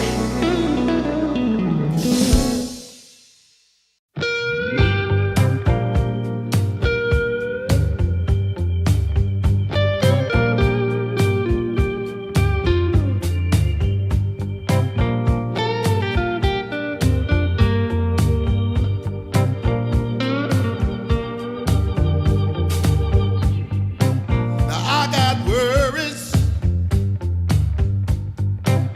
pounding in my chest. It's so hard to sleep, baby. I can't get no rest. All sorrow and sadness. Tell me what I'm gonna do. 'Cause baby, without you. Hello and welcome back, Dota 2 fans. We have a game 2 coming right up between Most Wanted and eSpoiled. And you know your boys are back and ready to bring you that action. Atomo, welcome. How you feeling, man? I know it's late I'm over good. there, but It is. It You good? is. It's not Go bad. again? It's not bad. You know, I played 5 games before this, so you know. 5. Holy, you've been grinding, my guy. Yeah, All right, that what was any crazy picks in your pubs? Any griefers? Besides me, you mean? Because no, I don't think we had anything that crazy. No, what was it? Kez. There's a couple of Okay. Kez mids we saw. That was kind of crazy. With me, they lost. Against me, they won. So that was all. You know, the usual, the conundrum of allies. But Not a bird boy. not a He bird does boy. not play well. Does not play well with Actually, birds. I had a pet parrot at one point. That was kind of fun, you know. Yeah, we called him. His name was Sultan, by the way, because he would sit like this the whole time, you know, just look around. But no, unapproachable, by the way, but fun bird. Right. Fun bird. I enjoyed Yeah. him. Dude, my grandmother had this huge bird. It was a gray something, I think. African grey. I was terrified of that thing, bro. Terrified. Its beak, it would just like crack through like a walnut, and I would just be like, that could be my finger, bro. God. But yeah. So I respect birds from afar, other than penguins. You know the story there. Yes. I was also bitten by a duck as a child. That was not great either. You have the whole aviary thing going on, by the way. No flu. No aviary flu, thankfully. Yeah, My well, my we're lucky there, but yeah, go ahead. my craziest moment though was one time I was having lunch and I was eating chicken and the bird looked at me and said, "Yum Parrot. yum." The parrot, yeah, and I was like, "Oh, I gotta give him meat." But we're gonna go in the draft right now. The meat of the stream itself, seeing what Yes. we're gonna be working with. As the biggest problem I thought for Most Wanted was that off lane. So Fortnite Man's Beastmaster, you know, suffered in the lane. And because he suffered in the lane, Snowy had an amazing time on the Dragon Knight. You know what I mean? Right. So, and the Beastmaster also didn't go for Helm of the Overlord. It was a late Helm of the Dominator, and Ag Scepter was kind of like ineffective. Didn't really feel like he was either doing damage or surviving. So, if it's one place you gotta look at for Most Wanted, you gotta be like, what's our problem with the offlane? How do we fix that? Dire team banned. I mean, as you mentioned, by proxy, a bad off lane means a good safe lane for your enemies. So you invest a little more in that off lane. Perhaps you have an easier time dealing with the carry in the mid and the late game coming out. But eSpoiled, we've seen their Batrider. We're going to see it again. Who plays this a little bit more? Might be. Oh, look at that. Marcy comes out for Most Wanted. Now, Fortnite man Marcy, I believe. okay. Going to be quite an active pick for them. We'll see what they pair it up with. Apollo's been playing a lot of Shadow Demon, but I don't know if Marcy Shadow Demon, I guess, is kind of okay. You know, get some hits in, disrupt, and we get that jump on him as well. Well, we'll see what they're going to pair it up with later as eSpoiled get rid of the Bristleback. I think Batrider would have a very good time against the Marcy because you can interrupt her jump when she's rebounding with the Flame Break so that she doesn't actually land. The rebound's, it's like cut in half. She just gets that movement of the fast movement to the target, and that's about it. So I would like to see as the core Batrider. Yeah. Seems like a requisite now just to kind of match the Batrider to the Marcy in the laning experience. Also, it does pretty well. Sticky Napalm or the Firefly once you get it online. So, also a debuff immunity, piercing ultimate. Some methods to control and reposition. We've seen the impact of late game bat just be profound time and time again. That double lasso coming out from the Aghanim Scepter cannot be underestimated. And in one of the games we saw, he even had a refresher orb afterwards. But that was like, it was the 70-minute game. But there's that potential of like, oh, I can go another round of lassoing them as well. So it's a little bit scary. Most Wanted, they get rid of the Centaur again in the second phase.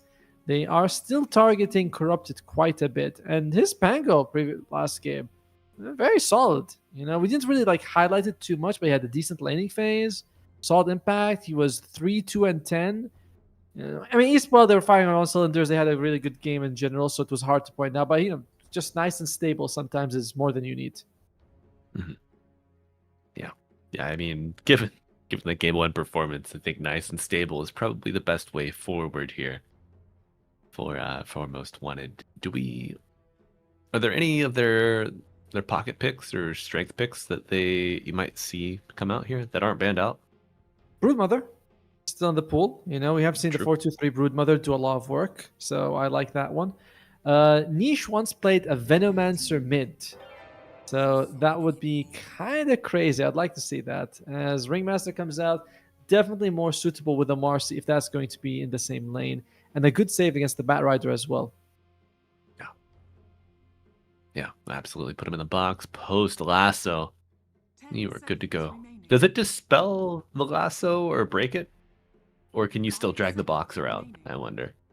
I think it's considered it's broken when it happens. I'm not quite sure, but I think it's broken. So, it is not, but it's not dispel, to be fair. The spell doesn't dispel someone when you put them in the box.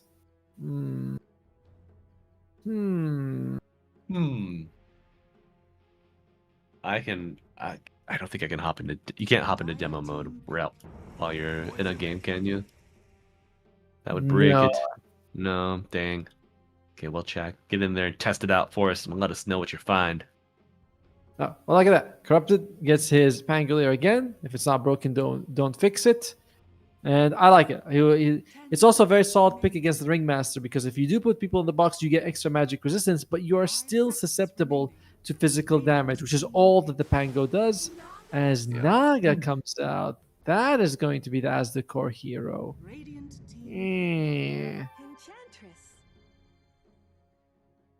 Okay. As the core Naga, Ponlo Enchantress, or the Dual Rays. Dual Rays. Picks up. Not Dual Rays. Sorry. Niche is going to be picking up on the puck. One thing I'm worried about for Most Wanted is that they look pretty susceptible to mass magic damage. You have the Ringmaster box to save for sure, but these are generally low health heroes on the puck. Enchantress. Marcy's okay, but as a melee hero who jumps in, you're gonna be taking some hits regardless. And you don't have anyone else to sort of join in with you. So Troll World comes out for eSpoiled. If this is going to go up against Marcy, it's a bit hit or miss. Troll Naga versus Ringmaster Marcy. I mean, the Deluge gives you a ton of chance to gap close for the Troll Warlord, get your net online eventually, the proc, and then, if all else fails, sure, Naga would love to throw hers out for you. So, I mean, if you commit and don't get your kills in this Radiant off lane into the Troll, into the Naga, I think it could snowball the wrong way for you on Most Wanted. At least you have decent ways of getting out of trouble, right? With the Marcy rebound, you can dispose the Ringmaster, box him as well, or the Marcy. So if things go ugly, you're going to be okay. Now, Troll World, his Axe Scepter is also pretty good against the Ringmaster because you are able to dispel his box.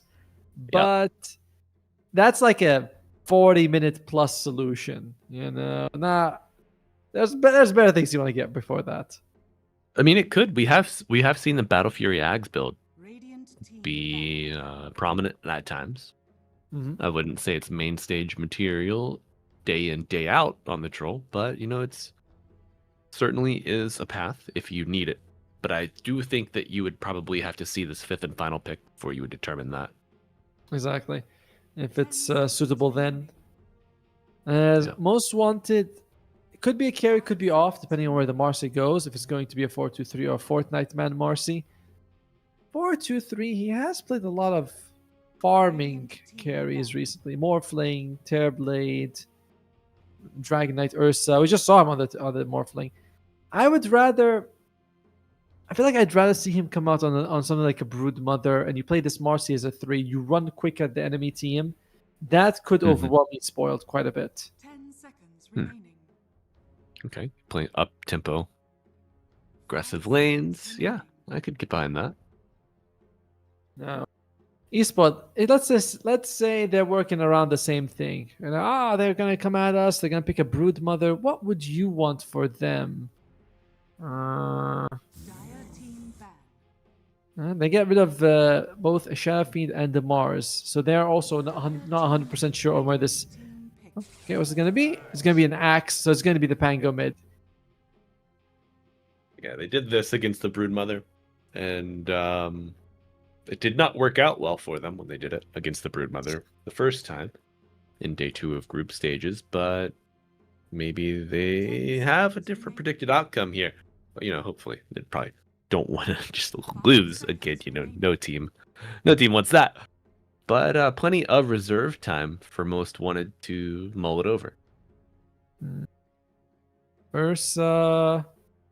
Now you can always go for standard. Like an Ursa pick wouldn't be so bad. Medusa feels unplayable in this situation. I wouldn't want to see that for 4-2-3. Generally feel like Ursa might be the best pick for them right now, unless they go for the Brood Mother. You go for the Terrorblade again for 4-2-3. Being like, all right, this is fine. He does have, the Sunder's pretty good. Enemy doesn't have all that much lockdown. Man, they have enough lockdown that Sunder's actually kind of risky. In between the Axe Call as well as the Batrider Lasso, they're both Pierce BKB. This is a very risky Terrorblade last pick. Yes. We did not see any big Sunders in game 1. And I mean, 2 big debuff piercing abilities at control. You can use Sunder while netted, of course, but man, I think this might be another tough Terrorblade game in total. I'm generally getting the same feeling. Another issue I have with the Terrorblade is why I would have preferred an Ursa is that Terrorblade is also another kind of stay behind, hit from a distance, and you have that. You have backline supports. And just Fortnite Man by himself jumping in. I'm gonna go with eSpoiled on this one. Yeah, I think we've seen the eSpoiled prove that they are maybe on as equal footing, skill-wise, as Most Wanted at this point, with their fight through the end of the group stage and then their game 1 win over Most Wanted. Had certainly the best evidence of that, but I think they are riding this wave of success recently, and they are probably just going to out-tempo Most Wanted again. The backline nature of multiple heroes on the Most Wanted draft, I just don't think it's going to be enough. And even with that being said, was Medusa banned out? No, she wasn't. But I Nope. didn't think that. Most wanted, I think they had the ultimate last pick, and I wouldn't want them to pick Medusa. It's Troll World can buy a diffusal. Pango is definitely going to buy a diffusal. Would have been too risky of a. So the tablet is better than the Medusa. I definitely feel like that in this game. And reminder of the stakes: a win here guarantees top 3 for you, as you'll go automatically to the upper bracket finals. A loss here, hey, you get another loss, you're in the 6th place, last place in the playoffs, basically. So, big stakes, big stakes. Fighting through an abbreviated lower bracket is, it's still the lower bracket, even if it's a shorter format, folks. Not the place that most wanted would want to be, going from 2nd seed in the playoffs to fighting for scraps at the bottom and their tournament lives. But just a reminder, top 4 actually get cash for placement here in Div 2 Season 2, and only one will advance to the main stage, the big dance of DreamLeague 27. Actually, 5th and 6th also get 5,000 each. What? But top 4 is where they get the real money. All right. Yeah. It would be a little unfair if you make it through a round robin, play 7 matches, you qualify, you win enough, and then they're like, "Nope, nobody for you. Sorry." Yoink. Yeah. We're going to give it to our production staff. There you go. Look at that. And Not us, by the way. Not us. Not us, just not straight us. up production. The people that do the actual work at Coma. 30 seconds. They're the ones who are like, "Stop talking about birds. We're gonna go in the draft right about now." Well, back to bird talk. Let's squawk about it. No. All right. Jokes aside, we do have our game 2 finally underway here between Most Wanted on the Radiant and eSpoiled on the Dire. Going to be starting with a smoke here, as it does break for both teams only. Ringmaster still concealed, but flame break, pushed back, rain. Getting walked down here. This burn damage from the battle hunger and the right clicks. Ooh, not enough to bring down the Enchantress, and Ryota even sticking around to get some early harass. As a support player, you always want to contribute to your cores. You want to make your impact known. But if you do that in the mid lane too early on, your middle players will be like, "Get out of my lane! Get out of my lane! You're taking my XP." But there's behind the tier 1 tower, some cheeky chip damage. I love that, right? It's like, hey, I like when you're walking through. You take the boundary rune on the opposite side. You walk through. The ping, ping, ping, ping. The other, he goes, enemy, has reached level 2. I need 80 experience to be level 2. Lane is lost. You're like, please, I'm sorry. I wasn't on it for once. G next, please. G-Nex, Noob 4. As let's look at these bottom 4 here, what we're working with. This could be a very strong lane for eSpoiled. Bat Rider and Axe, quite a lot of damage over time. But you're up against an Enchantress with the Overprotective Wisps and a Terrorblade. Well, the Terrorblade doesn't really care, but the Wisps at least will be able to shrug off most of the damage coming at you. So, feels like bot lane could be a lot of harass, but I don't know who's going to be getting any kills. Yeah, a lot of harass. Great stick lane for the Radiant.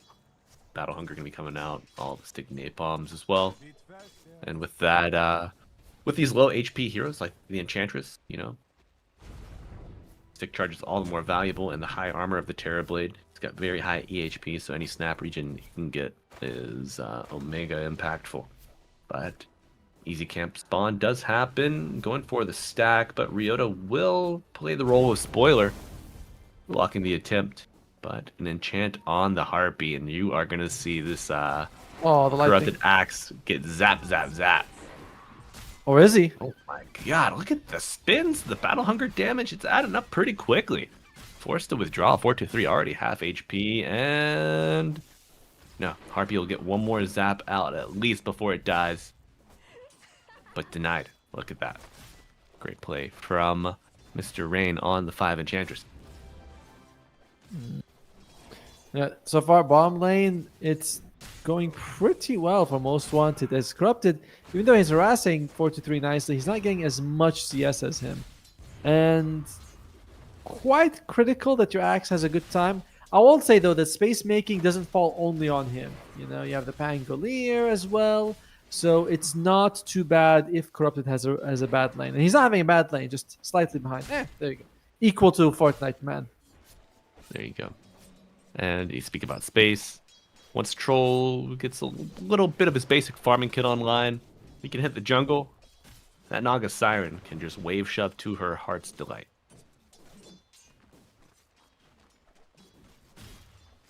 Nice pull here from Azdecor.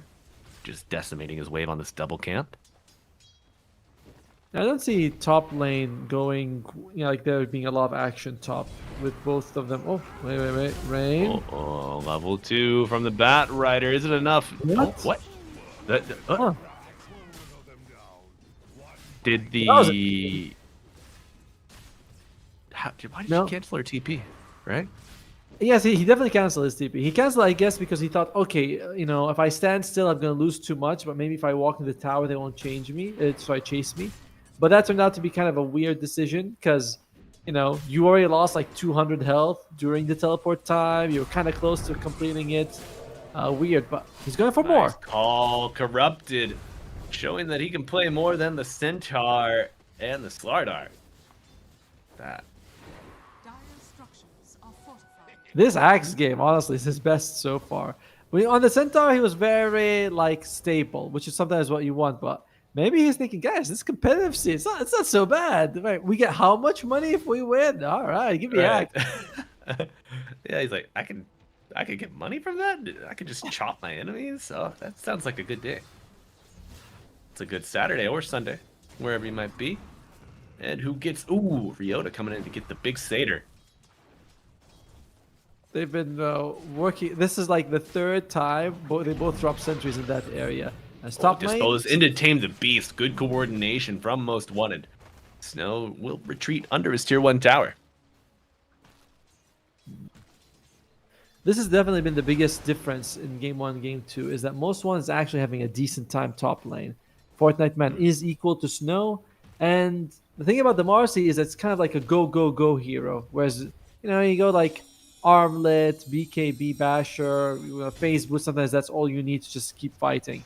Beastmaster is like, I gotta get Helm of the Dome, I gotta keep farming, I go for Ags, which is very slow. So we can expect a much more active Fortnite Man this game. Active Fortnite Man with a hot drop here. You ever play any Fortnite, Otomo? I did. I didn't like the building part of it. I was like, can I play without building? But You that's kind of can. a big part of it. And more on that after this kill. Fortnite Man trying to run down Snow. Blood Grenade coming out from Rain. Did make the Twin Gate rotation, I believe. And a dagger lands from downtown. Will it be enough? 423 does get killed by Ryota bottom side. Okay. Snow dives. Kills across the map. Niche with the rotation. Gets both of Dire offlaners. It's an absolute bloodbath, folks. And it's just not on one spot. Bottom, top, everywhere. Ponlo's dagger, though, on the Snow in the top lane was huge, securing the kill for his team. Look at Snow. From sort of the biggest top dog in game 1 to this game is kind of struggling, but they might get Rain at least. Oh, yeah. With that reel in, you're going to catch that fish. 9 times out of 10, Fortnite Man trying to get away from the sticky napalm, but he just can't clean it off. Tar is tough. Nisha's here. Doesn't have his ulti, though. Looks like he's thinking about going for this Wisdom Steal. Everyone's coming up, though. Oh my god, no. Yeah, they cannot weather another double wisdom here, but they'll tame the beast as Puck is in. Rolling Thunder cancel with the silence. Dual Raise falls. It's going to be a Bat Rider death as well. Most Wanted coming out of the gate. Winging here at Toma. Going for more. Not over. No, but this Fortnite isn't. Man gets the shrine and contributes to the kill. Claimed by Ponlo. But 423 also getting the mid-tier 1 tower while all of that's happening. They are definitely firing on different cylinders on this one. I don't know, maybe all of them, in fact. As eSpoiled, besides Corrupted, the other lanes haven't gone too well. Oh, right. He has a Thunder. No, he does. Yeah, I think Corrupted realizes that. I probably need a +1 to make this a guaranteed kill. The thing is, neither of his supports have stuns at the moment. So even if the supports come, it's not gonna matter. It's only if the Pango shows up that you get any benefit, like, or sort of any security in going for this Tearblade kill. Corrupted, going for Blade Mail first, as Snow dies. No. Power of the Helm Dom. Centaur, rebound to the stomp. The ult and the taming the beast coming out. Will they tame Corrupted? That is the question. Low gets out. Now Ponlo turns his attention to survival away from Ryota's Bat Rider. Nishi's got the coil if he wants to use it. There you go. He will. Okay, damage from the orb with the right clicks mounting as the core arriving, but it's too late to save the Pangolier. Okay, most wanted have found a new gear, Matomo. They are maybe a little bit of okay, nice. Rain interrupting the ancient stack attempt as most wanted most likely going to invade. Steal this stack and continue their early game dominance. 9 minutes in, you got a 3K lead. What does this mean for eSpoiled? It means your Axe might need to get that Blink Dagger on as soon as possible. He is gonna go for Blade Mail first, which I can't fault him for, but the game state is like, we might need you to jump in like right now. Like right now. And he may be thinking about it. He's not buying the broadsword, even though he has money for it. So he could be saying, all right, guys, I'm just, I'm not gonna go Blade Mail. We need this Blink, and I think that would be the right move. Axe losing his stacks for now, but Ryota going to scout, eats a right click and a dagger, and he's already at half health. Gotta dodge that orb. Enchantress scouting with the War Raider. Warpine Raider, even. Yeah, Warpine Raider. He is... And I don't really like this creep, the projectile that it throws. I feel like it's a little... Somehow it doesn't have any scaling. It's like just 100 damage. I always feel like it's a little bit, but I know it's not. I don't know. This is it's deceptively good, but I'm deceived. I think it's bad. Yeah, I mean the lack of scaling is probably the least appealing aspect of it. It's got a good attack animation, decent stats, but that's where it ends. The appeal of the Warpine Raider. When I see a great appearance as well, right? Oh, Corrupted. Yeah, rebound, dispose into the strike. That's a great kill for most wanted. And he's decided to change his mind again. Or maybe he just never changed the first place, but he's sticking to the Blade Mail. I think he knew he was gonna die, so he's like, let me buy the broadsword because I don't want to lose any gold anyway, and I'll stick to the Blade Mail pickup afterwards. So, what needs to happen for them to come back on eSport? You'd like to see Dual Rays sort of get online. He does have the defusal, so that's going to be very helpful. They smoke up with him, seeing who they can find. Okay. Fortnite Man is a little bit south, would be the best target. Yeah, with that Helm Dom creep, though, I mean, you could rebound away. If you got a Centaur, you could stomp to stun your would-be pursuers. But the stack is still alive, somehow. I guess most one have just kind of been living in the area. All right, TP's top side to interrupt the gank attempt onto Fortnite Man. Rolling Thunder coming through. Bat Rider has the lasso, but will not be able to use it. The right hook from Fortnite Man will put an end to the life of the Bat. Well, an unsuccessful invasion, and kind of... Oh, this could be a much more successful invasion here, as the Nagasiren taking a lot of damage, getting silence, getting control. Ooh! Did you see that? Did.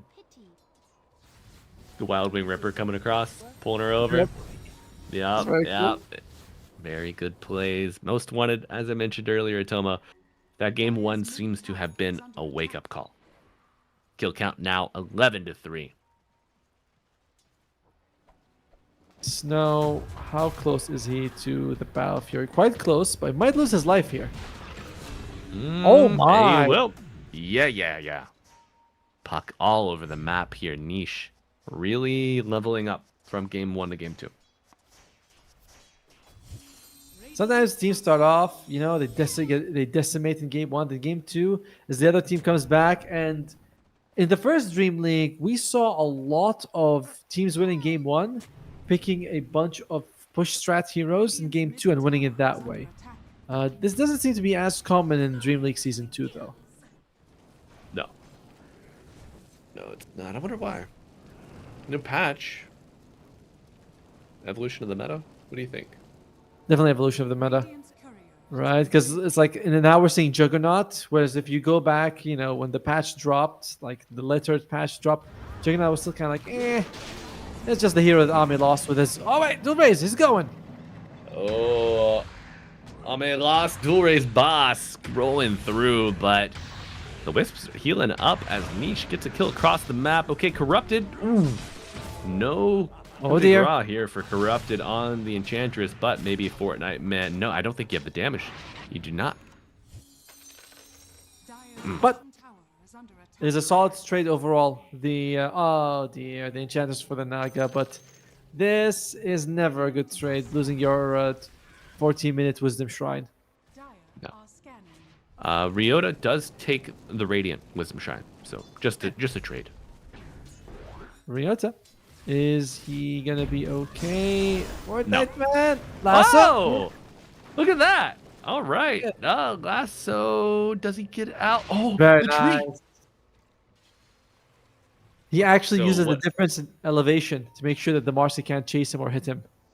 Yeah, and after the Firefly expires, he loses the free unit pathing, and the tree pushes him further to the right, away from the Marcy. We're gonna call that skill, but internally I'm like, that's a happy accident. Yeah. It's like I'm gonna land in such a way that the tree is gonna push me further from the Marcy. You're like, sure, we're gonna, Low ground, yeah. Low ground intentional, tree luck. Yeah. Which I think that's fine. He would be okay with us making that Let's statement. say that. It'd be like, yeah, I didn't think that was gonna happen that way. Niche pops that rune and pops the Bat Rider. Ryota not gonna get out of that one. Trees can't save you there, buddy. And a coil on the back line as Dual Rays gets the shield crash up, but no barrier applied. Now, maybe if there was, but it just got eliminated immediately. 2 dead. Niche TPing bot, looking for more. As the Wheel of Wonder brings Axe in to another kill. Ponlo claiming this one. 6k lead, 15 minutes of Tomo. We saw a pretty quick GG out in game 1. You think we're going to see an even quicker one here in game 2? It's certainly shaping up that way with the absolute buffet that Most Wanted is having. I was looking at Puck, I'm like, he kills one guy, goes to the Pango, then he's like, let me TP Bob, gets another kill. I'm like, dude, at this point, it's like, why are Relax, guy. just send them all mid. What are we waiting for here? As on low, playing a little bit with Ryota. Ryota should be in. There's a Puck coming. And it doesn't When is there have not a What is there not a puck coming? Niche cannot just be stopped. This guy is like, everywhere. What's he got? Just the blink and the Witchblade, straight up Parasma. And we haven't mentioned, but the catch for the puck is very limited. They have good control. It's just landing it on the puck is very difficult.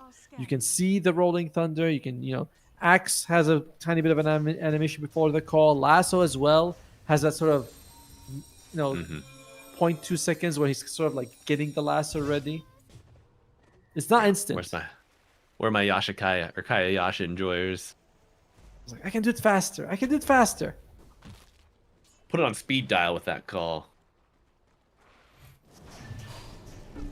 Well, in the meantime, Uh-oh. what? Oh, he's dead.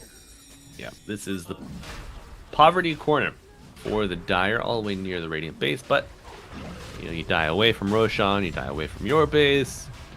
Respawn timer is quite low, but Fortnite man and 423 Nightman. The combination will take down the first Roshan of the game. Just shy of 20 minutes. And the great part about doing this at this time, you're going to have the Aegis to help you secure the Tormentor. And, you know, any team fight on the top side of the map. Some big items are rolling in though for eSpoiled. Pango. Okay, no, well, not Pango, but we have the Blink Dagger available on Corrupted. Hey! Fortunate, as we mentioned, though, that there is. Going on the guy. Blink call. They find Terrorblade, but now expiring. No sun. Yes, Sunder, no chop as did Core. Getting a reset, but Pomelo able to throw in the Wheel of Wonder, isolating Corrupted from his team. The added armor from the call will not be enough to save you. My act. Corrupted gets a decent jump, you know, because it's. I thought that they had the Aegis on the Terrorblade, but no, it's on the puck. However, the roll from the Panko doesn't come out at all. No. He just gets control a little bit. It's like, there's just not. They're missing a lot on eSpoiled. And it's like by 1 second. You know, if the axe jumped in, you'd think that the roll would come in at roughly the same time, but that's not what happened. Ryota, Fortnite Man. Oh, no. Punch. Oh. Punch. Trees. No, he needs a rebound target. He has one. Thank you, creep. And with the wave even arriving, he doesn't have to tank a tower shot. Okay, yeah, Fortnite Man, absolutely different person in Game 1 and Game 2. And you gotta imagine most Wanted are happy about that. He's also got the BKB. You can still control him with the lasso, with the call. In fact, it's why I think they have more BKB piercing stuns than non-BKB piercing stuns. So that's nice. That's a nice thing to have. Radiant's top tower. Why'd you get the BKB? Pango. You mean the dead Pango that Niche is bullying again? Yeah, that Pango. That one. Oh my god. Okay. You know, Copium, Silver Lining. At least you didn't use your Rolling Thunder charge, right? Yes. When the score is 20-4, you're like, at least I didn't use my my roll. Oh dear. Oh dear, indeed. The Corrupted want to get out of there. Nice lasso, buying some more time. Ryota putting his life on the line, giving up his head, save his axe. Noble play, but it's not enough. Otomo Niche shows up at the end. Oh my god, get this guy out of my game, bro. This puck is a nightmare. Yeah, I think he's 12-0 this game on this puck. So was it? Yeah, 12-0-3. And top lane, it's just it's a deluge of murdering, you know. It is embarrassment of riches for Most Wanted. You know, their draft enables them to be around the map. Flexibility of the puck with the ever-present lane pressure of Fortnite Man and the Terrorblade and our Enchantress as well. Just overwhelming here for eSpoiled as they lose their first tier 3 tower. Likely their first entire lane of barracks. Troll Warlord does have a BKB, so maybe the last fight coming up. They could get that, you know, a big jump. Oh, okay. A big jump from Niche, however. Oh, not the jump we were anticipating. Or maybe wanted to see for the sake of competition, but that's the one we got. Age is still on this puck for a minute. Has a full Parasma finish. It's going to come down to like one more fight with the axe jumping in, the Pango rolling in, hopefully Troll doing some damage. And if that fight goes sour, eSpoiled, they're not going to extend their suffering any more than this. It's like, I think you mentioned it, one last hurrah, and that's about it.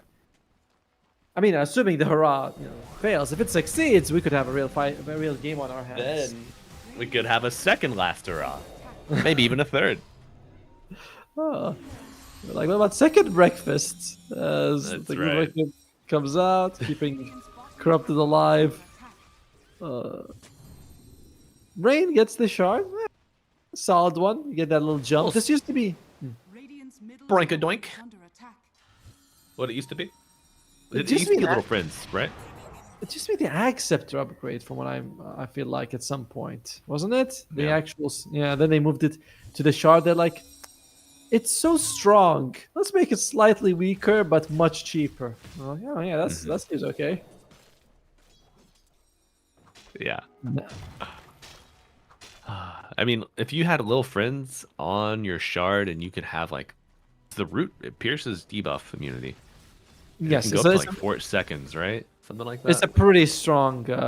Strong one. That one with the creeps hitting you, I don't think that matters too much. But being able to root people is pretty insane. It's yeah, especially against the Pangolier, piercing debuff immunity with that. God, the hero would be almost unplayable every time there was an enchantress in your game. And we haven't even gotten to the damage dealing part of the hero yet. Right, when you have that hurricane pike as well as the usually drums, and he doesn't actually have any boots, by the way, on Rain. But meantime, they smoke up from eSpoiled. See who they could find. Terrorblade would be nice and juicy, but you gotta go north for him. There's no niche, there's no Rain, so this could be a 5 versus 3 fight for them if they can get there. Yeah. Okay. Yeah. Oh, Corrupted. TPing to the Oh, Greg. outpost. Okay, Corrupted jumps Got from one. Marcy. They find Fortnite Man on the north side, but Rolling Thunder coming in to back him up. BKB's popped. The lasso getting the Ringmaster. Marcy, low. Snow gets the kill onto Fortnite Man. Naga coming out with a song of her own. I think it might be a cover, but I like the tune. And now Snow trying to walk away from the dear. Terrorblade. Will not have such luck. Gets ran down, and the coil pops. Niche claims another. 2 for 2. Considering the game state, you don't want to lose your troll ever, but you'll take what you can get. Fortunately, GG's call. Yeah. I thought they might actually continue playing with the state of the game, but they're like, now we know we're way too far behind. It's not worth it. I kind of like what Azakor did in the last fight, by the way. He saw Fortnite Man use KB, so he ulted and just went in. Everyone else can't interrupt them. They're like, well, Marcy's not asleep, so we just kill the Marcy and everyone else is sleeping. But overall, eSpoiled, what happened to Most Wanted in game 1 happened to eSpoiled in game 2, where it's like, we're just like, slow, we're making a lot of mistakes, the laning phase isn't going well for us, and they just get snowballed to victory. So hopefully, both teams are equally good or equally making mistakes in game 3. Well, either of those would be an entertaining match to watch at Tomo. I just hope it's not a stomp. I want it to either be absolute chaos, knockdown, drag out, brawl, or just impeccable high tier, attention to detail Dota.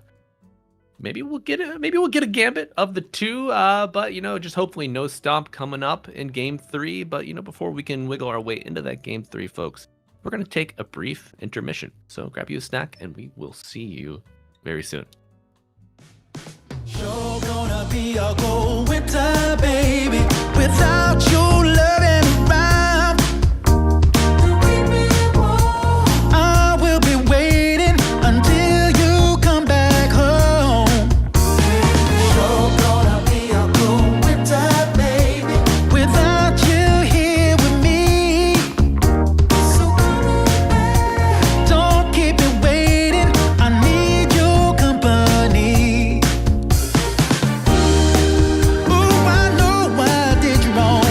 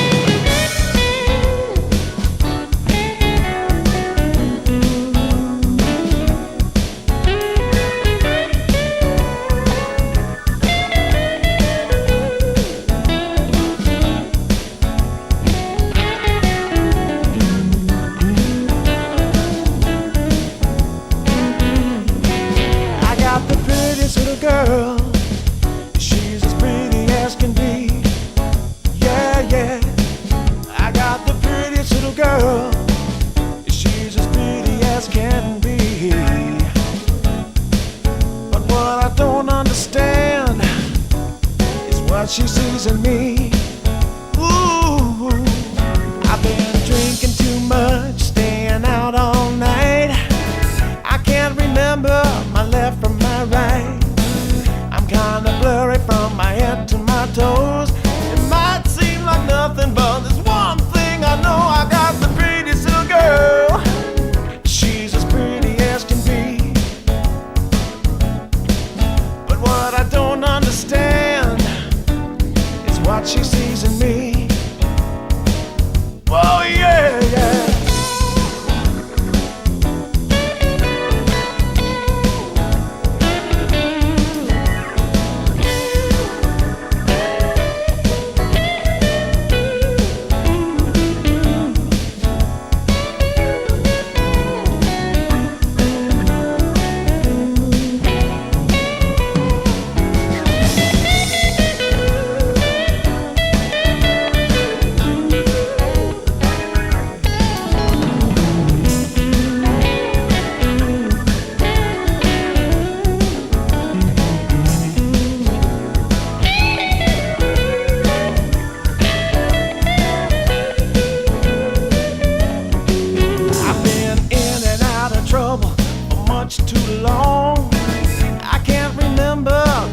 To this song, I thank the Lord as I'm crawling out of bed.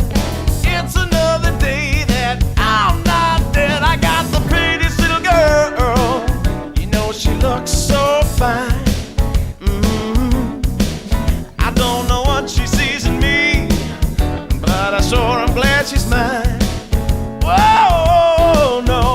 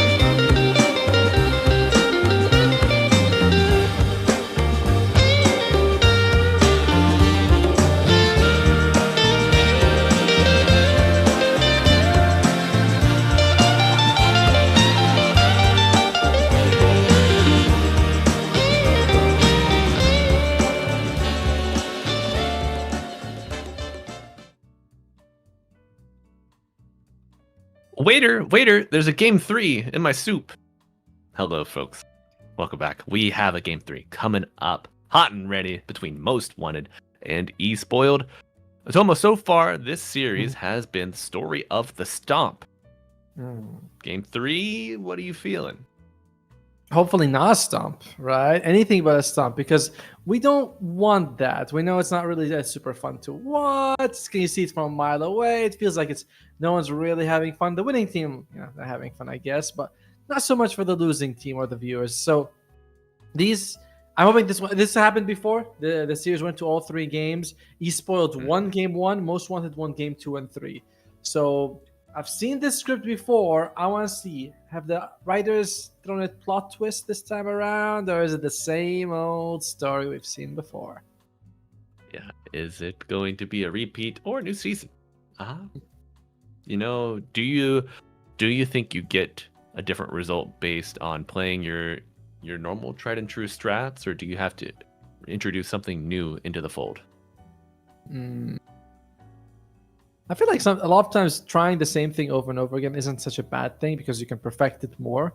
It's like, did we fail because our draft is bad, or did we fail because we didn't play it well? So I think trying the same thing multiple times gives you a lot more data than every time we're trying something. Oh, we lost. You got to switch it all up. You're like, well, we barely kind of worked together in this one. So I wouldn't mind seeing. Yeah. I think especially I think for Most Wanted, what they had in game 2 was really good. I think stick to that recipe. For eSpoiled, quite sure what exactly happened to them in game 2 that caused that mistake. It seems like there was more miscommunication than anything else. Agreed. And Otomo, to lend to your earlier point, the repetition. We saw the Terrorblade not do anything in game 1, but was a determining factor in game 2 from Most Wanted. So I think maybe we see Most Wanted ride that train of repetition into game 3, but I think maybe eSpoiled could get a little crazy with it. But maybe a prioritization of the Centaur of a more comfortable corrupted hero. But we do have a draft cooking up for you, folks. We are gonna bring you right in. All right. As Most Wanted, they get rid of the Chen. Its first pick, eSpoiled could take it for as the core. And even though it was Rain who was... All right. Was it Rain the previous game who was playing it? I'll make sure I'm not losing my mind here.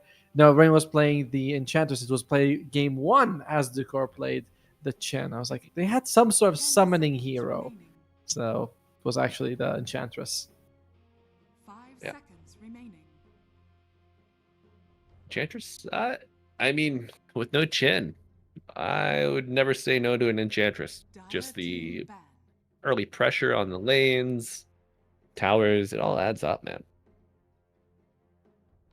She has better scaling as well. You get that Tormentor Shard, which gives you the Sproing. A lot of them, we can see drums come out.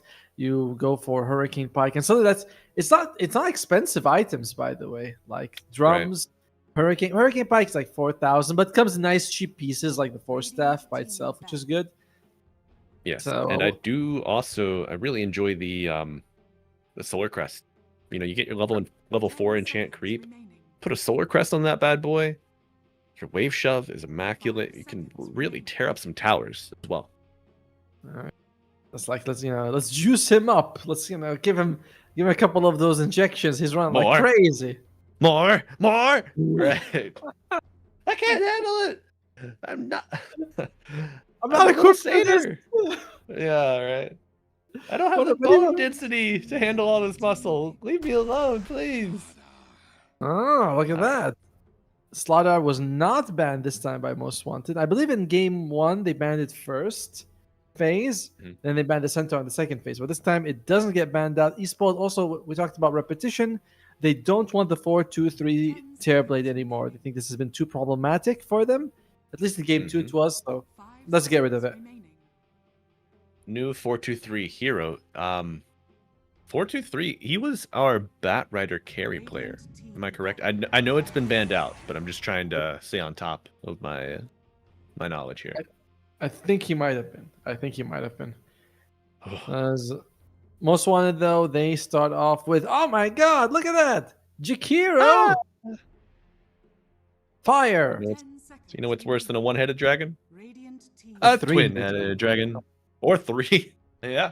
Dire team ban. They also didn't like Fortnite Man's Mars. I think that was the biggest difference, honestly. Is that game 1 Fortnite Man, not really showing up. He got shut down heavy in the lane by Snow.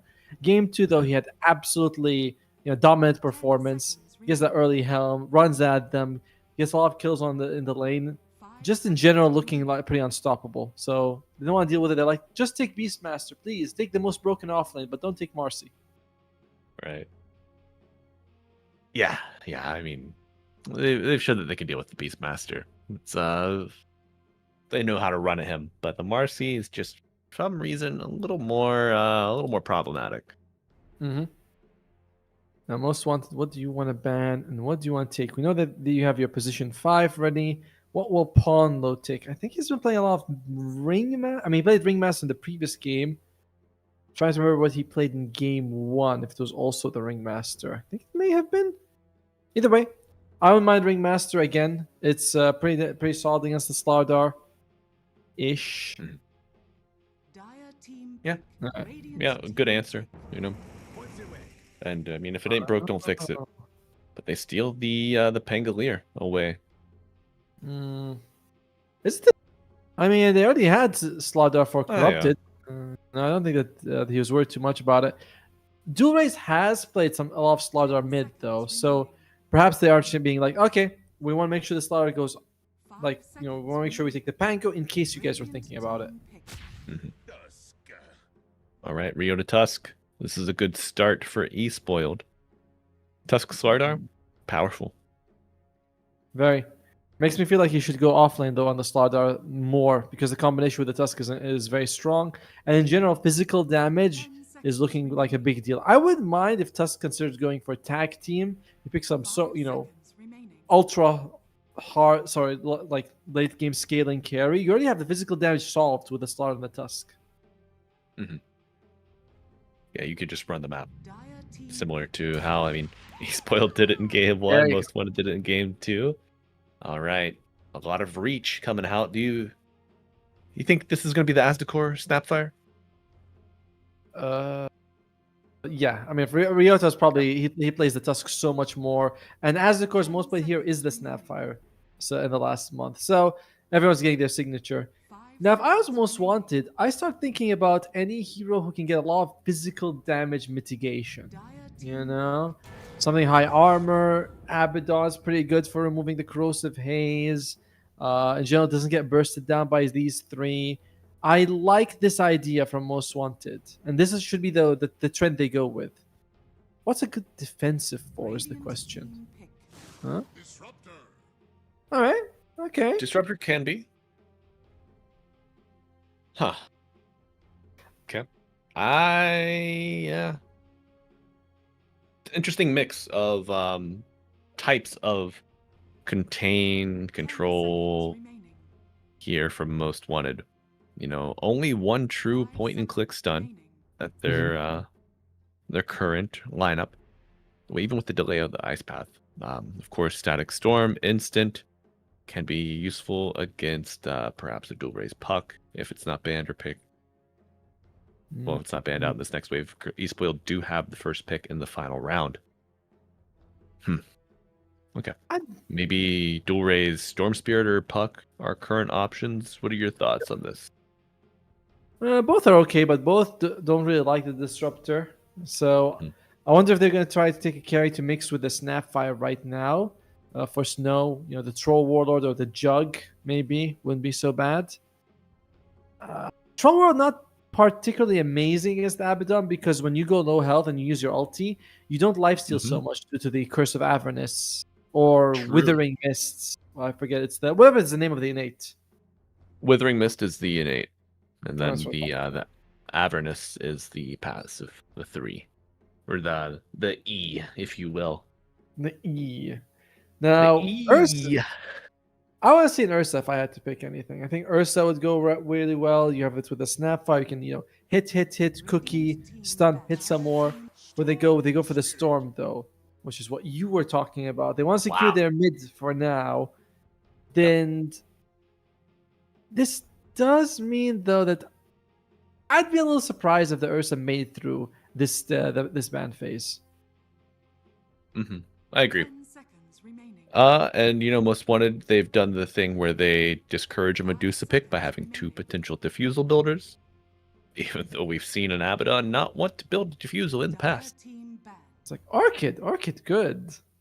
And despite that, most want to think that's not enough. They're like, let's just get rid of the anti-mage. They're not Wait get a rid second. of Do they? So they ban the AM. 10 Are seconds they remaining. going to leave the Medusa on the table thinking that eSpoiled won't pick it? 5 seconds remaining. And then flex this to like Abba off, Pango mid? They could do that.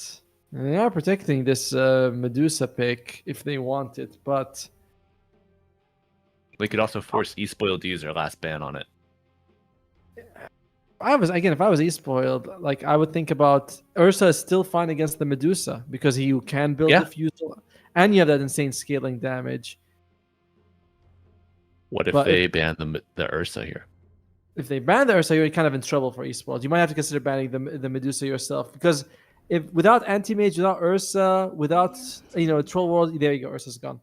When you talk about- Wow!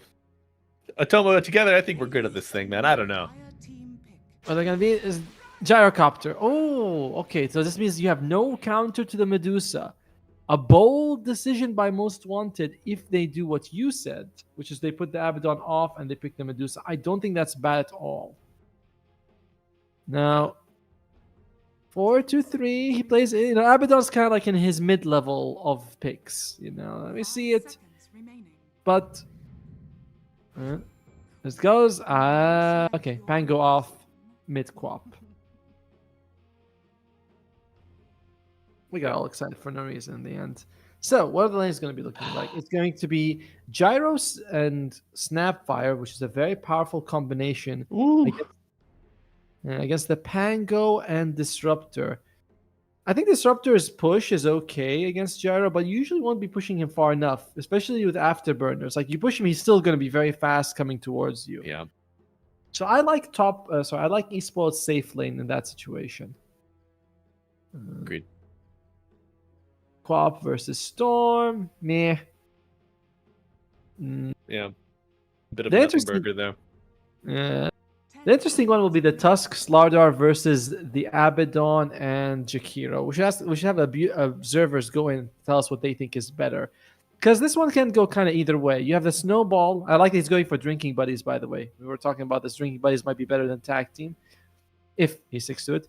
But you can Snowball to get on top of the Jakiro and to chase the Abaddon. You have a lot of physical damage, good shard control.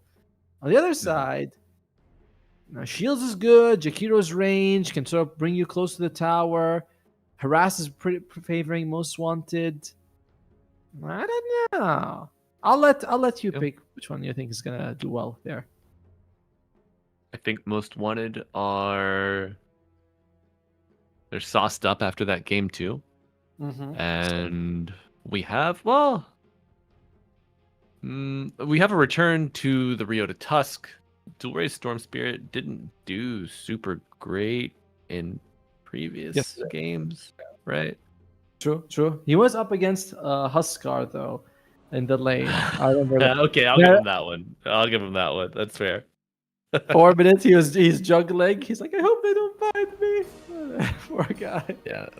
Plot twist: they did find him, but I don't know. I think Most Wanted, their draft here with the Quap, the Pango, the mobility here could be problematic. You have a little bit of chase with the Storm Spirit, jump eventually online with the the Tusk and Slardar.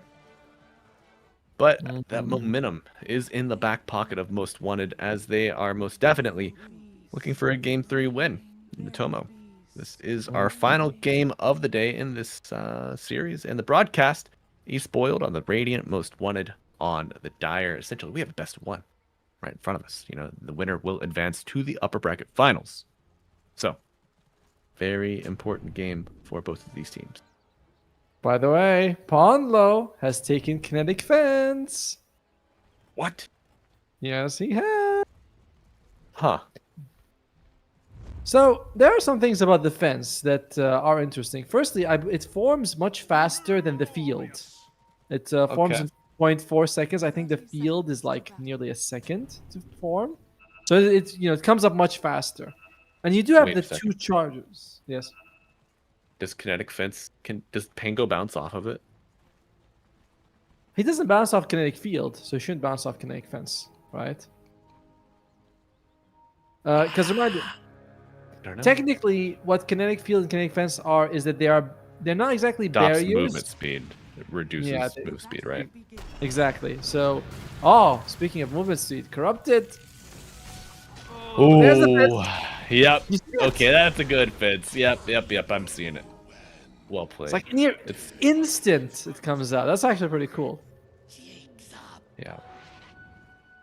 All That right. is like a more versatile Earthshaker Fissure coming Hmm. out.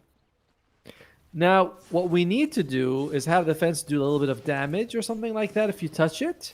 You can Cancel maybe blink. get zapped. Yeah, you get zapped, you move back a little bit or something like that. I think that would be a very viable one. Because Thunderstorm was good when the fastest got buffed to from 0.4 to 0.8 seconds slow. Now it's 0.53. It's barely of an increase, which I think is super sad. Very sad indeed. But Niche, a little sad here. Under half health in the mid lane. Who's going to come out on top here? We said this is going to be a bit of a nothing burger for the lanes, but early combat. I think Niche is gonna do better. Honestly, Dual Ray is a lot of times I'm seeing him not do super well in the laning phase. It seems like he's getting beaten a lot. Maybe he's just been unlucky. Maybe he's been having a bit of off time. So I think I'm gonna be favoring Niche in this one. Yeah. And the puck feels to be the Queen of Pains feels to be a closer match to the puck play style that Niche enjoys so much. As for top lane, it's Snapfire, Slardar, Abaddon, Jakiro. This is the one where we're kind of like, oh, actually, Ryota's not. Yeah, Ryota went bottom. Huh. Yeah, we've seen this flex before. Asdecor will take, he takes the Chin top side or off lane as well. That was a very good fence. That was a credible fence using the trees as the rest of the barrier. Mm-hmm. Yeah, Ponlo, the traveling warrior, the Dota player, the non-statesman, Mr. Worldwide, indeed. That's right. He's been to China, Southeast Asia, Europe, and now he is playing for Most Wanted because he is a Most Wanted kind of player. That's right. In high demand, Mr. 305. He does it all over here and wherever he might need to go, but still level 1. It's gonna be a Thunderstrike kind of level 2 or a Glimpse. Maybe Thunderstrike. Glimpse against Tusk could be a little bit awkward. I'm a little surprised at the lane change, but it is working fairly well right now for Snow, as his Gyrocopter is having an amazing time. Not so much for Corrupted. God, look Holy! at that damage, my god. Now Rain. Is that the Twin Terror enjoyer that I'm seeing? He is a Twin Terror Enjoyer. Each one of these hits does about 40 damage. You add a little bit of Liquid Frost, sprinkle that in. Very nice. Icy. In the meantime, Speaking of Icy, I need to get some new gloves, Atoma. Seem to have lost mine. what kind of gloves do you like? I'd Fingerless? preferred where I could kind of feel like my digits still and interact with my phone on a walk, but we moved to an area that has colder winters, so I might just need to go full Iceman here. I'm not sure. You go out with mittens, This was the fun part about being in the UK. You go out, you walk like a penguin because you have so many layers on. You're like walk, walk, walk, walk, walk. Yeah.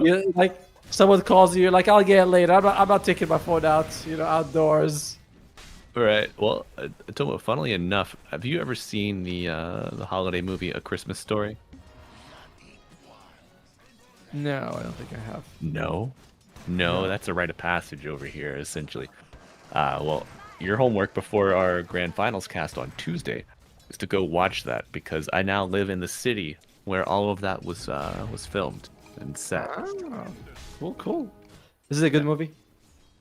It's a classic, It's a lot of good one-liners, a lot of good moments that are constantly referenced in pop culture, but not so much now that I'm a boomer, It was good back in my time, but now Exactly. these new ones with their tickety talks and all these things, I can't watch the good stuff. As Corrupted, Ooh, crush off the mark, and Corrupted getting very low. Maybe a Aztec second Core. kill coming out soon, and Aztec Core Corrupted, they can't decide who's going to die first. and they do go for Grandma though a little bit easier. However, this game is slightly reminiscent to Game 1 in that Snow is having a phenomenal game, doubling what we're seeing coming out from this Pangolier. As Fortnite, man, not really liking how this game's going so far. No, certainly not. But at least he hasn't died, right? Well, that is a positive. Yeah. Oh, by the way, at level 20, Disruptor usually gets a longer duration kinetic field. But when you take Kinetic Fence, you get an extra Kinetic Fence charge. So you can have 3 Kinetic Fences. A triangle if you want. We love geometry here on ESL mainstream. Triangle, you could do a little open-faced trapezoid too. Could get That's true. fun with it. Hell, you could even build an open-faced square, man. I'm not your boss. You do whatever you want. And Ice Path coming down to match the shards. A Whoa. frigid outcome, but niche. Whoa. Sonic Waves off the mark. Unable to save his Abaddon. Bit of a misplay here from Most Wanted. And a surge for eSpoiled. Agreed. Like when Niche shows up, throws out the ultimate. I feel like the Abaddon was already dead at that point, and maybe he could have blinked in to sort of guarantee the damage, chase for a kill. But Niche felt like I just need to get out as soon as I can to keep my Abaddon alive, but gets nothing out of it. Doesn't feel too good. That's the first Sonic Wave of the game. And with that TP, okay, Niche did get a shield rune bottled.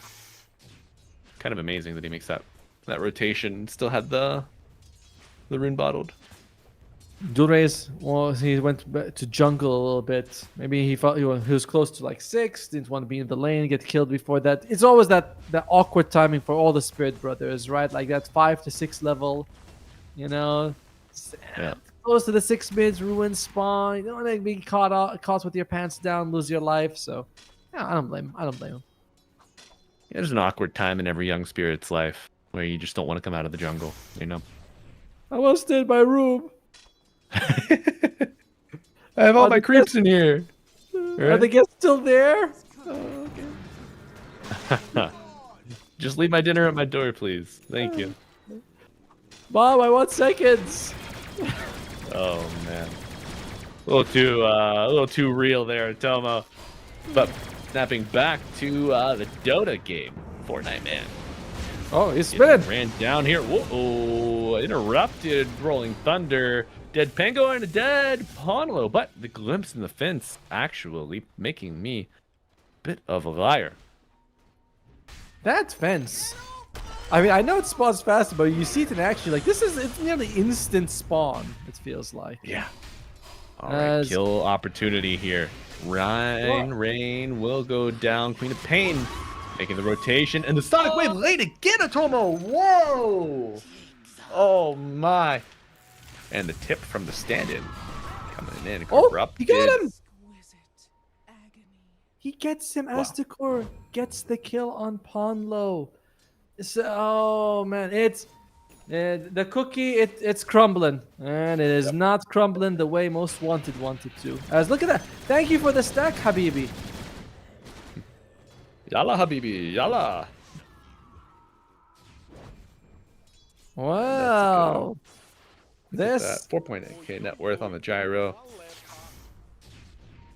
yeah, that's correct, Fortnite man. man knows he's like, okay, this is feeling pretty bad, guys. Like, what's going on? Niche, how's that Sonic wave? You look at Niche story, I saw where you're like, oh, let's pretend that one didn't happen. They also take their own Yeah. stack on eSpoiled. Radiant's bottom tower Okay. is under attack. Yeah, Dual Ray's recovering very nicely. 4k net worth, 1,000 gold behind his own carry, and not narrowly ahead of the enemy carry. And that mid matchup, Ice Path is down. Corrupted able to walk out though. Stands right in the danger zone. Yes, there we go. Grade curve. That's if you look in our chat right now, Grade Curve is giving us one of the references to one of the one-liners in Christmas Story. I never read chats while working. I only focus on the game. It is a form of work. It's moderation, you know. Community Ah. outreach, interaction. You got to build it up. It's goodwill, Atomo. Well, you know, it's weird because you get a lot of advice from casting, and there's no actual like, book Yeah. Top tower is that tells you what. Because a little while ago, someone said you shouldn't read chat. I'm like, why? Because he's like, well, when you go to a LAN, you can't do that while you're working. I was like, huh, that's a good point. All right, so. But then you make a good point too. It's nice to have the people, you know, feel involved, know that we're listening, that we hear Well, what you Dire's middle Shadow Advice Giver, you have my word. When I make it to a LAN, I will not be looking at Twitch chat. I promise. That might be a little further away than you know I have to worry about right now. Radiant's So bottom tower is yeah, me and the DJs, I'll keep them close. they're after our own hearts after all, these guys. That's right. Dore? He misses the CS on that CS lull. Now that's He real knows that. degenerate, you know. Come on, look, man. He was rushing to go for the tower as Niche. He's got an AD ruin. Rushing will rarely give you the result you want, Atomo. Patience in all things Combo? as a glimpse, but you know, easy zip, Kappa. He's only level 4, by the way, on this gyrocopter. Just hits level 5 right now, but the levels on the support's a little bit behind here. What? The other side, they both Oh. have their ultimate. On the disruptor, not the gyrocopter. Yeah. No, sorry. Did I say gyro? My bad. I mean, You did. I was like, oh my god, 6.3k net worth level 4. How the hell does that happen? That'd be insane. I wonder what the highest net worth, like per lowest point of experience ratio is in recorded like competitive play. Oh, it's probably someone who's level 30, right? Because then you know you don't get more levels. You still Yeah. get more gold. Yeah, So- in relation to like time played, maybe. Yeah, that game would be time. more interesting. Yeah, it would have to be a threefold data point, I believe. At that point, they'll be like probably some sort of alchemist or something as Ryota being chased by Fortnite Man, but I don't think he's too worried about it. Like, you want me? I'm right here, buddy. Mm-hmm. Yeah, Pango, Definitely- not a ton of no mana really. Two lotuses, 7 wand stacks. Dire's Oh. turret We're Take that. very nice. And by the way, both supports on the Radiant have a arcane boots. We've seen a lot of Tusks go for either the phase or the tranquil, but in this game, he's saying there's a bit of mana burn. I kind of don't want to be, you know, me or my whole team to have no mana. This is a nice solution for it. There's Aztekor. Can you get this? I think this is the 4th stack. The 5th one's really hard to get. Oh, Yeah, it doesn't get. that Now- corner. scanning. It's super hard. It's super hard because they all start bumping into each other. There's like Oh. I can't time it most of the time myself. Yeah, you really need some crazy like tree cutting to open up the pathing. Yes, or you just get kind of lucky with how they move. Really, that's what it comes down to. So, I don't know. No shame, Aztekor. You still gave him a quad stack to snow, as he is 8,000 net worth. That is a pretty good ratio. Top lane though. Right, 4-2-3, looking to get a little richer here. Macropyre committed and a dead Slardar. It's a fish fry for dinner, Atomo. Oh wait, I heard the jump, but nothing's actually happening. Glimpse comes out, hits the maxed out Glimpse. I'm waiting for Ponlo to start drawing things with defense. You know, it's like he just throws it out. It looks cool, but give me angles, something like that. Angle's nice, but an angler would be better. I've got fried fish on the mind. I tell you, I can't stop thinking about my spoof. Bro, it's God, I need it, man. I need it. So if you guys don't know, this is usually Malibu's lunchtime. So Yep. I'm a late luncher. What can I say? What can I say? the man's hungry. He wants to get something. Oh, Niche gets a disconnect here. Hopefully he's gonna be back soon. When he comes back, he'll be like, now you guys know why I missed 2 Sonic Waves. Yeah, You see? exactly. Now I can fix this this issue I've been having with my aim and timing. I promise. I promise, guys. Speaking of timing, not a bad time for Most Wanted. Radiant's about to be finished. Niche just gets his blade mail, and there is a diffusal blade on Fortnite Man. So everyone kind of getting that main core item for the hero. Of course, there's a lot more to get, but you know, generally this is like the before and after sort of moments. Where like Abaddon before Radiance and Abaddon before Radiance is the biggest change. Yeah, just accelerating his gameplay, his involvement tenfold.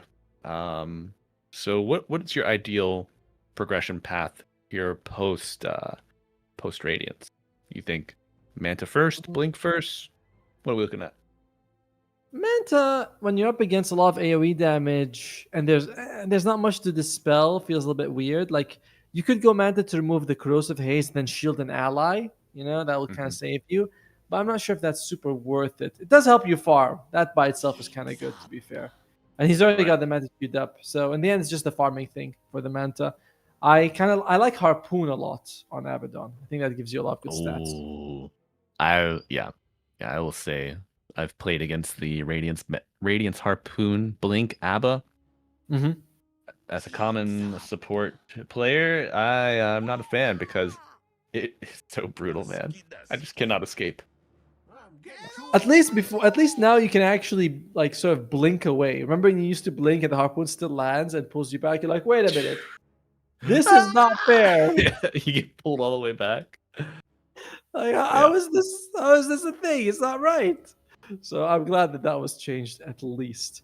But since then, Harpoon has become a lot less popular, and I'm kind of sad about that because I like the item. Yeah.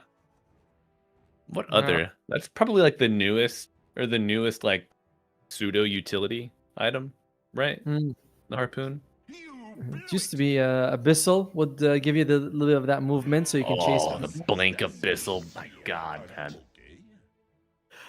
Anti-mage blinks in and then blinks in again, and you're like, wait a minute. Like I saw you. The Shadow Fiend, man. The Shadow Fiend Abyssal Requiem. Come on. Crazy how many fun Dota mechanics we've all gone through. You know, you remember ho ho ha ha, right? Remember ho ho ha ha, bro. I was forged in the fires of a ho ho ha ha. God. It's like that's my Vietnam right there, you know. That's how I used to. That's when that's back when a majority of my RL buddies still played Dota. So we suffered together for that. You just from a mile away, he throws out the shrapnel. Your buildings just melted. You're like, what do we do? As look at that, he's gonna stab her. Evade. That's amazing catch there. Even with the arrow, what is? I've never seen that. It's the low ground miss. She's being hit by a creep from the low ground. That's what's missing. So, this guy. Oh no, he's like, I'm sorry, guys. I'll get it next time. I swear. Dude, we need music to look at the bugs. Appropriately frame this. That's kind of cool. Should I play Kamina Burana on my kazoo for everybody? Yes. Whatever we can have. I was gonna say we had an Unk has no chill message in chat after the kazoo got busted out yesterday. Ooh. That was a good one. I was I was looking at this Chen. Our observer was zooming to. I thought for a second it looked like Slark's face. Chin. Not Chen. It's Disruptor. Sorry. Yeah. And I was like, man on animal must be Chen. You know, that guy rides gorillas to battle. I think he's got a camel cosmetic, or was that Coddle? One of them. Anyway. Oh yeah. Yeah. The big alligator, pretty crazy. That's another one. Yeah. Yeah, Chin's got a lot of good ones. I really like the Keeper of the Light. The Pegasus though, that one is fire. It's really good. It is really good. Like, oh, the Horse of Light is. Oh, Podlo, you couldn't even get a double. Skill issue. Sir. Yep. All right. Well, 4-4, Tomo. 15 minutes in. At this time last game, we were seeing the shapings of a 17-minute Roshan attempt from Most Wanted, but game state certainly not reflecting that in game 3. It's 50-50 by the way. Right. Kisses with the blink reveal. Gonna be a kill for eSpoiled. Glimpse back, and you're trading your Slardar for a Jakiro. Rolling Thunder committed as well. Will they find Grandma in the trees? No. Safely back to her cottage. She's like, I hope no wolf shows up here at least. And then you're not very happy about that for eSpoiled. One thing Corrupted does, I feel like he plays very utility off lane. He's not going to be like going for, like the carry bristleback style. He goes for blink, wants to just sort of get BKB and auras after that. And that's why he's doing exactly this game. We've seen it before.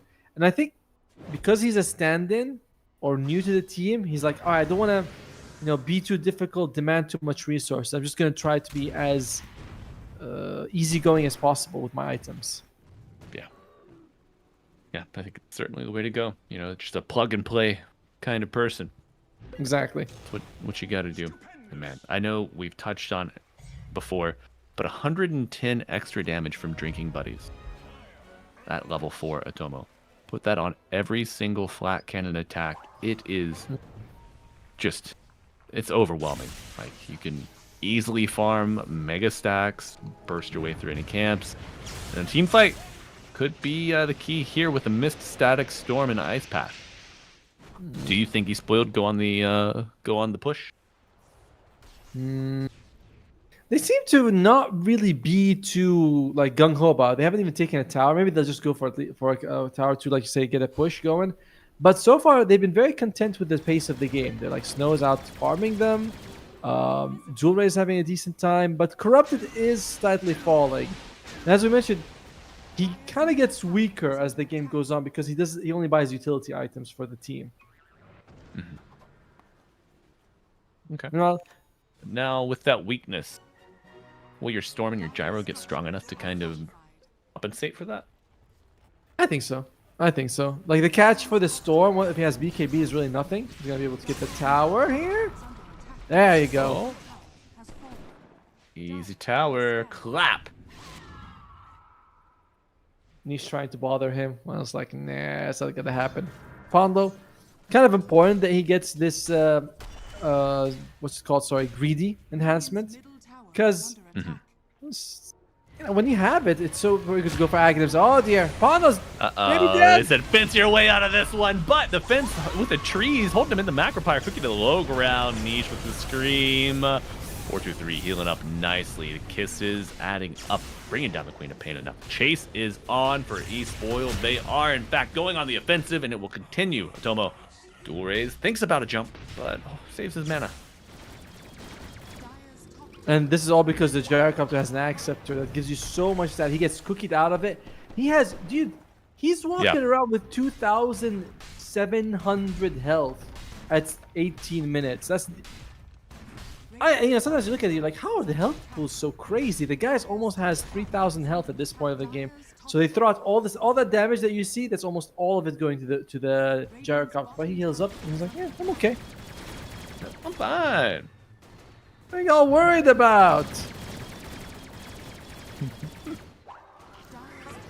2,700 health. Oh god. And that fight kind of starts showing you that Esports very much ahead in this moment of the game. As 8,000 sub Radiant's 20. bottom tower is under attack. that could be a name of a band, you know? 8,000 sub 20. Why not? As Okay. Oh, nice glimpse, but that will allow for the TP. Fortnite man, it's not really his fault. You know, I think he TP'd as soon as he could, but it was a little bit delayed. They can't get the roll off just in time. And Tormentor. Despite what? despite sort of the Pango being more of a late game hero with the way he builds, you know, the axe scepter, diffusal basher, and corrupted focusing on utility, they both have the same net worth. That's very good for corrupted. The slaughter. Oh, what a jump! Oh yeah, with the zip and ice path on top. Niche somehow surviving. Not long enough. Fortnite Man rolling through, but already losing 2. Fortnite Man forced to withdraw. Holy Missile still tracking its target. Persistent as ever. I think that's the cast range for that spell's crazy. And you can see it flying all the way there. And it's going to be the Tormentor. Could go for the Snapfire. Oh, does the Snapfire she's Unreal. so fun. Unreal. Yeah, 5.3k net on the Snap. 5.2 on the Tusk now with the acquisition of the Shard. Corrosive Haze, Drinking Buddies, Gyrocopter. It's just dead. I would not be surprised to see them take Roshan after that. Maybe they'll take the Wisdom Shrine first and then go for Roshan. And Yeah. this is one of the nice things about the Snapfire is when you get the Shard, you're basically able to farm for the rest of the game. I mean, you're mostly able to farm even with a maxed out Scatter Blast, which is what he went for. But Scatter Blast and Cookie, every camp just melts. As there you go. Well, that's just Scatter Blast. I mean, that's just the Cookie. Scanning. Niche, not wanting to give a single bucket up. You know, there's just saying no easy buckets, Atomo. So, what you'll say whenever you're playing maybe a lesser opponent, you still, even though they're not as skilled as your normal opposition, you still don't let them score when you can stop it. No easy bucket. That's why I tell my son all the time. And Exactly. When he would be playing Yeah. basketball with you, you'd shoot up at the little toy hoop and you smack it out of the air. You say, "Sorry, son, no easy buckets." No, we arm wrestle a lot, and usually I'm like, you know why you're losing? Because you didn't eat your vegetables. And then when he eats the vegetables, I have to actually let him win, which sucks because I don't want to, I don't want to lose. I want to win all the time. Right, you're losing to a child, man. You don't want to lose to him. Come on. Where's your sense of pride, Atomo? Nah, your sense of pride comes from your boy. I get that. It's a good bait and switch. Yeah, for him Are there eating any good bait and carrots. switches that worked on you? Yeah. Oh! No bait, just a switch there. eSpoiled, change it up. Keep getting these kills. There we go. Oh, yeah. Roshan. Yeah, there was a good bait and switch that used to work on me. It was eat or go hungry. Not really a bait and switch at all there. That's just pure consequence, my guy. Well, the consequences that most wanted going through is that eSpoiled is taking Roshan, and you know this game is unfortunate because it's looking like the game 1 and 2, where one team is absolutely dominating, and the other team seems to kind of be in that autopilot farm mode, I call it, where you know, they go from camp to camp, farming up. And that's kind of it. Everyone's kind of doing the stuff they should do. Oh yeah, I'll ward, I'll de-ward, I'll get with the item I need, but it's not like pushing back on anything eSports is doing. And I think a lot of that is Is under attack. just due to the lack of hard control, like hard, Yeah. immediate, direct control that we see on the side of Most Wanted. You've got Abba, the Quap, the Disruptor. You know, they all have great skill sets, great toolkits, Dire's bottom tower but the is composite under attack. is just not there when it comes to these run and gun kind of attempts. Oh wow. Oh, Storm able to zip all the way back in. Still gets the bounty rune. Ponlo trying to make some plays happen. How much is his mana regen? He's using bottle a lot because I'm trying to see. 26 mana regen now on dual raise. He's got 12 galvanized stacks as well. And it is shaping up pretty ugly for Most Wanted right now. Oh, 25. He still has the clarity running. So without the clarity, 17, 16.7. Int tread 17.4. Okay. I didn't see the clarity. Yes, so just 17 mana regen. That's nothing. I want him to be able to constantly just jump from one fountain to the other. That's all he needs to do.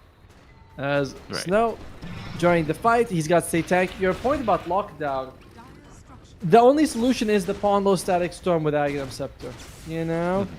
Which we talked about being a very important thing. But Ponlo is the least farmed hero on the map. He is thinking about the Axe Scepter, but he wants to go Glimmer and Ghost Scepter first. Ponlo... We're never seeing the Axe, bro. I have a bridge I want to show him because I might be ready to sell it. Okay, Blade Mail. You know, this was not an item that we touched on earlier for Abaddon, but a Rolling Thunder with the Macropyre on top of it. Abaddon still goes down without the borrowed time available. Now Shakiro gives it up to... And it's off to the races. Slardar even crashing to the high ground will return to his buddies. Good time pals. Comrades in arms as they will dismantle this tier 2 tower. God, drinking buddies make it stop. I like what they're doing on eSpoiled with this triple BKB on their cores. I think Storm also has one. Yes, all three of their cores have BKB. When you're ahead, damage is usually not an issue. Even if you don't, you don't have to build damage items. You may get one or two, but you just want to make sure you don't give away dumb kills. Oh, you jump in. Oh no, sorry guys, I get stunned or silenced. You don't need more damage because you have it from your levels and your talents. So triple BKB, eSpoiled, no easy basket for Most Wanted. No easy bucket. Oh. I do appreciate the ready employment of the term though. Thank you. That's very good. But I mean, baskets, yes, baskets are the commonly referenced. Shot, you score, boom, a basket. Yeah, you made a basket, but no easy buckets. If you wanna sound legit. They'll be like, this guy is definitely a tourist. He is definitely a tourist. Exactly. I want to keep you not discovered. Yeah, then they'll be. I say, no easy bucket. They're like, oh yeah, one of us. You're like, yes, Habibi, I am one of you. I'm like, oh no. As Niche. Maybe still one of us. I'm unsure. Look at that. They're fighting in different places on the map as Corrupted making space on Niche, where meanwhile Snow as well as Dual Race taking this barracks. 25 seconds for the Aegis. Blade Mail. Blade Mail. Oh my god, look at the damage, bro. Storm wants to die. He says, let me use this Aegis. Come on, boys, bring it. Now Corrupted finds Ponlo. Niche also discovered. Dual Raise is very low. Still has Aegis in tow. Only 5 seconds. He's got to choose death or regen. What will it be? It's going to be death. Okay, that was so close. Snowball forward, and now the Static Storm on top. Will Snow be able to bring down 4-2-3? The answer is yes, and now Storm Spirit joining the fray. They get a third and final kill of this push. Backdoor protection. Not last for long, Tomo. Full lane bottom.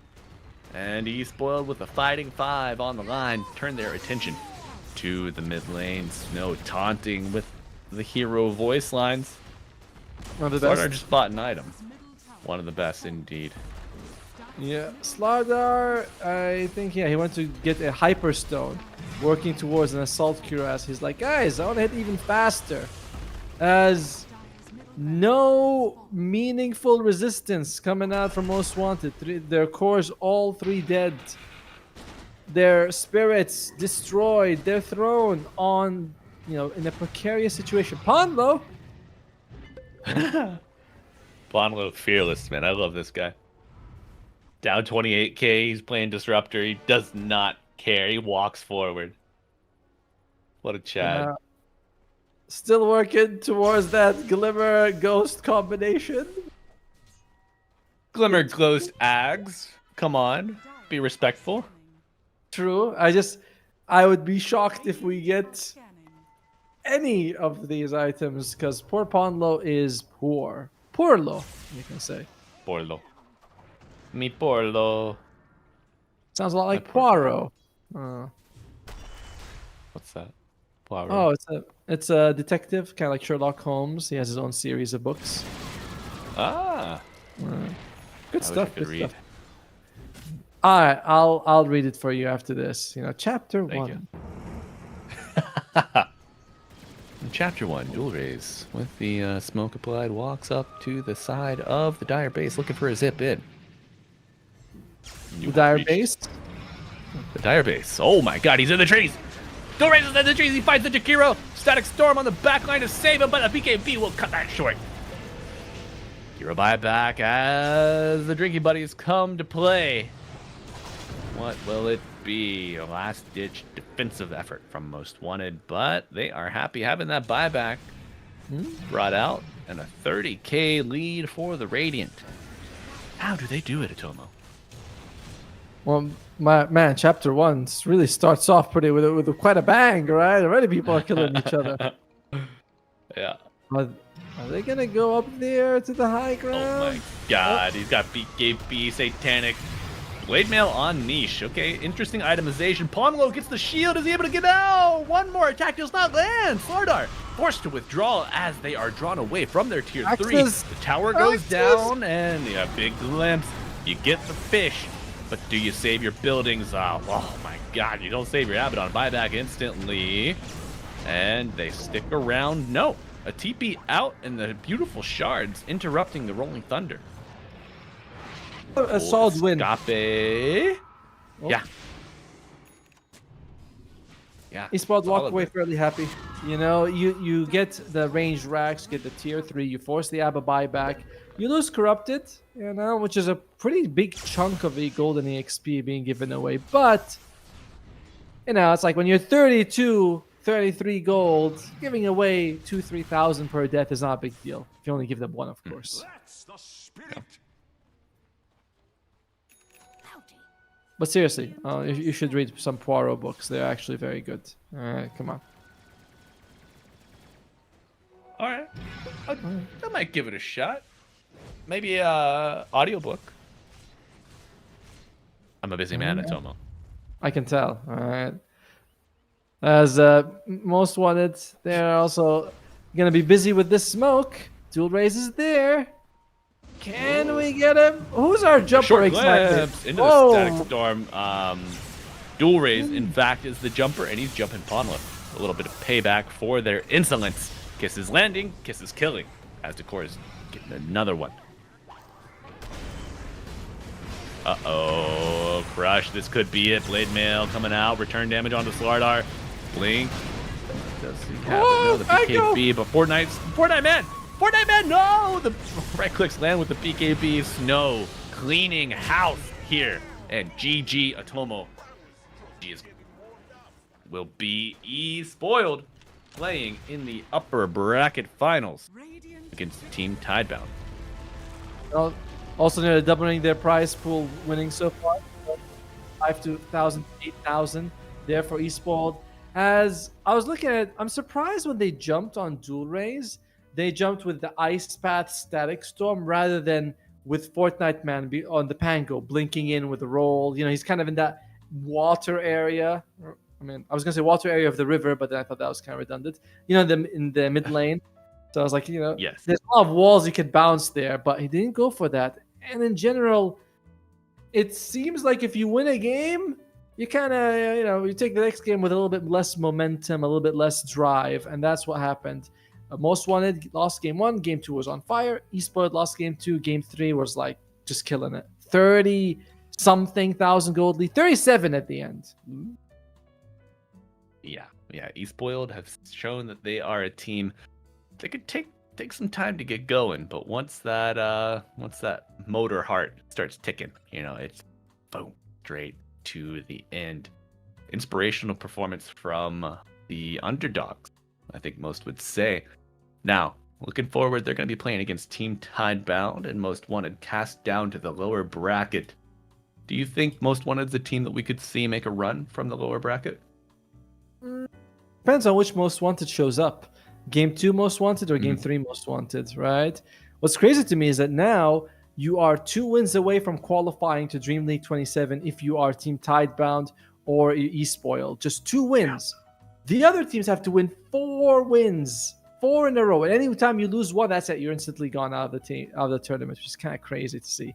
So It's a lot of pressure. It's a lot of pressure. It is. Elimination on the line like that. And for a chance to qualify for the $1 million, the biggest tournament as well in DreamLeague 27. So massive.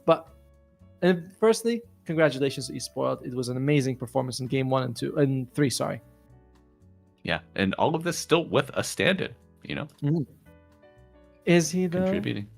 Is he? Yeah, that's the question. That's the question of the hour, Atoma.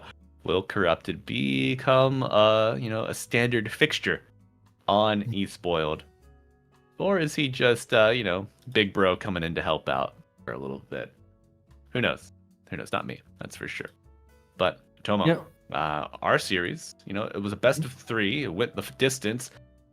It felt just like it's over in the blink of an eye, man. But with that, any closing thoughts for the day? We're done. Yeah, it was, again, it wasn't quite the back and forth we were hoping for, but it's still interesting because you can watch teams that are winning and see what they do to make them win. So, I really enjoyed watching eSport not get greedy in Game 3, going for these BKBs, being a little bit more careful. Like, when they forced the Abaddon buyback in the top lane, they're like, all right, we don't have to go for more. So, a lot of discipline by eSport, which we love to see, and I'm hoping that they give Tidebound a run for their money in the next couple of days. Yeah, Tidebound, also a team that they started off a little rough, but now unsure of where they're playing from, if there's lag involved or whatnot, but they seem to be playing in a much more cohesive manner. Interesting drafts, and they've been playing fast too. They won their earlier series today, 2-0. I think the games were like low 30s.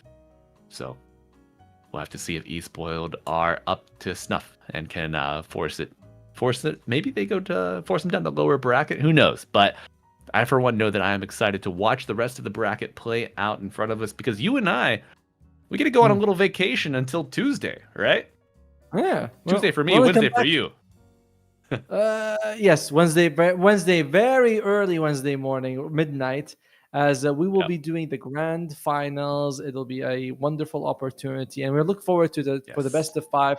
And then it's going to be either Team Tidebound or eSpoiled guaranteed because they are in the upper bracket finals already. So one of these teams, either China or Europe, will be there, and then we'll see who'll be joining them. But that's going to be something that we're going to find out through the next couple of days. But, we'll be chilling while other people do all the work. All right, we do have some amazing, other amazing caster pairs, so please be sure to tune in. You'll be able to watch the likes of, I think, we've got Beowulf and Rojo covering some series. Also, in addition, we've got, Winter's finished, but we've got Ares and, who is our buddy with Ares and Lizard? Yeah, man. We got a star-studded cast bringing you this fine Dota 2 action as ESL DreamLeague Division 2 Season 2 gets deep into playoffs. So, folks, over the next couple of days, please stay tuned in to ESL_Dota 2. Matches will be running at the same times that you saw today on Sunday, Monday, and then finally Tuesday. So, thank you for tuning in, and we will see you soon. Bye-bye. Sure gonna be a cold winter, baby, without your loving around. I will be waiting until you come back home. Sure gonna be a cold winter, baby, without you here with me. So come on back. Don't keep me waiting. I need your company. Ooh, I know I did you wrong.